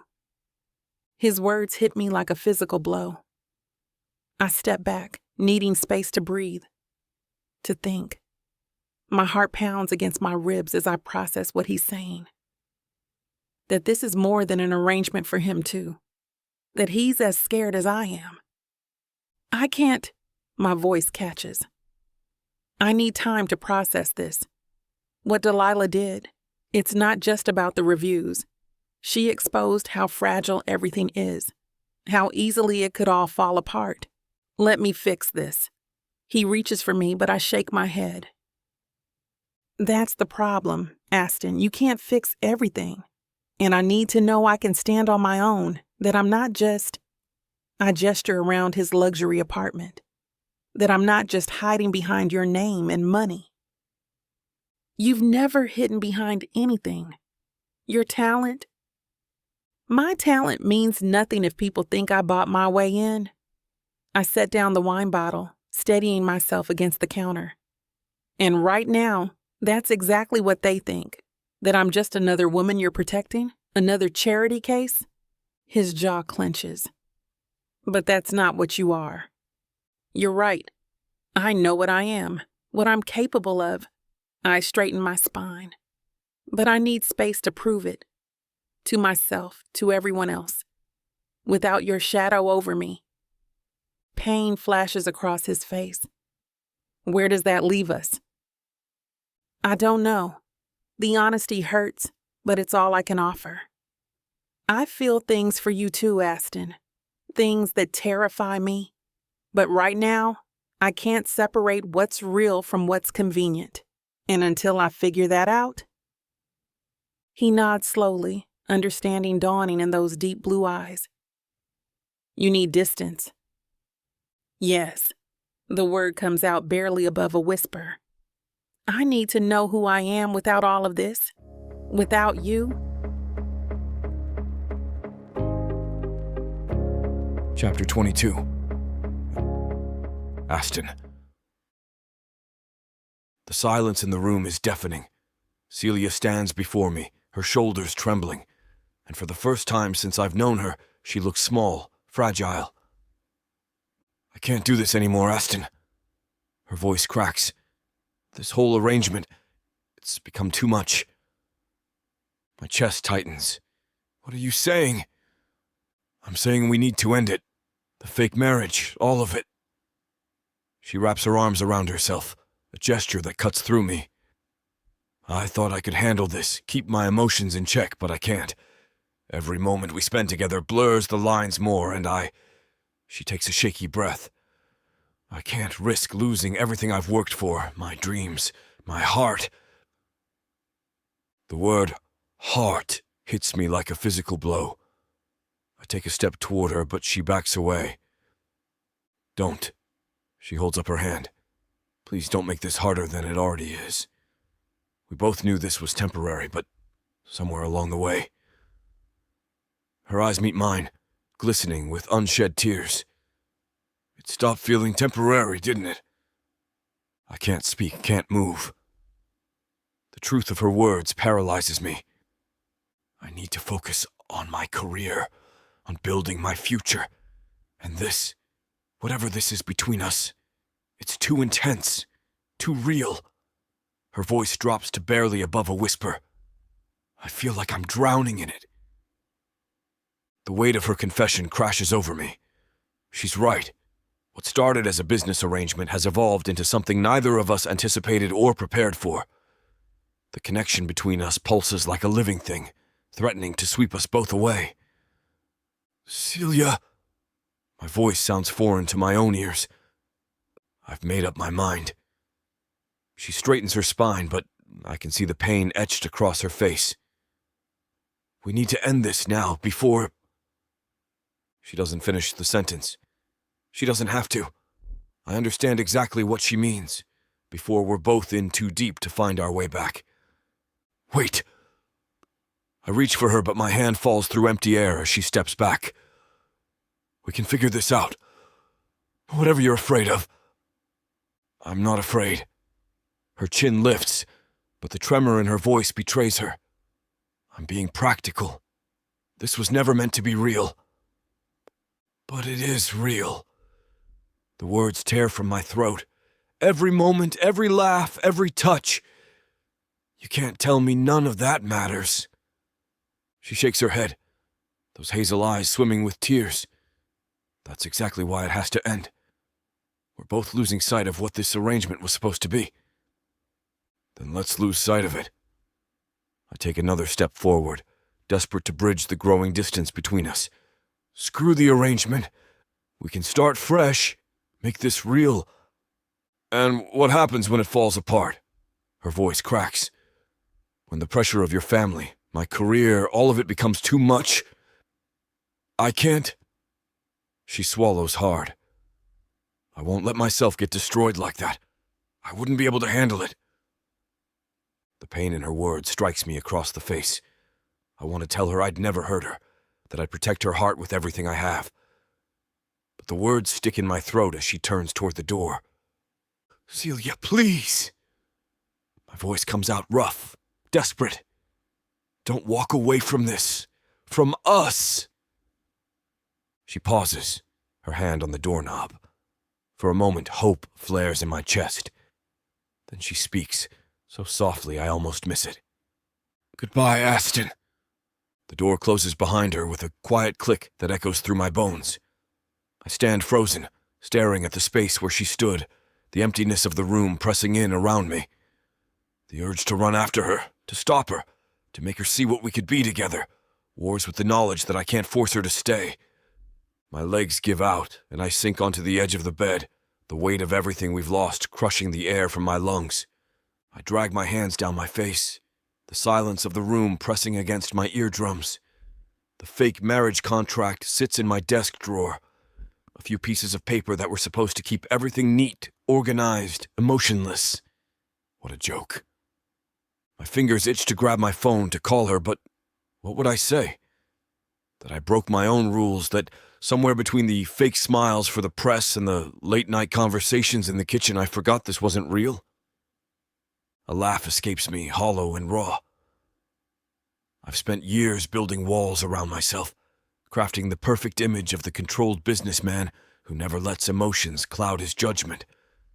Then Celia walks into my life with her passionate speeches about food and her determination to chase her dreams, and those walls might as well have been made of paper. The worst part? I saw it happening. Noticed how my eyes would follow her across a room. How her smile became the highlight of my day. How the thought of her leaving made my chest tight. But I ignored it. Told myself it was just good acting. That we were both playing our parts well. I get up and pace the room, my footsteps echoing where her voice filled the space moments ago. The contract was supposed to protect us both. A clean-cut business arrangement with clear boundaries and an expiration date. Instead, it gave us the perfect excuse to let our guards down, to show parts of ourselves we usually keep hidden. Now I'm left with the bitter taste of irony in my mouth.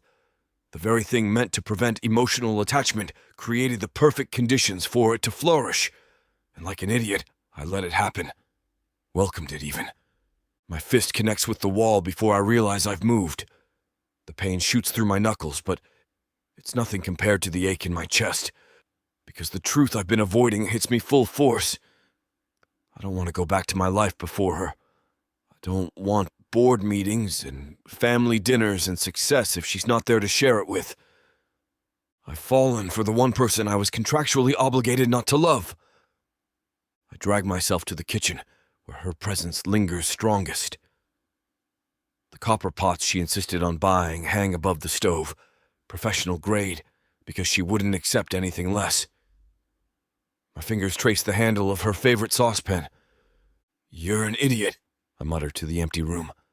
You let her get under your skin. The memory of her first cooking here floods back. She'd taken over my pristine, barely used kitchen like a force of nature. Ingredients everywhere, music playing, her hips swaying as she chopped vegetables with practiced precision.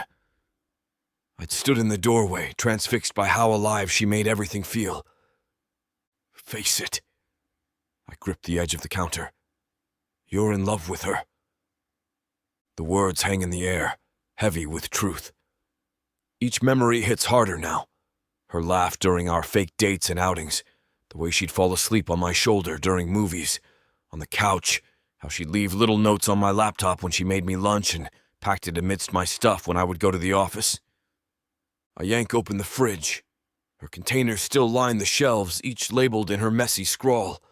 The sight of her handwriting twists something deep in my chest. When did it happen? I ask the silent kitchen. When did I stop pretending? Maybe it was the night she burned the risotto because we got caught up talking about our dreams. Or when she defended me at one of our outings against the paparazzi who accused me of being a philanderer. She was fierce and protective that day. Or perhaps it was simpler. The quiet moments when she'd catch my eye across a room and smile, like we shared a secret. Because we were. I love her. The words come out raw, honest. I'm in love with Celia Warner, and I'm losing her. My phone sits on the counter, taunting me. One call could... No. She made her choice. She walked away because this got too real, because she's protecting herself, because I was too caught up in my own denial to see what was happening until it was too late. The kitchen feels massive now, empty without her energy filling every corner. Every surface holds a memory of her, of us, and each one reminds me of what I've lost by playing at love instead of admitting I'd found the real thing. My phone feels heavy in my hand as I scroll to Leo's number. If anyone understands complicated relationships that started as arrangements, it's him. The line rings 3 times before he picks up. This better be important. I'm in the middle of... I screwed up! The words spill out before he can finish. Celia left. Silence stretches across the line.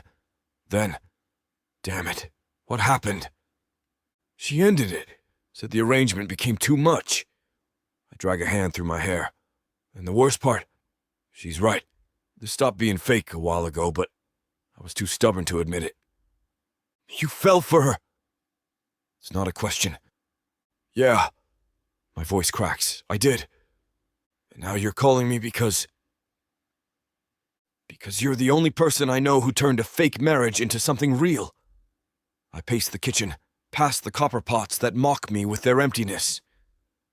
How did you and Olivia figure it out? How did you make her stay when everything got messy? First off, I didn't make her do anything. Leo's voice carries the weight of experience. That was my biggest mistake, thinking I could control the situation. The moment I stopped trying to manage everything and started being honest about my feelings, that's when things changed. But Celia won't even talk to me now. She's convinced this will destroy everything she's worked for. Then prove her wrong. The steel in Leo's voice makes me stop pacing. Show her you're not just another complication in her life, that you're willing to support her dreams instead of competing with them. His words hit home, sharp and true. I don't know how. Yes, you do. You're just scared of being vulnerable. Leo sighs. Look, arrangements like ours, they give us an excuse to keep our walls up while playing at intimacy. But real love, it requires taking those walls down brick by brick. The truth of his words settles in my chest, heavy and undeniable. You want my advice? Leo continues. Stop hiding behind contracts and arrangements. Be honest with her and yourself. Because if you don't fight for this now, you'll regret it for the rest of your life.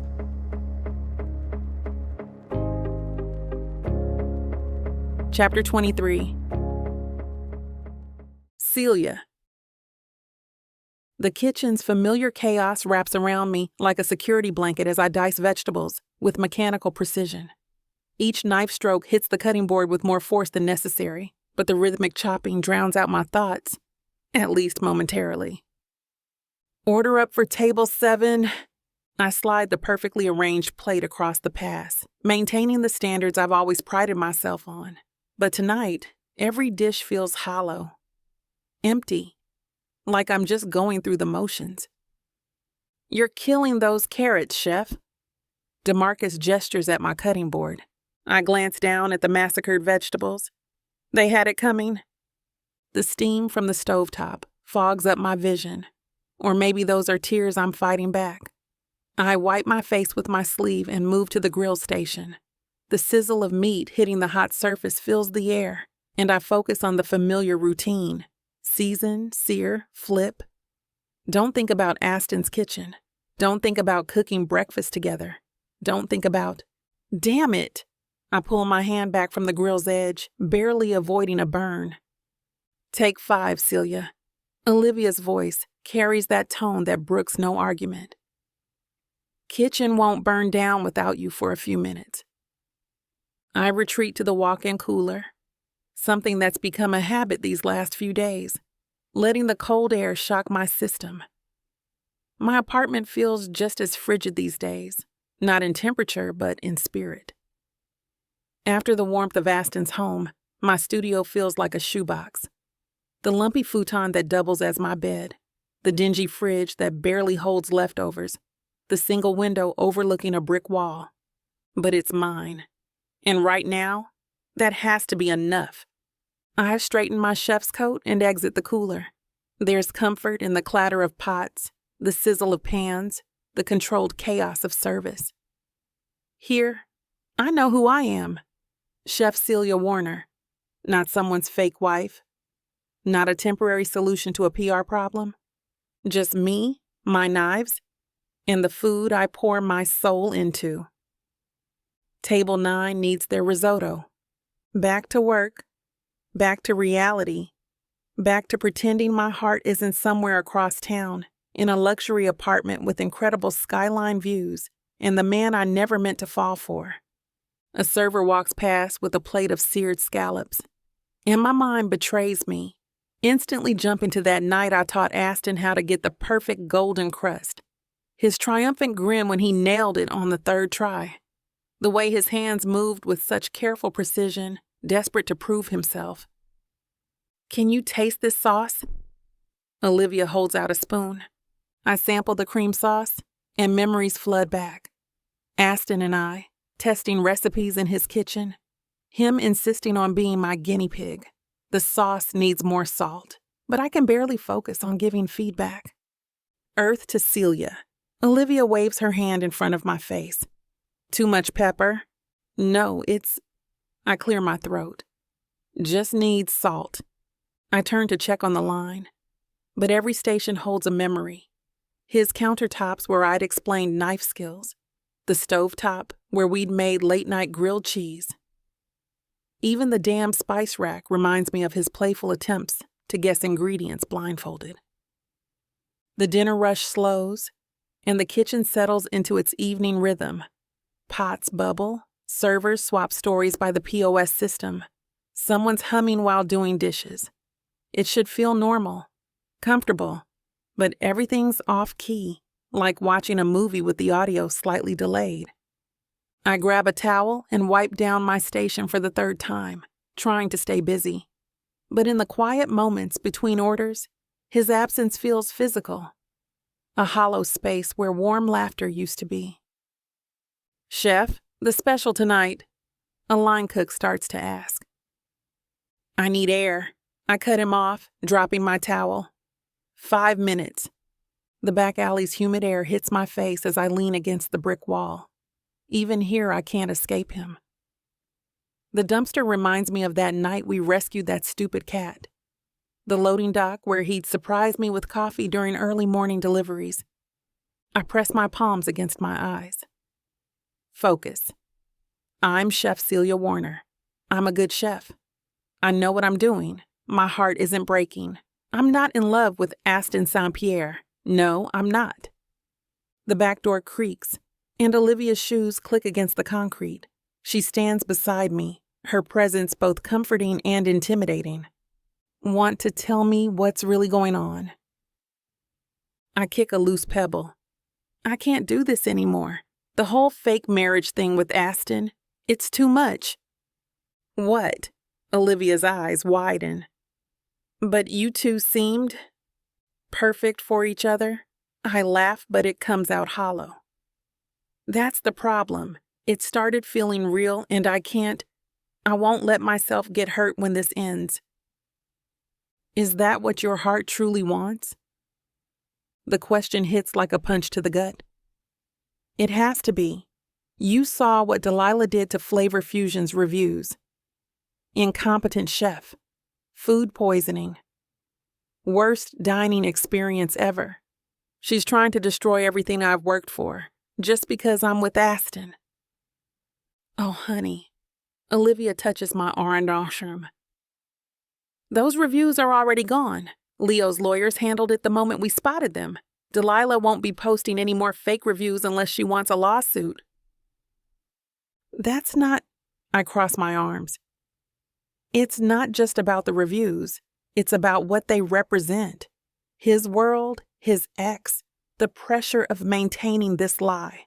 I'm a chef, not some billionaire business owner, and every time I look at him, my voice cracks. You what?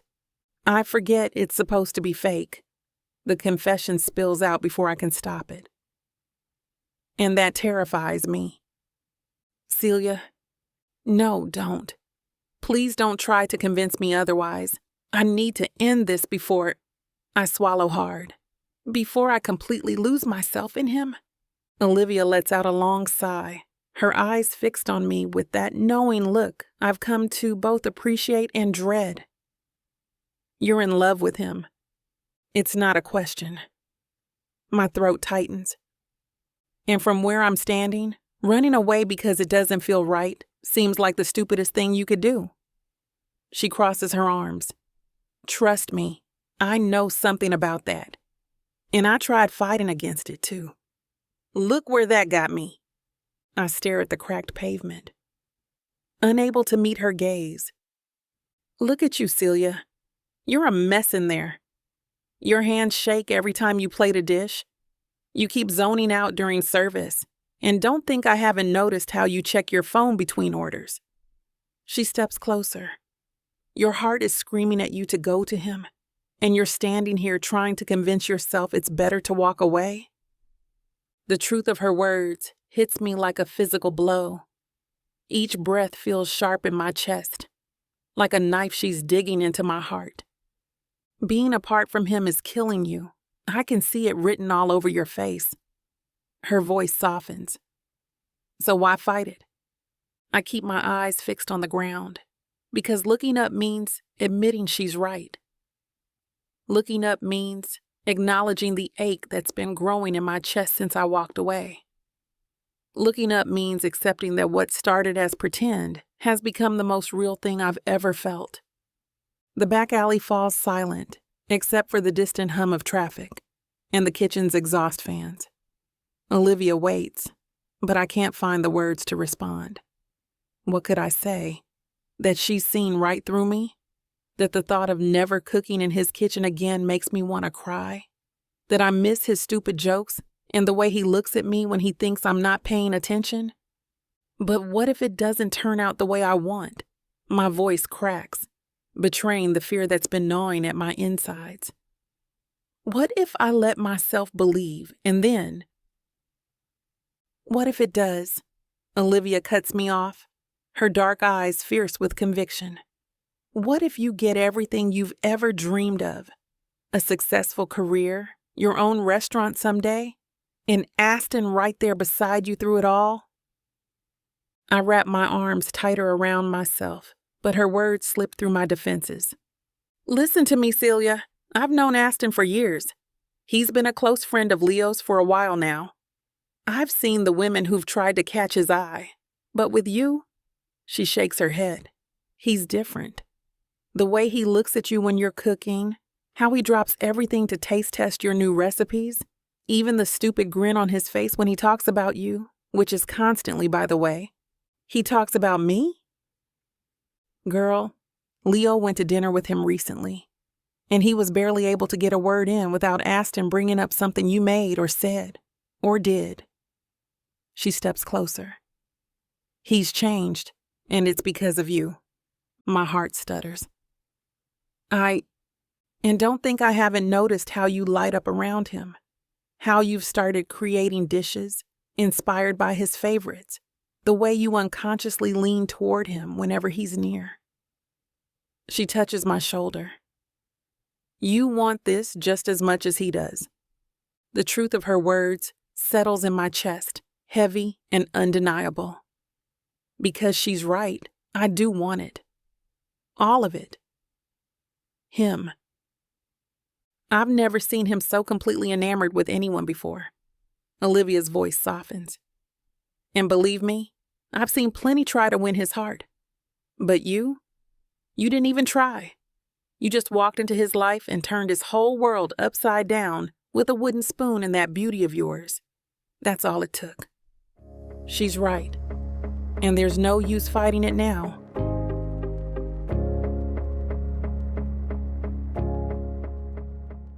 You know that feeling when a book pulls you in, wraps around you, and refuses to let go? When the tension is so thick, you swear you can feel it? Welcome to 30 sinfully addictive romance audiobooks that will ruin your sleep. Wow, I wasn't ready for this. One chapter in, and I'm already hooked. Oh, you thought this was just another audiobook collection. No, sweetheart. This is the Dirty 30. Forbidden love, dangerous desires, billionaires with secrets, bad boys who bite back. And every last word is dripped in temptation.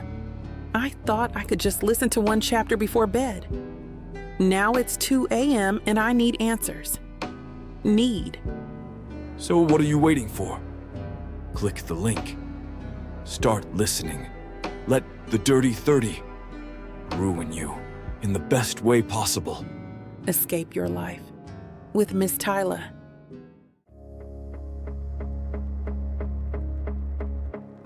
Chapter 24. Aston. Sunlight pierces through the windows of my bedroom, dragging me from a restless sleep. My king-size bed feels too big, too empty. The silk sheets that once symbolized luxury now mock me with their cold touch. I reach for my phone on the nightstand. No messages, no missed calls. Of course not. Why would there be? Damn. The word echoes off the marble walls of my bedroom. Standing up, I navigate through my penthouse apartment. Each step on the hardwood floors resonates in the deafening quiet. The kitchen island where Celia used to experiment with her recipes stands pristine, untouched. No more scattered ingredients or the scent of her latest culinary creation filling the air. My coffee machine hums to life, its mechanical whir a poor substitute for her morning chatter. She'd always start the day with some wild story about a new recipe she wanted to try, or a technique she'd mastered. The living room's leather couch and abstract art pieces, carefully selected by my interior designer, feel like props in a showroom rather than pieces of a home. Even my prized vintage whiskey collection has lost its appeal. What's the point of pouring 2 glasses when there's no one to share it with? I grab my coffee and walk to the window wall overlooking the city. New York bustles below, people rushing to their 9-to-5 jobs, couples walking hand in hand, life moving forward while I'm stuck in this pristine prison of my own making. Should have known better than to mix business with... The words die in my throat. What exactly? Pleasure? Emotions? Reality? The emptiness of my apartment mirrors the void she left behind. Every corner holds a memory. Her laptop on the coffee table as she researched recipes, her shoes kicked off by the entrance after a long shift, her laugh bouncing off these same walls that now only reflect silence. My phone buzzes with work emails, but for the first time in my life, the prospect of diving into business deals doesn't ignite that familiar spark. The Saint-Pierre empire can wait. Right now, I'm just a man standing in an empty apartment, realizing that all the success and wealth in the world mean nothing without someone to share it with. I drag myself through the motions of getting ready, pulling a charcoal suit from my walk-in closet. The fabric feels heavy, like armor I need to face another day without her. Something to take the attention away from my expression. One glance at me and most people can tell I'm miserable. My fingers fumble with each button of my white dress shirt. The tie hangs loose around my neck as I step into the bathroom, facing my reflection. Dark circles shadow my eyes, remnants of another sleepless night spent replaying her words. The memory hits like a punch to the gut. I grip the marble counter, knuckles white. Water splashes against my face, but it doesn't wash away the image of Celia's expression. Hurt, betrayal, disappointment. All because I couldn't fully stand up to my past. Couldn't shut the door in Delilah's face and lock it for good. My electric toothbrush buzzes, its routine rhythm matching the dull ache in my chest. 2 minutes feel like an eternity when every second reminds me of her morning routine. She'd hum while brushing her teeth, dancing slightly to whatever tune played in her head. The tie slides through my fingers as I attempt a Windsor knot. 3 tries before I get it right. Used to do this without thinking, but now my mind wanders to how Celia would straighten my tie, her fingers lingering on my chest. "You're going to kill it today," she'd say, smoothing down my lapels. Always knew exactly what to say to start my day right. I check my watch. Another mechanical action in this hollow morning ritual. 7:45. Time to head to the office, to bury myself in spreadsheets and acquisitions. Anything to avoid thinking about how I let the best thing in my life slip through my fingers because I couldn't face my own demons. Stepping out of my apartment, I lock it and make my way to the elevator that leads to the parking garage. Damn it. Everything feels like a chore now. From walking to breathing to even going to work. What's the point of it all anyway? But I have to do what I need to do. Otherwise, the press will start talking. They'll wonder, what's wrong with the heir to the Saint-Pierre empire? Is he facing romantic troubles yet again? Why can't he just settle down for good? The elevator doors slide open to the private parking level. My footsteps echo through the concrete structure as I approach my collection of vehicles. The Aston Martin DB11 catches my eye, sleek, powerful, a reflection of everything I'm supposed to be, but don't feel like anymore. The leather seat embraces me as I slide behind the wheel. Before I can start the engine, my phone lights up. Dad's face fills the screen. "Son," his voice carries that tone, the one that means this isn't just a casual check-in. "Morning, Dad." I grip the steering wheel tighter. "You missed Sunday dinner again." A pause. "Everything all right?" "Just busy with the merger." The lie slides out easily, too easily. "Aston, I've known you your entire life. I've raised you. Something's different." The concern in his voice makes my chest tighten. "You're distracted in meetings, your reports lack their usual detail, and frankly, you haven't been yourself for a while." "I'm fine." The words come out sharper than intended, and I immediately regret my tone. "And Celia? Haven't seen her around lately. She usually bakes those amazing pastries for the office, and she hasn't done that in a while. What gives?" My throat constricts at the mention of her name. My fingers drum against the leather steering wheel, a nervous habit I thought I'd kicked years ago. She's good. Busy with some new menu development at Flavor Fusion. Another lie to add to the growing pile. We're both just swamped with work. "Well, bring her to dinner this Sunday. Your mother misses her." Dad's voice softens, and it makes this whole conversation even worse. "She keeps asking when you two are coming over." "Yeah, sure." I start the engine, letting the aggressive purr of the V12 drown out the guilt threatening to consume me. "Listen, Dad, I'm heading into traffic. Got an early meeting I can't miss. Take care of yourself, son. And her. She's good for you." The call ends, and I rest my forehead against the steering wheel. If he only knew how spectacularly I'd failed at that last part. The steering wheel grows cold under my grip as memories flood back. Late nights in the kitchen, watching her create masterpieces while perched on a bar stool. The way she'd explain each step with such passion, her eyes lighting up as she described flavor combinations. "Try this." She'd hold out a spoon, her other hand cupped beneath to catch any drips. "I think it needs more acidity." I'd taste whatever creation she was working on, savoring not just the flavors, but the intimacy of the moment.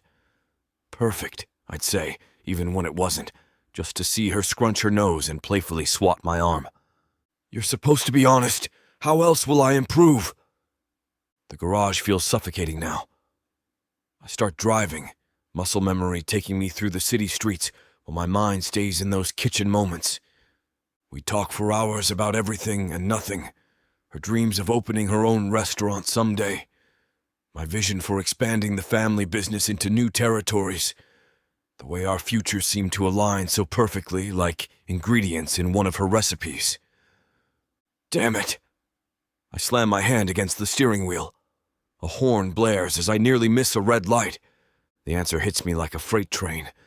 She cares about passion, about dedication, about proving yourself through actions. I pull over to the side of the road and grab my phone.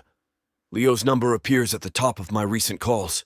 We've been talking business almost daily. But this isn't about business. "Aston, What's up? Leo's voice comes through the car's speakers. I need a favor. My fingers tap against the gear shift. Can you give me Olivia's number? Olivia's? Why do you... He pauses. Wait, this is about Celia, isn't it? Yeah. The word comes out rough. I want to do something special for her. Something that shows I understand her world, you know? And Olivia, she's been where Celia is. Build herself up in the culinary world. About damn time you got your head out of your butt. Leo's laugh carries a hint of relief. Olivia's been talking my ear off about you two. She was ready to storm your apartment and knock some sense into you herself. Wouldn't blame her. I lean back in my seat. Look, I know I messed up, but I want to make it right. Really right. And who better to help me than someone who knows both the restaurant world and Celia? Man, you've got it bad. The smile in his voice is obvious. Good. About time you fought for something real instead of hiding behind work and your family name. So the number? Already texted it to you. And Aston, don't screw this up. Olivia will never let me hear the end of it if you do. Thanks, Leo. I mean it. Just make it count. Celia's worth it. More than worth it. Chapter 25. Celia. The kitchen lights cast harsh shadows across the stainless steel surfaces as I stifle another yawn. My feet ache from standing through this 3-hour meeting, and the notes I've scrawled about next month's menu changes have become increasingly illegible. And for Valentine's Day, we'll feature a special prix-fixe menu. Olivia's warm voice carries across the kitchen. I want each station perfectly coordinated. This, without a doubt, will be our busiest night of the year. I jot down another note, but my mind drifts to Aston. Valentine's Day. It's already coming up next month. The holiday feels like salt in an open wound. Even after 2 weeks of trying to push him from my thoughts, he keeps creeping back in. The way his blue eyes would catch mine across a room. How his voice would drop low when he'd lean close to tell me something. The persistent ache in my chest refuses to fade. Celia, Olivia's voice snaps me back to attention. You'll handle the dessert menu? Yes, of course. I straighten my spine, forcing myself to focus. I'm thinking chocolate souffle with raspberry coulis, maybe a passion fruit panna cotta. The other chefs nod along as I detail my plans, but exhaustion tugs at every word. My wedding ring catches the light as I gesture, and I drop my hand quickly. The ring I can't take off yet, not while we maintain this charade of marriage. It's a constant reminder of what I'm trying so hard to forget. All right, everyone. Get some rest. Tomorrow's another busy day.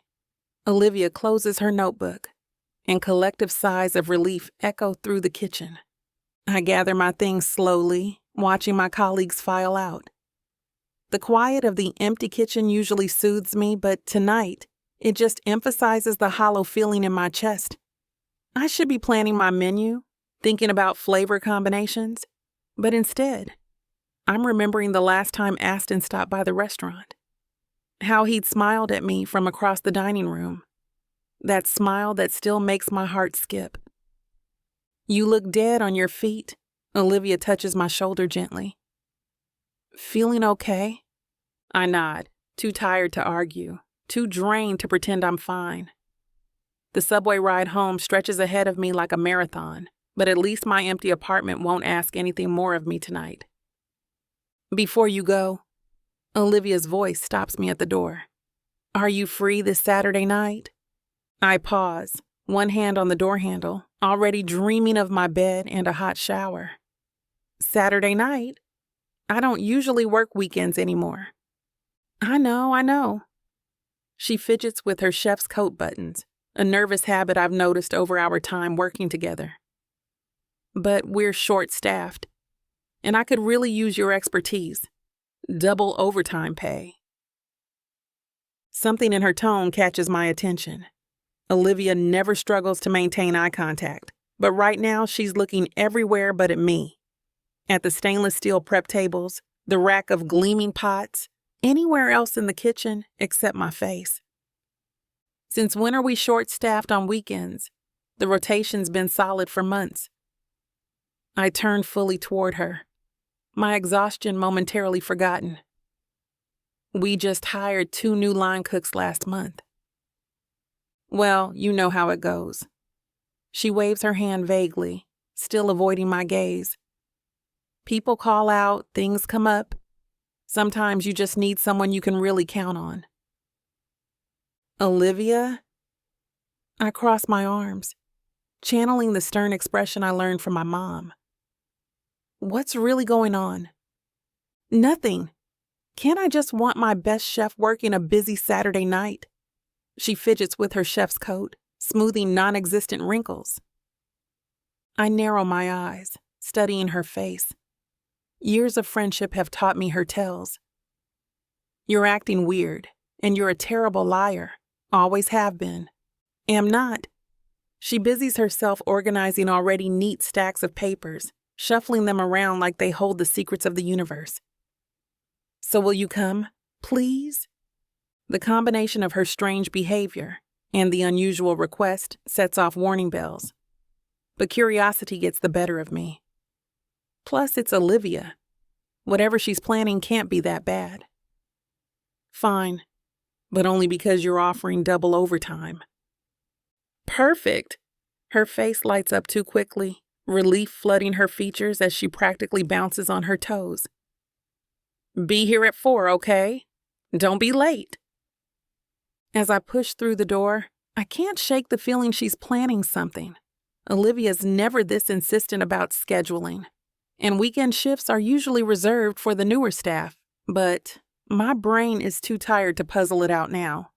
Whatever she's up to, I'll find out Saturday. The January wind bites through my coat as I trudge toward the subway station.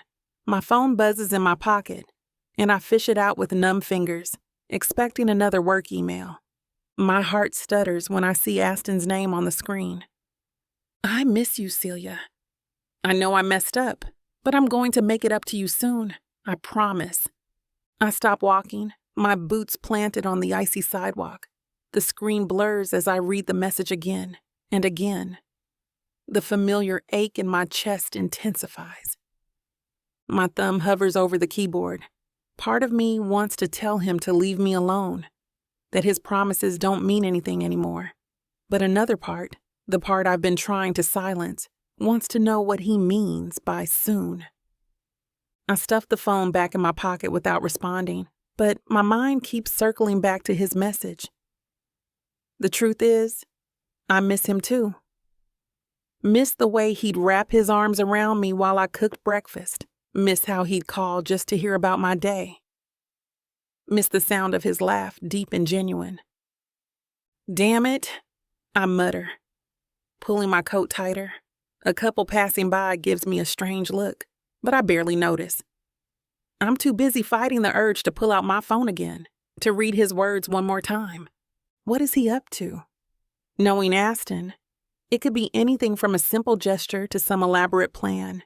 He never does anything halfway. It's one of the things that made me fall for him in the first place. The subway entrance looms ahead, and I pick up my pace. Maybe if I get underground, away from cell service, I can stop thinking about his message. Stop wondering what he means. Stop missing him so much it hurts. Once in the subway, I go through the motions and make it to the platform right on time. The subway car rocks gently as I sink into an empty seat, grateful to be off my feet. The usual evening crowd has thinned, leaving just a scattered handful of late-night commuters. I pull out my phone, Aston's message still burning in my mind, but force myself to open my calendar instead. January's schedule sprawls across my screen. Every special event at Flavor Fusion gets logged here. Wine tastings, private parties, celebrity chef appearances. But Saturday's slot is empty. Just another winter weekend. Something's definitely up with Olivia. She's always direct about what she needs from her staff. This cagey behavior isn't like her at all. I open our text thread and start typing. Okay, what's the real deal with Saturday? My calendar shows nothing special happening. And don't try that short-staffed excuse again. The typing bubble appears immediately. Can't a boss just want her best chef around? Not when that boss is acting super weird about it. Come on, O, spill. You'll find out Saturday. Just trust me, okay? I roll my eyes at her response, my thumbs tapping furiously on the screen. Now I know you're up to something. Maybe I am. Maybe I'm not. But you already said yes, so... Come on, I won't be angry. Fine, I'll spill a bit. We have a secret, but super important, guest coming to Flavor Fusion. I want this to be the best of the best service, so I need all of my heavy hitters on Saturday. I perk a brow. That makes sense, so why the secrecy? Why didn't you just tell me that at first? Well, I'm not supposed to let anyone know about this special guest just yet. The subway lurches into a tunnel, and my signal cuts out before I can respond. I stare at my reflection in the dark window, wondering what she could possibly be planning. Olivia's always been terrible at keeping secrets. The fact that she's being this cryptic means whatever it is must be big. Chapter 26. Aston. I stand beside Olivia at the hostess station, checking my watch for the 100th time. The restaurant bustles with activity as staff members hurry to perfect every detail for tonight's service. She'll be here any minute. Olivia adjusts a stack of newly printed menus. You know how punctual Celia is. Yeah.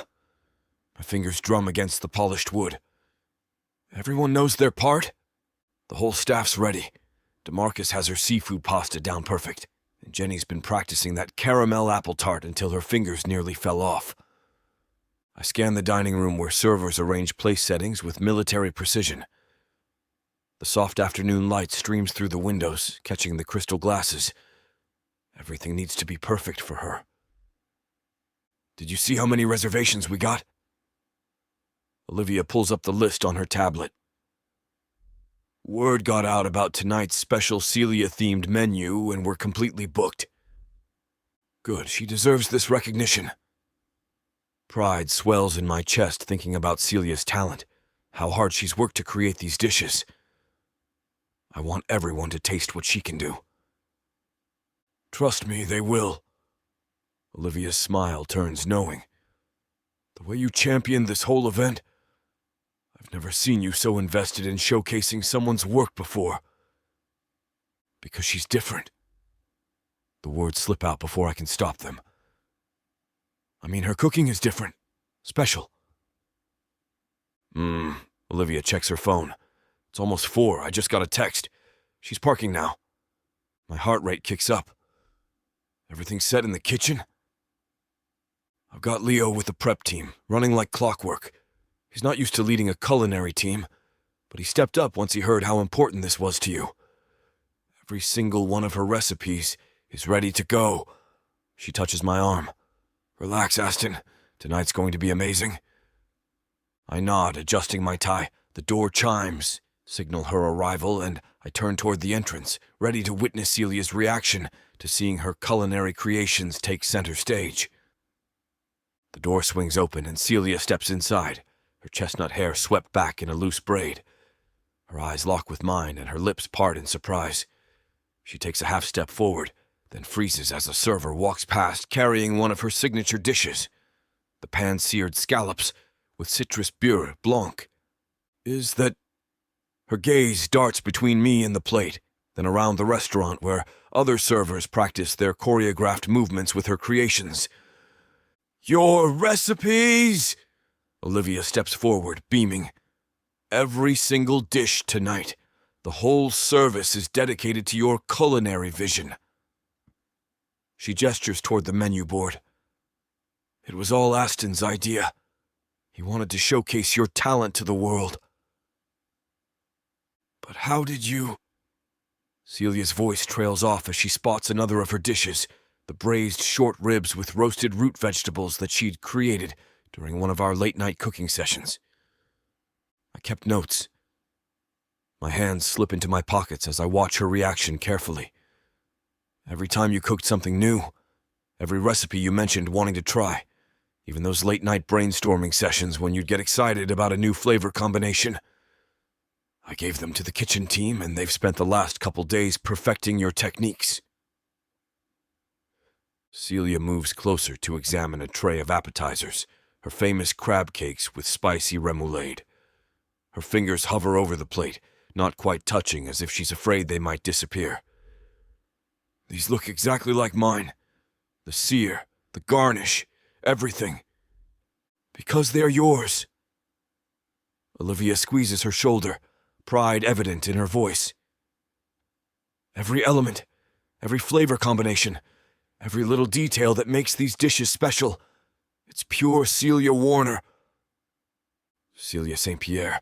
Legally, I interject with a hint of possessiveness, earning a knowing look from Olivia. Damn right I had to correct that. Hearing my last name attached to hers still gives me a thrill I can't explain. I can't believe you did this! Her eyes meet mine again, bright with emotion, and my chest tightens at the way she's looking at me. All of this... for me? Look, I know I screwed up with the whole Delilah situation. I squeeze Celia's hands, drawing her closer. The way I handled it, that wasn't right. I needed to make it up to you somehow. Aston! No, let me finish. Watching you in the kitchen, seeing how your face lights up when you create something new. It hit me. This was the perfect way to show everyone what I see when I watch you cook. The reservation list is incredible. Olivia swipes through her tablet. Food critics from 3 major publications, local influencers, and regular customers fighting for tables. We're completely booked, with a wait list 50 deep. Tears well in Celia's eyes as she glances around the dining room. A server passes with her signature lobster risotto, the aroma of saffron and seafood stock trailing behind. I lift her chin with my finger. Hey, these recipes are going to blow everyone away. I've watched you perfect each one. The way you balance flavors, how you plate everything, it's incredible. I don't know what to say. Her voice catches. Thank you for believing in me like this. Always. Celia wraps her arms around my waist, pressing her face against my chest. I hold her close, breathing in the faint scent of vanilla that always seems to cling to her hair.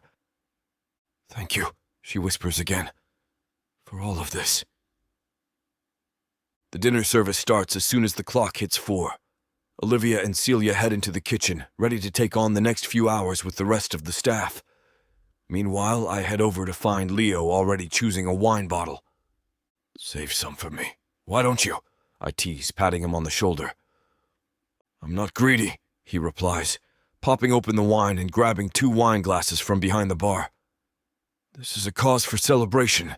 Celia Night might be one of Flavor Fusion's best events yet. He pours me a glass, and I give him an appreciative nod. Then I lean against the bar with Leo, swirling the wine as we watch the dining room fill.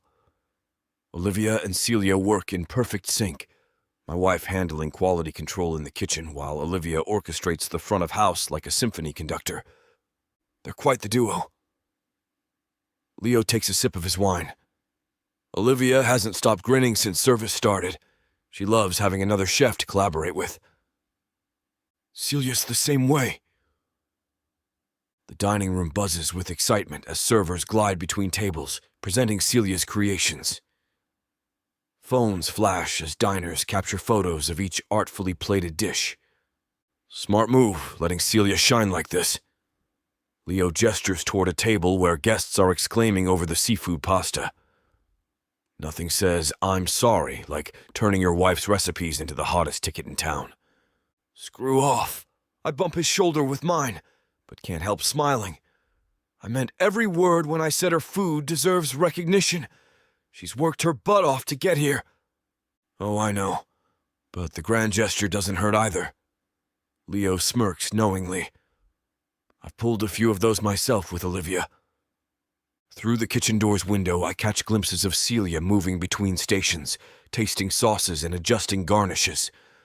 Her face glows with pride as she works alongside the team, executing her vision. Her hands move with confident precision, conducting a symphony of flavors that's drawing praise from every table. Watching her in her element, commanding that kitchen like she was born to it, makes my chest tight with emotion. Our wives make one hell of a team. Leo raises his glass. To the culinary powerhouses who keep us in line. I clink my glass against his, eyes still fixed on my wife through that window. Damn straight. We'd be lost without them. Damn right. I clink my glass against his. And to never screwing up badly enough to need another apology dinner. Leo laughs. I'll drink to that. I take another sip of wine, the rich burgundy coating my tongue. By the way, Leo, I heard about what happened with the reviews. Setting down my glass, I turn to face him. I'm sorry you got dragged into that mess. Delilah's always been vindictive, but going after your wife's restaurant to hurt Celia, that's a new low. Leo shakes his head, a smirk playing at his lips. Don't worry about it. My legal team drafted one hell of a threatening letter. Made it crystal clear that if she or her friends kept it up, they'd face serious consequences. He takes another sip. Let's just say the reviews disappeared pretty damn quick after that. Thanks for handling it. My fingers tighten around the stem of my wine glass, knuckles going white with tension. If I'd had to deal with Delilah myself... I let out a slow breath, tamping down the rage that still simmers beneath the surface. It wouldn't have ended well. Nobody messes with Celia, not while I'm around. That's non-negotiable. I get it. Leo nods toward the kitchen where Celia's directing the prep team, her voice carrying clear and strong through the window as she guides her staff. When you find someone who matters that much, you'll do anything to protect them. Trust me, I learned that lesson with Olivia. She's everything. The words come out rough, honest, scraping past the tightness in my throat. Never thought I'd feel this way about anyone after, you know? But Celia? I watch her through the window, the way she moves with such confidence, such grace, commanding her kitchen like the queen she is. My chest aches with a familiar warmth. She changed everything. Walked right into my life and turned my whole damn world upside down in the best possible way.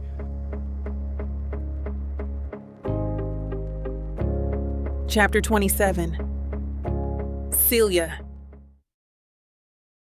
The hallway stretches out before us, familiar yet charged with a new energy tonight. Aston's hand envelops mine, warm and secure, as we walk towards his apartment. His thumb traces circles on my skin, sending tiny sparks up my arm. I can feel his gaze on me, intense and unyielding. You were incredible tonight, he whispers, his voice low and intimate, meant only for me. The way you commanded that kitchen, Celia. I've never seen anything sexier. I look up at him, catching the sincerity in his deep blue eyes. You're just saying that because you got to taste everything first, I tease, but his compliment wraps around me like a warm embrace, settling deep within. I mean it, he insists, stopping us right outside his door. His fingers tilt my chin up, making sure I'm locked onto his gaze. I'm proud of you. You owned your night and everyone loved you. Before I can respond, he leans in, capturing my lips in a soft kiss. It's gentle, barely a whisper, but it sets my heart pounding. He pulls back just enough to unlock the door, then guides me inside. The moment the door clicks shut, everything changes. Aston's hands slide to my waist, turning me so my back presses against the cool wood. His eyes darken, pupils dilating as he looks down at me, a predator cornering his prey, and damn do I want to be caught. Aston, I start, but his name turns into a gasp as he leans in, kissing me deeply. His fingers tangle in my hair, tilting my head back for better access. I melt into him, my hands gripping his shirt, pulling him closer. Our tongues meet, dance, clash. It's fierce and hungry, like he's claiming me, branding me with each stroke. His body presses against mine, all hard lines and barely contained power. I can feel his heart pounding, matching mine beat for beat. One of his hands moves from my hair, trailing down my side, tracing the curve of my waist, my hip. His touch is firm, possessive, leaving no doubt who's in charge. And I wouldn't have it any other way. Aston steps back, his eyes locked onto mine, a silent command burning in their depths. He gestures with a tilt of his head, a smirk playing on his lips. "Jump," he orders. I don't hesitate. I push off from the door, my body colliding with his. His strong arms wrap around me, lifting me effortlessly. My legs find their way around his waist, locking at the ankles. He carries me like this, my face buried in his neck, his scent surrounding me. I can feel his heartbeat, steady and strong against my chest. The bedroom is dark, the only light spilling in from the hallway. Aston lowers me onto the bed, his body following mine down. He hovers over me, his eyes roaming my face, my body. I feel exposed, vulnerable, yet completely safe under his gaze. I hate to put a stop to a good time, but it looks like we've hit this platform's limit for spiciness. This platform's got some rules we have to play by if we want to keep giving you these stories for free. And trust me, this scene isn't something you want to miss. While we can't get into all the details here, you can still dive into the full, uncut version at tylawalker.com. Miss Tyla has an entire collection of unabridged audiobooks and ebooks waiting for you. And the best part? You can treat yourself with 40% off when you use the code SAVE40. That's right.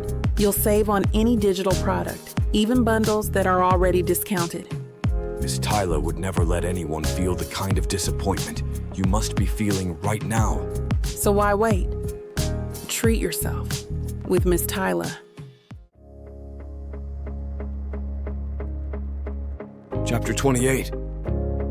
Aston. I adjust my tie for the 100th time, studying my reflection in the bathroom mirror of L'Ardoise. The ring box in my pocket weighs heavy, not from its physical mass, but from what it represents. This time, it's real. No more pretending. The maitre d' leads me back to our secluded corner table, positioned perfectly near the floor-to-ceiling windows overlooking the city lights. Candles flicker across the white tablecloth, casting a warm glow that reminds me of quiet evenings spent in Celia's kitchen, watching her create culinary magic. "Would Monsieur like to see the wine list again?" The sommelier approaches with practiced grace. "The 82 Bordeaux we discussed earlier will be perfect." I check my watch. 20 minutes until Celia arrives. Everything needs to be flawless. The ring, a platinum band with a cushion-cut diamond flanked by smaller sapphires, cost more than most cars. But Celia deserves better than the cheap prop we used for our arrangement. She deserves the world. I run through the evening's carefully orchestrated plan. The 7-course tasting menu I worked with the chef to customize tells our story through food. From the first course, featuring the same mushroom risotto she cooked the night of our arrangement, to the main course incorporating elements from her most popular dish that sold the most on Celia night. The table settings gleam under the crystal chandelier. White roses, her favorite, frame the intimate space. My fingers drum against the tablecloth as I wait, rehearsing the words I've prepared. How do you tell someone who started as a business arrangement that they've become your entire world? A text lights up my phone. Celia's running 5 minutes late. My heart pounds against my ribs, harder than any board meeting or business deal. This isn't about convenience or careers anymore. This is about the way she laughs when I burn toast, how she hums while chopping vegetables, the fierce determination in her eyes when she's perfecting a recipe. I touch the ring box through my jacket pocket one more time, making sure it's still there. Tonight, I'm not asking her to be my fake wife. I'm asking her to be my real one. The words I've rehearsed 1,000 times shuffle through my mind like a deck of cards. None of them feel right anymore. I'm telling her the obvious, that what started as a business arrangement morphed into something real, that every smile, every touch, every moment we shared became more precious than any deal I've ever closed. My phone buzzes. Another text from Celia. She's pulling up to the valet. Damn it. My palms are sweating. I haven't felt this nervous since my first corporate deal, and even that pales in comparison. The maitre d' appears at the restaurant entrance, and there she is. My breath catches. Celia glides through the dining room in a beautiful white dress that flows like water with each step. Her hair cascades in soft waves past her shoulders. She's left it down tonight, the way I love it best. The candlelight catches the gold flecks in her hazel eyes as she searches the room. The moment she spots me, her face lights up with that radiant smile that never fails to make my chest tight. Christ, she's beautiful. Not just in the conventional sense, though she absolutely is, but in the way she carries herself, confident and real. No pretense, no facade, just Celia. Sorry I'm late. She reaches our table. Traffic was... I stand so quickly my chair nearly tips backward. Smooth move, Saint-Pierre, real smooth. But Celia just laughs, that melodic sound that's become my favorite music. You look... The words stick in my throat. Gorgeous. Stunning. Nothing seems adequate. My fingers itch to touch her, to make sure she's real and not some figment of my desperate imagination. Her cheeks dimple as she takes her seat. Well, you look pretty nice yourself, Mr. Saint-Pierre. The way she says my name sends electricity down my spine. The ring box burns in my pocket, and my carefully planned speech dissolves into static. How did I ever think I could script this moment? How's the new menu development coming along? I lean forward, eager to see that spark in her eyes when she talks about cooking. Oh my God, you won't believe what I created yesterday. Celia's hands animate her words. I've been experimenting with this braised short rib that just falls off the bone. The sauce? A reduction of port wine with fresh herbs and these incredible local mushrooms I found at the farmer's market. Her enthusiasm is contagious. The way she describes food transforms simple ingredients into poetry. Tell me more about these mushrooms. They're these gorgeous chanterelles, earthy but delicate. I'm pairing them with roasted root vegetables and this silky parsnip puree that adds this incredible depth. She pauses, eyes dancing. Actually, the whole dish came together because of Celia Knight.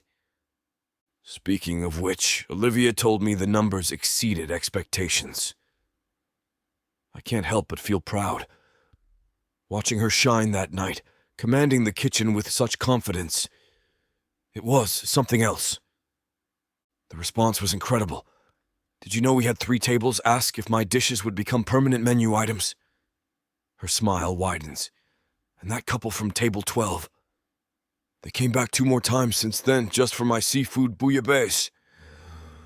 Not surprising, the way you balance those flavors. I shake my head, remembering how the rich broth had me silent with appreciation. I still can't believe you and Olivia arranged all that. The publicity alone. She reaches across the table, squeezing my hand. Thank you again.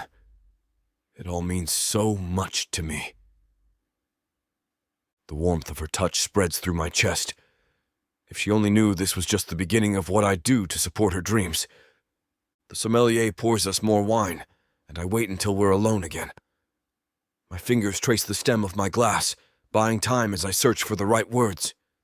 All my rehearsed speeches feel hollow now that she's here, radiant in the candlelight. Celia. Her name comes out rougher than intended. I clear my throat. Since meeting you, my life has changed for the better. She tilts her head, those hazel eyes fixed on mine with an intensity that makes my pulse quicken. When we started this arrangement, I thought I knew exactly what I wanted. Success, status, the perfect image. I leaned forward, dropping my voice. But being with you showed me how empty all that was. How much I was missing. Her fingers still on her wine glass, and I catch the slight tremor in her hand. The way you light up talking about new recipes, how you dance in the kitchen when you think no one's watching, the fierce way you chase your dreams. I reach across the table, covering her hand with mine. I don't want to pretend anymore. Aston, her voice wavers. Let me finish. I slide from my chair, dropping to one knee beside her. The ring box feels electric in my palm as I pull it out. I want this to be real. All of it. No more arrangements. No more facades. Just us, building something genuine together.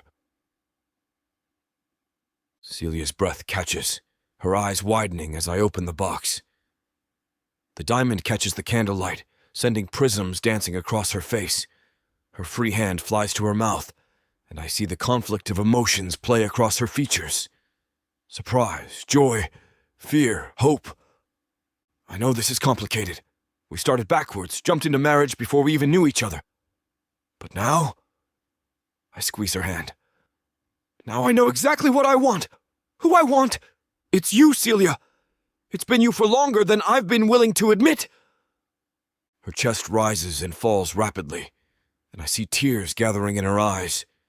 The weight of our journey, from business arrangement to something deeper, hangs between us in the candlelit silence. Will you marry me? For real this time. The words come out raw, honest. My heart pounds as I hold the ring between us, waiting. Celia's eyes shimmer with tears. She draws in a shaky breath, and for a moment that stretches like eternity, the bustling restaurant fades away until there's only us. Yes. Her voice is soft but sure. Yes, I will. The tension in my chest releases in a rush. I take her left hand in mine, fingers trembling as I slide off the simple band we bought for show. It clinks against the table, hollow and meaningless compared to what I'm about to replace it with. The new ring slides perfectly onto her finger, the diamond catching the light. But I can't take my eyes off her face, the way her lips curve into that smile that's become my anchor, the tears that spill down her cheeks, the pure joy radiating from every feature. She laces her fingers through mine, and the connection between us feels electric, profound, real. No more pretending, no more arrangements. Just us, choosing each other. The way her hand fits perfectly in mine makes every doubt I've ever had evaporate like morning mist. I love you, she whispers, and those 3 words make every carefully calculated business decision I've ever made pale in comparison. They hit me square in the chest, settling deep where I've kept my walls up for so damn long. I rise from my knee, never letting go of her hands. They're warm in mine, steady and sure, like everything about us now. Her grip tightens just slightly as if she's afraid I might disappear. But I'm not going anywhere. Not when I've finally found what I've been searching for my whole life. I love you too, Celia. The words come out rough with emotion, but I mean them more than anything I've ever said. More than any contract I've signed, any deal I've sealed. This is it. This is everything. Chapter 29. Celia.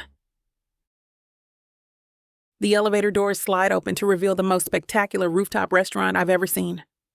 40 stories up, glass walls stretch from floor to ceiling, offering a panoramic view of Manhattan's glittering skyline. Crystal chandeliers cast a warm glow across the marble floors, and fresh orchids grace every table. Welcome to Celestial. Olivia leads our group to a private corner table overlooking Central Park, the city lights twinkling like stars beneath us. Benedict, the owner, and I worked together years ago, so he's a good friend of mine.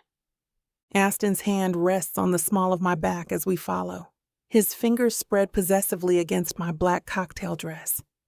His proximity sends tingles through my spine, even after all this time together. We're actually engaged. For real this time. This place is... I trail off, taking in the opulence. Crystal stemware catches the light, creating tiny rainbows on the pristine white tablecloth. It's incredible, right? Leo grins, pulling out Olivia's chair like the gentleman he pretends not to be. Wait till you try the food. The head chef trained in Paris for 15 years before coming here. The sommelier appears with a bottle of champagne I know costs more than a liver. He presents it with practiced elegance, his white gloves gleaming under the chandeliers.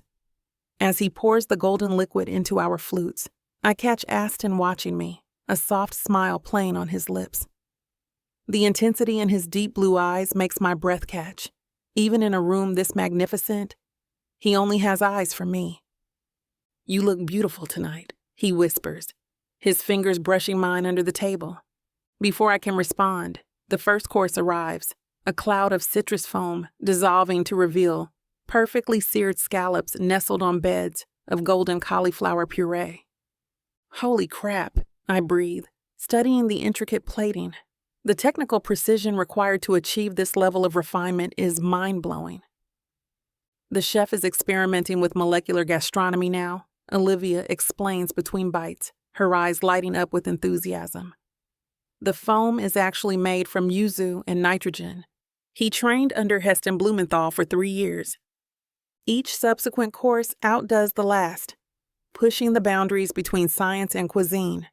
There's Wagyu beef so tender, it melts on my tongue, the marbling creating an explosion of rich umami flavor. The lobster arrives poached in vanilla butter, nestled among edible flowers and micro-herbs. And the chocolate dessert? It defies gravity, suspended elements that float above the plate on nearly invisible sugar structures, accompanied by spherified passion fruit pearls that burst in my mouth. As a chef, this must be like Disney World for you, Leo quips at my wide-eyed expression, taking a sip of his perfectly paired wine.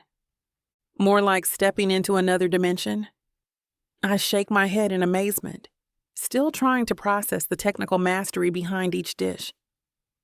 Some of these techniques, I've only read about them in cutting-edge culinary journals. The precision required is insane. 1 degree off, and that sugar work would shatter. Aston squeezes my knee under the table. Maybe we'll have to make this a regular thing. Only if you want me to completely revamp the entire menu and blow through our restaurant's budget, I tease back. Olivia sucks in a breath. Maybe one day we'll try it. One day in the future. So how's the wedding planning coming along?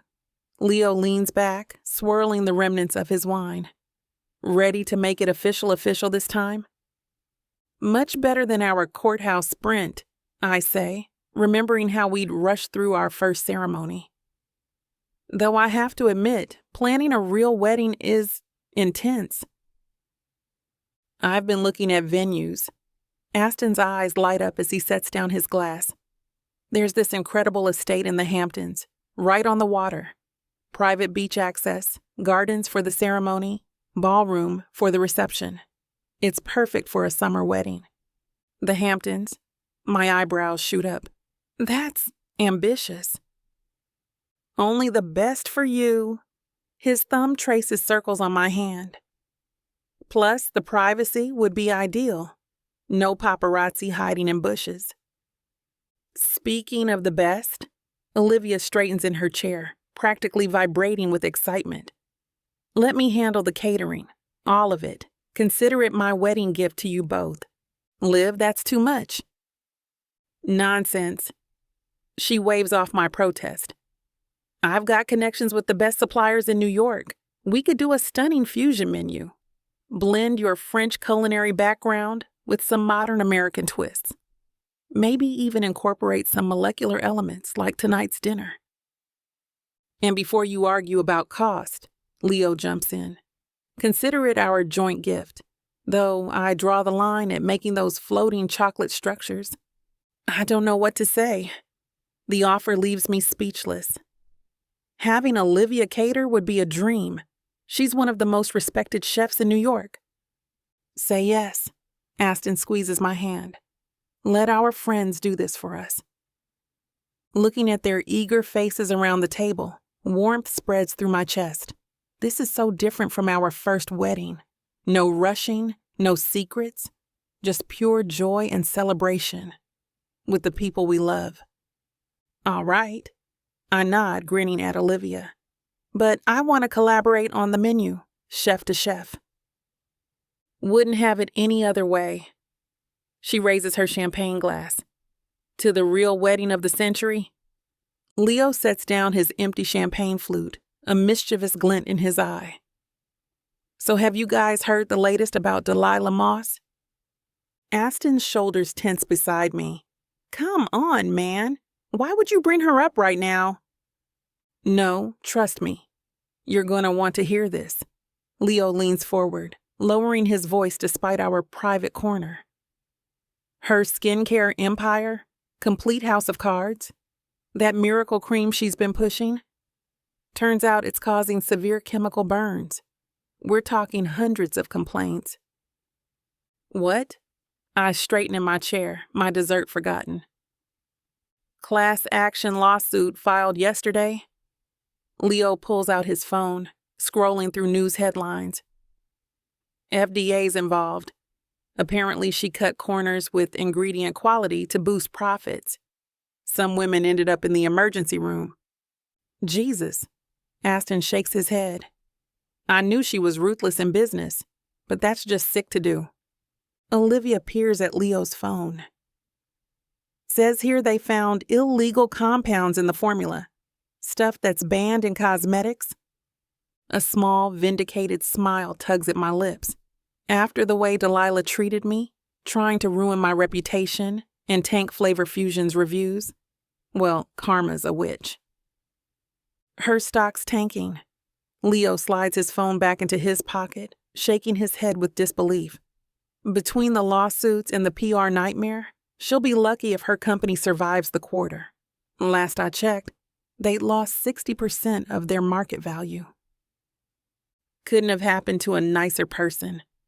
I mutter into my wine glass, taking a long, satisfying sip of the Cabernet. Aston's warm hand finds mine under the table, his thumb stroking gentle circles against my skin. Let's not waste any more time talking about her. Tonight's about us. His deep blue eyes lock with mine, filled with that intensity that never fails to make my heart skip. You're right. I squeeze his fingers, grateful for the reminder of what really matters. The solid presence of his hand in mine grounds me, helps push away thoughts of past betrayals. Though I won't pretend I'm not enjoying this a little bit. A little bit, Olivia snorts, raising her eyebrows as she leans forward. After what she pulled, girl, you're allowed to enjoy this a lot. Hell, I'd be popping champagne if I were you. I shake my head, not wanting to waste another minute thinking or talking about Delilah Moss. She probably has a lot on her plate as is. By the way, I set down my wine glass, my heart full of gratitude, as I look at Leo and Olivia. I never properly thanked you both for everything. When Delilah was trying to destroy my career, you stood by me, defended me. Not many people would do that. Please, Olivia waves her hand. That's what friends are for. Besides, we fake marriage people have to stick together. Leo nearly chokes on his drink. God, remember how terrified we were someone would figure it out? At least you two had a proper plan. Aston's fingers tighten around mine. We just dove in head first at the courthouse. Yeah, because someone was freaking out over a certain Catherine Morrison. I nudge his shoulder playfully, to which he rolls his eyes. Though I have to admit, it worked out pretty well in the end. Funny how that happens. Olivia shares a meaningful look with Leo. You start pretending, and then one day, you realize you're not pretending anymore, Leo finishes, pulling his wife closer. to fake marriages. I raise my glass, keeping my voice low enough that only our table can hear. May they always lead to real love, to fake marriages. The others lift their glasses, crystal clinking as we share knowing smiles. And to real weddings, Aston adds, his eyes never leaving mine. Done right this time. The champagne bubbles tickle my nose as we drink, and I can't help but marvel at how perfectly everything worked out. Two couples who started with lies, now celebrating truth and love in one of the most beautiful restaurants in Manhattan.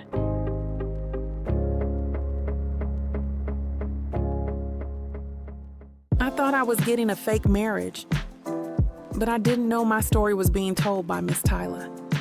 This isn't just any fake marriage, now is it? No, you introduced me to the devil. Come on, girl, Jacob isn't that bad. Oh, I love Jacob. His family, on the other hand? Beggars can't be choosers, Nyla. You should be grateful I even let Jacob Stone look your way. I just wanted to save my granddaddy. Is that so bad? Why couldn't you let this be a normal fake marriage? Instead, you put me in a twisty story filled with money, betrayal, power, and lies. Let's not forget love. That's what keeps me going. But not gonna lie, Miss Tyla. This story you got me in ain't the simple fake marriage, happy ending I thought it would be. It's not. Because where would be the fun in that? Treat yourself to Say Less I Love You. Tuesdays and Thursdays. New seasons premiere every month. Or skip the wait and grab the full series bundle from TylaWalker.com. Treat yourself with Miss Tyla.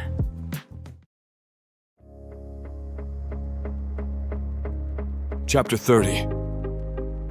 Aston. I wake up to the clatter of pans and the sizzle of something, eggs maybe, hitting hot oil. The scent of fresh coffee teases me awake.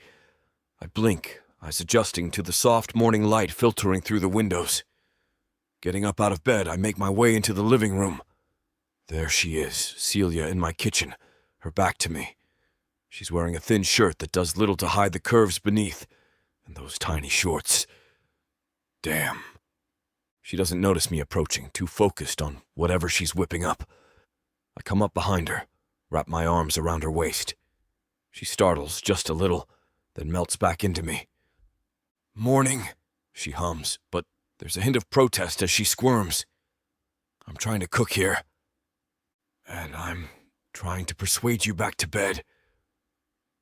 I dip my head, kiss the spot where her neck meets her shoulder. Her pulse quickens against my lips. Aston! Her voice is breathy, but she pushes at my arms half-heartedly. The eggs will burn. Then let them burn. I nip at her earlobe, feeling her shiver. You know you love it. She turns in my arms, eyes fiery but playful. And what makes you think I'm so easily swayed, Mr. Saint-Pierre? I grin, backing her up against the counter. Because you're still here, aren't you? You're going to marry me one day. Celia spins in my arms, her eyes catching fire. She reaches up, pulling me down to her. Our lips meet, and it's like a goddamn explosion. I groan, my hands gripping her waist tighter. Every time with her is like the first, intense, electric. She breaks away, breathless. Aston, what do you think about... She hesitates, her hazel eyes searching mine. About starting a family with me. Soon? I blink, surprise jolting through me. Are you... My gaze drops to her stomach. No, she laughs, pushing at my chest playfully. Not yet, but I want kids one day. With you. The shock dissipates, replaced by a warmth spreading through my chest. I reach behind her, turning off the stove. To hell with breakfast. You want to discuss this now? I murmur, my voice low. She bites her lip, nodding. I scoop her up, her legs instinctively wrapping around my waist. Then let's do it right, I say, carrying her towards the bedroom. Her arms loop around my neck, her fingers playing with the hair at my nape. Kicking the door open, I deposit her onto the bed, following her down. I prop myself up on my elbow, looking into her eyes. You and me, huh? She grins, tracing patterns on my chest. You and me. I think about it. Little ones with her smile, her laughter. Hell yeah, I want that. A family with you, Celia. It's everything I'd ever want. I lean down, capturing her lips again. We've got plans to make, but they can wait. Right now, it's just us. And that's more than enough. And that's where we're going to put a pause on pleasure. It looks like the rest of this chapter is just too naughty to put on the air. As much as we'd love to share every little detail, we've got to stick to this platform's guidelines to keep these free audiobooks coming. They've got some rules about what we can show, and we wouldn't want to risk losing the chance to bring you more content. As frustrating as it is to build the tension only to be interrupted, Miss Tyla always knows how to make it up to you. You can find the full, uncut scene over at TylaWalker.com. With an entire library of unabridged audiobooks and ebooks, Miss Tyla's collection is waiting for you. And if you use code SAVE40, you'll get 40% off any digital product, even on bundles that are already discounted. So don't let the fun stop here. Head over to TylaWalker.com and treat yourself with Miss Tyla. Celia collapses onto my chest, her body limp, her breath ragged. I wrap my arms around her, holding her close. I can feel her heart pounding, matching the rhythm of my own. I press a kiss to her cheek, tasting the salt of her sweat. I love you, I murmur, my voice soft but steady. You know that, right? She nods, a small smile playing on her lips. I do. I chuckle, my chest vibrating beneath her. And I can't wait to marry you, Celia. You're mine, and I want the world to know it. She props herself up on her elbows, her hazel eyes meeting mine. They're sparkling, her smile wide and genuine. You're such a caveman, Aston. I shrug, not denying it. Only for you, baby. Only for you. She laughs, the sound light and infectious. It's music to my ears. I pull her down for a kiss, long and lingering. We're a mess of sweat and fluids, but I don't give a damn. This is us, raw and real. And it's perfect. It's all I need.